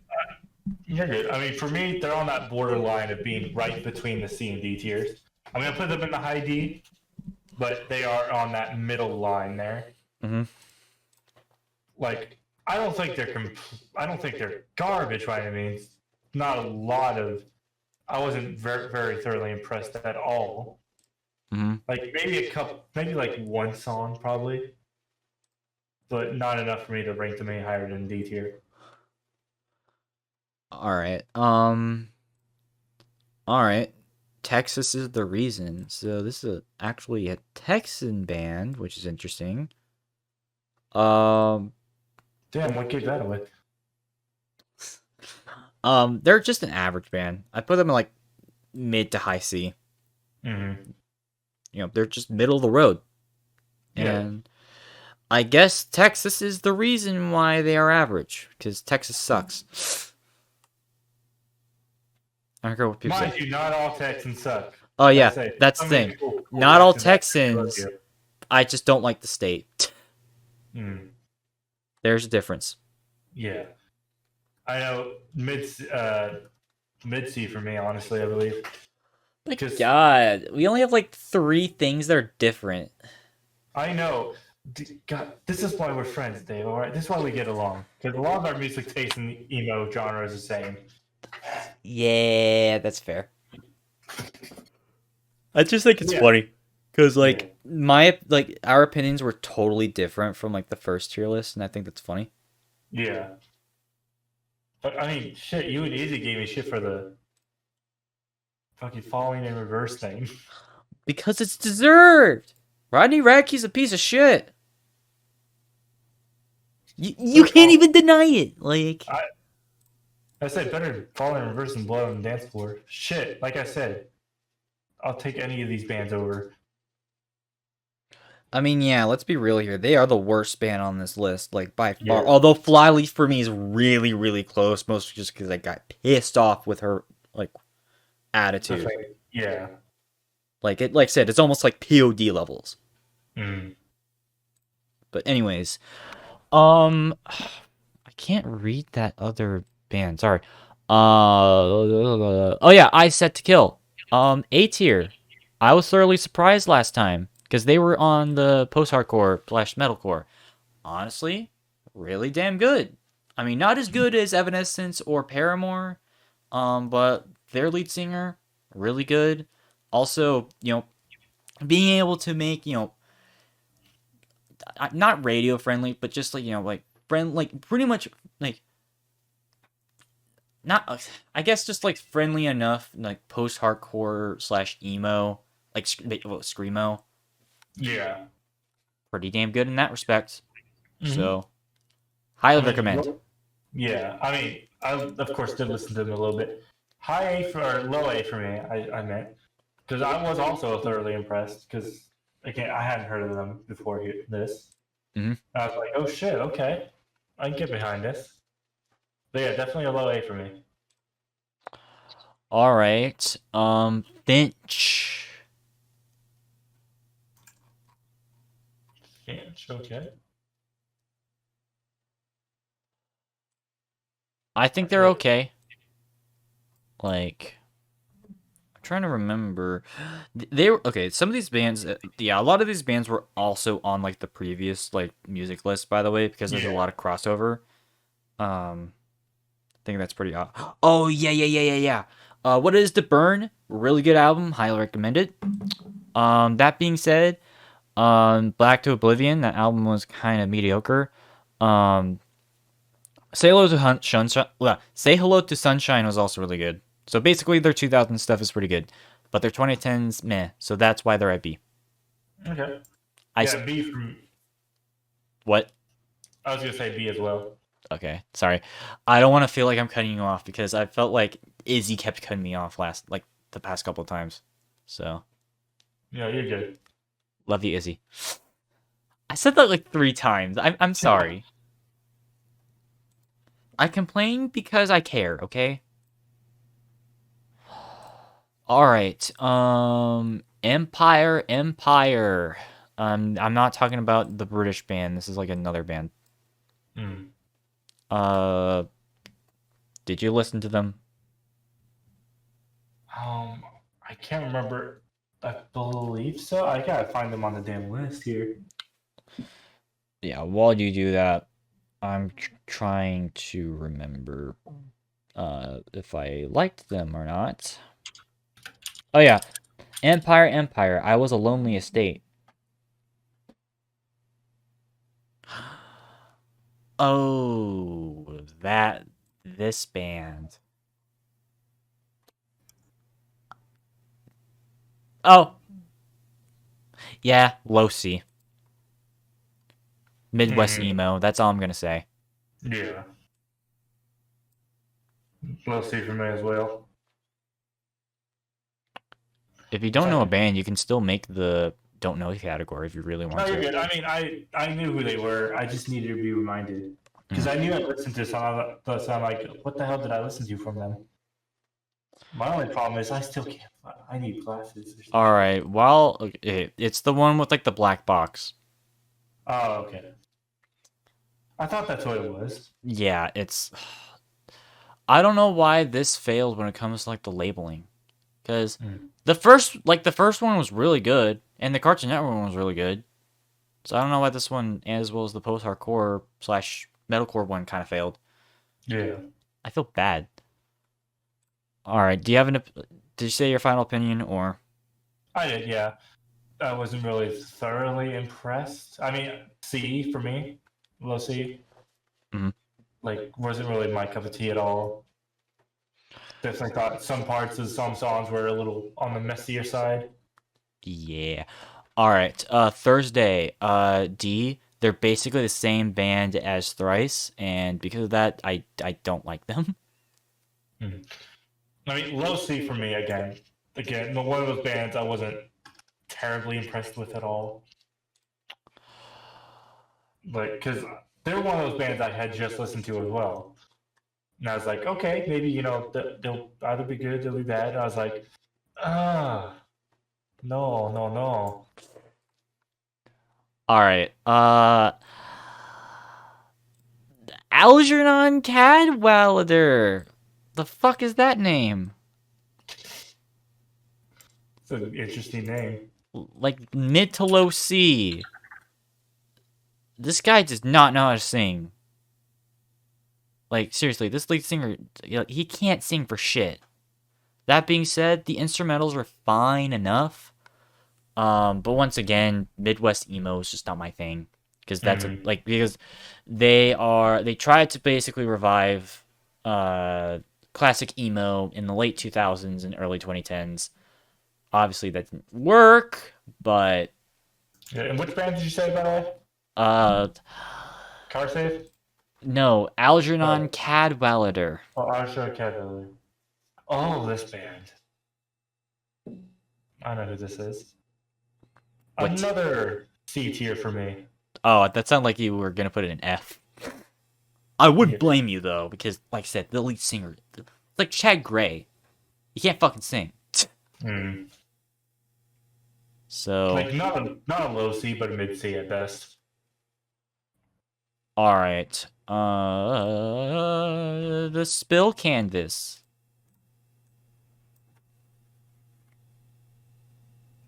Oh, that's a hell yes. You know them? A band I 100% know. I do, yeah. All right. For me, I put them on the low B. Like, You're reading my mind. Also the B. sirens going on. Okay. Oh, nice. Because I mean, I had listened to them in the past before, so when I saw them, I'm like, oh hell yeah, okay. Great band, honestly. Also, what'd you say about sirens? I really need to. Oh, I guess they have some fire trucks going off outside, so. Okay. I was I about thought it to was a fucking. I thought it sounded like a fucking elephant at first. I'm like, what the hell? an elephant? Listen, it was throwing me off as much as throwing you off right now. I was like, what the fuck? In a small rural town in Illinois, where the God. hell would we get an elephant? God, you make me hate myself. Like the band. Nice Heartland segue. on here. Nice segue. Low C again. They're a screamo band, not my style, or at least not this style of scream. Like the ones that are like constant screaming, no thank you. Yeah. So, although they are more tolerable than Orchid and City Caterpillar, City Caterpillar. God, I cannot speak today. Wow. I mean, I put them on low D. I mean, my main thing when I listen to them, they sound too gimmicky. Is my thing. Yeah, I can see why. It's like they're trying so hard to be this specific gimmick instead of being, themselves. Mhm. Like, I mean, if they are themselves, if that's them being themselves, then goddamn, Plank from Ed, Edd and Eddy has more character. Oh my god. That's all I'm gonna say on that band. All right. But cute is what Yeah, so, cute is what we aim for.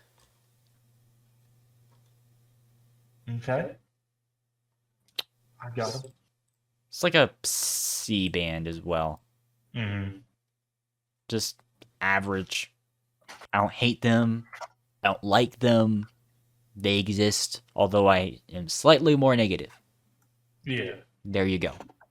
I mean, I also put them in the C tier. I wasn't really not good, not bad. Just Average. they just exist, like you said. Average. Average at best.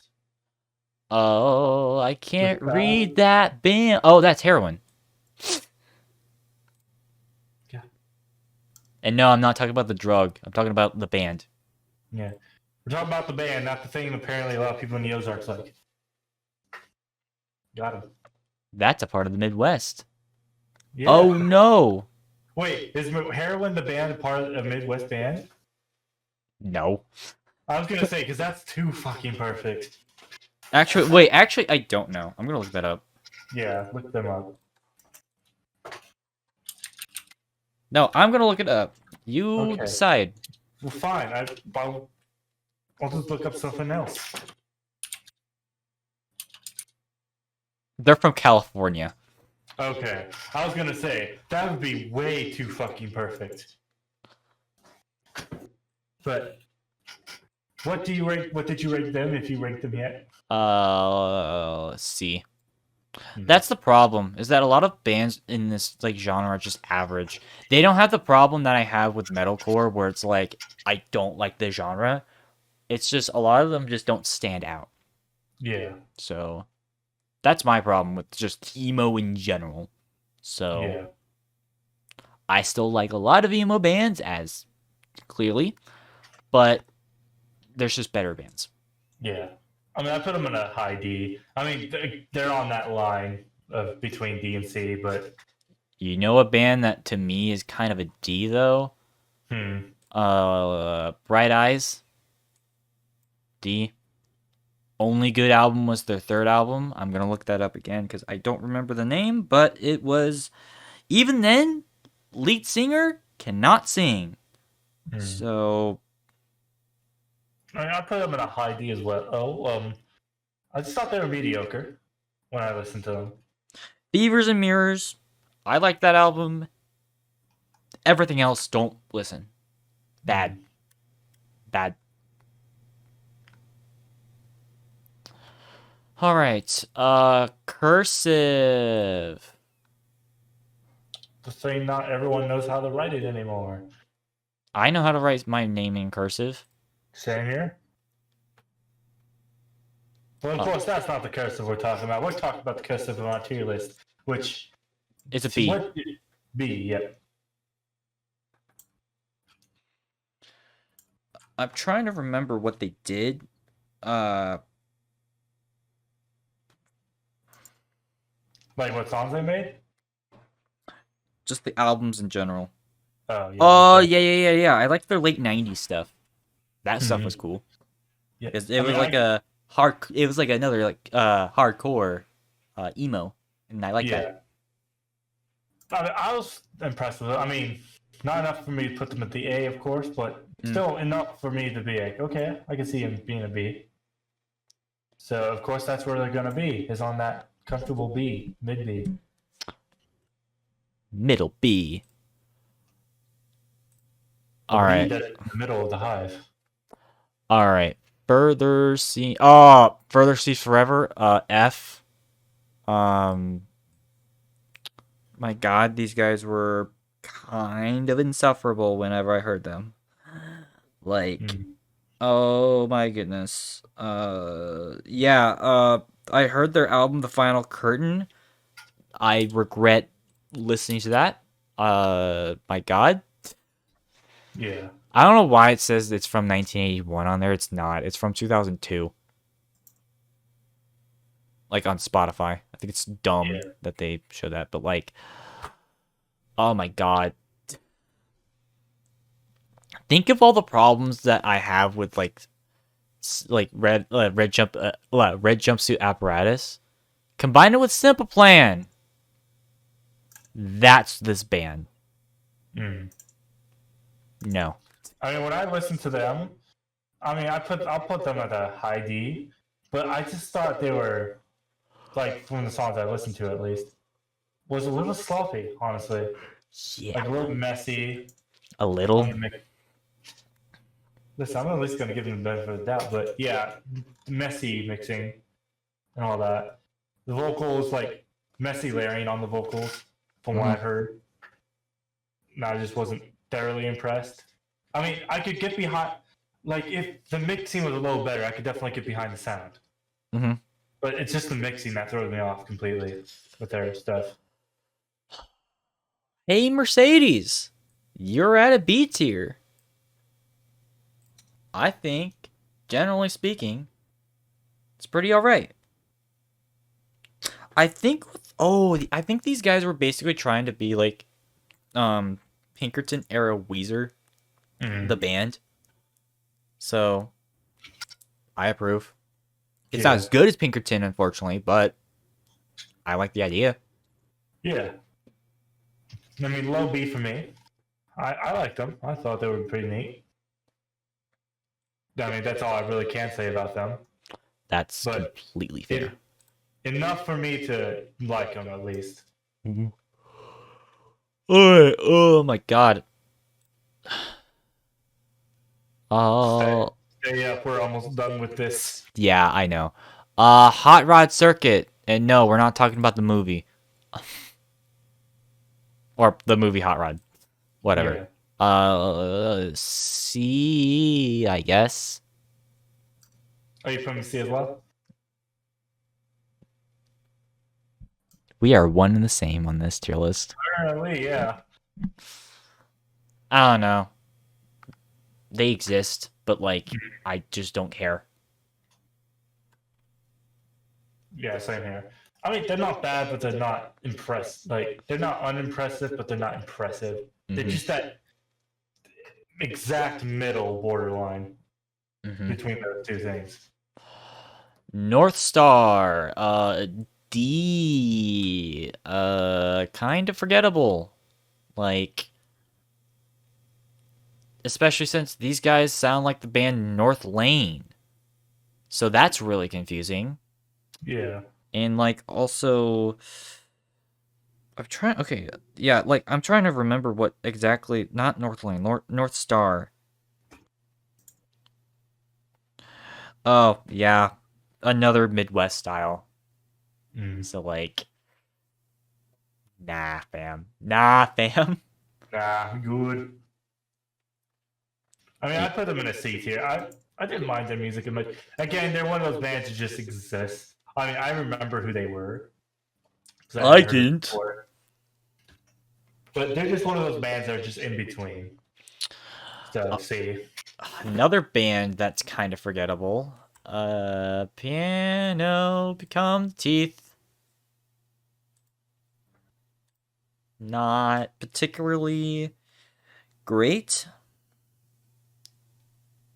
Yeah, no, the song's Same Nothing. No thank you. I wish he didn't say anything. So yeah. This is a weird band. They once again another band that tried to combine Midwest with screamo. No, don't. Bad. Bad Midwestern states. Bad. How dare you do that? So what's your final results on these lads here? We still got several bands to go. I just was curious what your tier was for them. I said D. I said it at the beginning of my talking Well, about them. I'm sorry, excuse me. I'm sorry, excuse me. I'll put them at D as well, though. I'm sorry, excuse me. I gotta be with thee. There's a band on here. I'm going to put an F tier just for that. You were the one who came up. You came up with the rap lyrics yourself. That wasn't my idea. That was you. Oh damn! You're right. I could have been a rapper. Oh my SoundCloud rapper Psy13. Yeah. All right. Okay. I'm trying to like remember these bands. I'm trying to save two of them because I want to have positive vibes at the very end. Yeah. So, I think this one was Secret Whisper. Oh yeah. Oh, they are a B tier, I'd say. Hell yeah. I'm trying to remember exactly what I liked about them. Oh, yeah. Like, they were... Okay, it was mostly their first album, Great White Whale. That one's pretty good. Teenage Fantasy, not so much. Like, so yeah, I'd recommend their first album because it's kind of like another, like, post-hardcore style of emo, and I recommend it, and that's cool. So... Yeah. Sorry, I had to look at something real quick. But yeah, they're a great band, honestly. I would highly recommend them.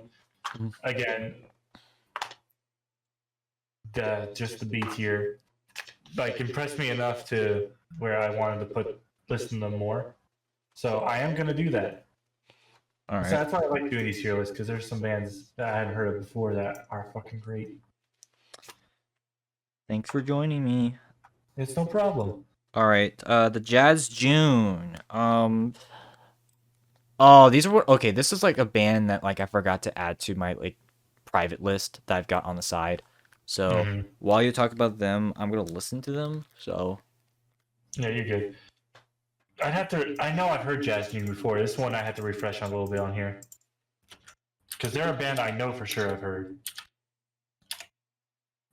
What song was it? Okay, I think it was this one. Yep, it was. Okay. After the Earthquake was the one I heard from them the first time, like a while ago. Honestly, I put them out of C. They're not bad by any means, but I don't know. There's just something that I really can't get behind them that much. Guess where I would have put them. Are you serious? Did you also? No. They're okay. I mean, I don't know. Once again, lyrics are fine. Singing though, Yeah, that's what. bruh. Why do these guys suck at singing? Yeah, like I understand, dragging out your vocals is a technique that can work if you know how to do it. Mm-hmm. When these guys do it, it just didn't work. Doesn't work for me, honestly. Uh-huh. So do something like that. You got to be good at that kind of vocal technique. Yeah, you gotta be like Quaidi Sanchez or Patrick Stump. Yeah. Alright. Mineral. These guys are a relatively newer band. They're from 2014. I'm gonna put them at a B. I'm trying to remember exactly why though. I mean, I put them at I don't know because I hadn't heard of them until recently. Oh, But okay. granted, I figured because they are a newer band, like you said, 2014 era. Mm-hmm. Yeah. Okay, yeah. I remember why. I think, ironically, this is probably one of the better Midwest emo style bands. Mm-hmm. Like, not as good as Appleseed Cast, but like almost there. Yeah. That's why I like them, because they're basically a similar band. So Yeah. that's why I like them. Yeah, I'll have to give them a listen sometime. Mhm. Now, Finally, we've got the Jealous Sound. So,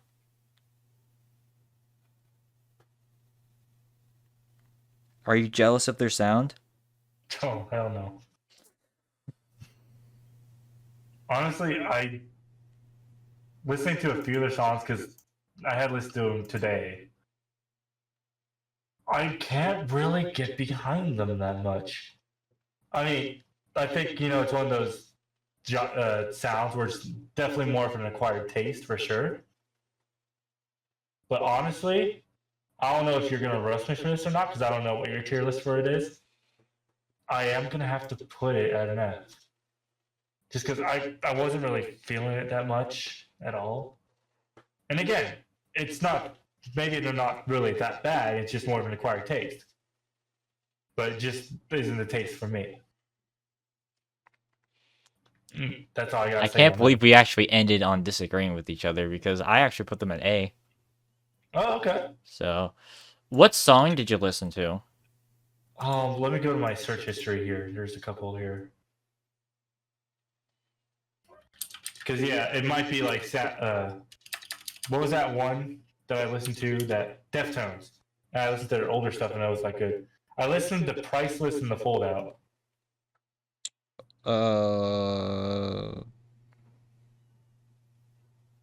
Hold on, let me pull it up. Yeah. Prices in the Fallout. Like 2 songs. Like I'm gonna move my mic a bit, so just in case. But I'm gonna listen to another one of their songs just to give them a fair shot. You mean like Naive or Naive? Because that one's more pop punky. Naive, okay. Oh no. They're basically, if like Avian Row was like actually good in my mind. So, because Avian Row kind of tried the pop punk emo thing, whereas with these guys, I think they are actually just way better. Yeah, and because I'm listening to Naive right now, and yeah, definitely a lot better. Yeah, oh, for sure. Yeah, I'm willing to move them up then. Hell, just for that. Hell, I'll even give them the B tier actually, because I'm liking what I'm hearing so far. Naive, like extremely like it. You're welcome. Thank you. So yeah, generally speaking, for a newer band, or I guess they're not new anymore, but like for a band that's been out for a while, pretty good. So Yeah. finally, Oh, we got this one last one here. My S automatic tier. S tier. Yeah, S tier, best band in the world. Go check them out. There's nothing else I gotta say. Easily Yeah. the best band you've never heard. Yeah. Although I want to say something. What? Why does their lead singer look so much like you? I don't know what it is. You know, I really don't know. Oh, it does look like me. Yeah. All right, But no, that's seriously, cool. check out Teenage Robots on Spotify. Yeah, yeah. Not Spotify yet, but eventually. SoundCloud, right? Yeah, in all seriousness, make sure to check out, Teenage Robots on Spotify. Not Spotify. God, SoundCloud. I've got you fucked up now, yeah. You fucked up first, then you fucked me up. I blame you in every single way. And I Anyways. accept it proudly. Anyways, obviously, we're starting to start getting our album together. I'm really excited about that. It has been a while since we've been working on it, but obviously, hopefully, we'll get done by the fall. Make sure to get updated on SoundCloud. God, I've not used SoundCloud in a while. But yeah, make sure to check that out. Make sure to check out Austin's channel as well. Thank you for joining in. Thank you for having me, finally. Yeah, it's been hell. Scheduling's been hell, yeah. And also, stream, internet, Discord, everything is stupid. Yeah. And But we thankfully, got through it in the end. We finally got it. yeah, 4-hour stream. Thankfully, it's not as long as 6 hours, so that's good. Yeah. Which we figured it would take this long. Yeah, and I'm somewhat glad that, we finally got through another one of these. Yeah. So, should I share my screen and show my tier list? yes. Okay, yeah, let me go here. Share screen. Chrome. Go live. So yeah, just for comparison here. Yeah, pretty similar list with some caveats, obviously. I would swap 3 Days Grace to C, and then Academy is to, I think I put them at B. Yeah, I put them at B. Yeah. Let me make, just for something earlier, let me make one little adjustment here. No, I'm just kidding. But yeah, pretty much the same musical taste. Yeah, it's relatively similar, which I'm actually shocked. This is the closest in terms of opinions that I've actually had. So, On a tier list, yeah. Yeah, on just a full-fledged tier list, which is interesting to say the least, but it is what it is. All right, you can stop sharing. Okay. There we go. So, yeah, once again, make sure to check out Austin's thing. Make sure to check out Teenage Robots. Make sure to check out the Discord down below. And make sure to hit that follow button, the bell icon. And if you guys are interested, make sure to hit that subscribe button. If you can't necessarily do that, that's completely fine. I'm just glad they took your time. But if you want an incentive for me to, to subscribe, if we reach 5 subscribers, I have decided to make the conscious decision that I will torture myself and play Demon Souls. So if you want us to see that, just subscribe. Renews everything. So yeah, no, long story short, I got Demon Souls for relatively cheap, $20, which is reasonable, and hopefully that gets in real soon. But if you guys want me to play that live, hit that subscribe button. Yeah. It's not necessary, but if you want that incentive, there you go. Yeah. So, hit that subscribe button. Hold on, give me just one second. Subscribe like this. Wunderbar! Thank you. You're welcome. I'm I just surprised. want to see you suffer. I'm surprised you haven't like done that, but whatever. I thought I did originally. I guess the last thing I am gonna mention is in terms of the next tier list, definitely sometime next month. I don't know what it's gonna be. Because we've got like 4 separate ideas. I actually have like somewhat of a roadmap on like which ones I want to do next. It just really depends on who's available at what time. So yeah, the next one I'm probably thinking is either going to be the Nickelodeon tier list or the new metal tier list. Stay tuned to figure out which one is going to be next. Yeah. Either way, I think that's all I wanted to say. Do you want to say anything else? Really, you plugged in my channels already. For anyone who's interested, wants to be interested, on YouTube, I'm going to be playing Final Fantasy 15 and Hollow Knight pretty soon. Twitch streams, I'm going to try to this Sunday for Minecraft, and I play a bunch of other stuff too on Twitch. So if you're interested, come join in the fun. Really would appreciate having you there. And we usually have a good time on my streams. So if you like a good time, positive vibes, just come along. We should stream more often outside of these. Yeah. All right. Is that it? Yeah, that's it. All right. Once again, thank you guys for watching this. If you guys watched through the entirety, you are legends. Because I really like doing these. Like, I think everyone else here likes watching these because it adds to the discussion.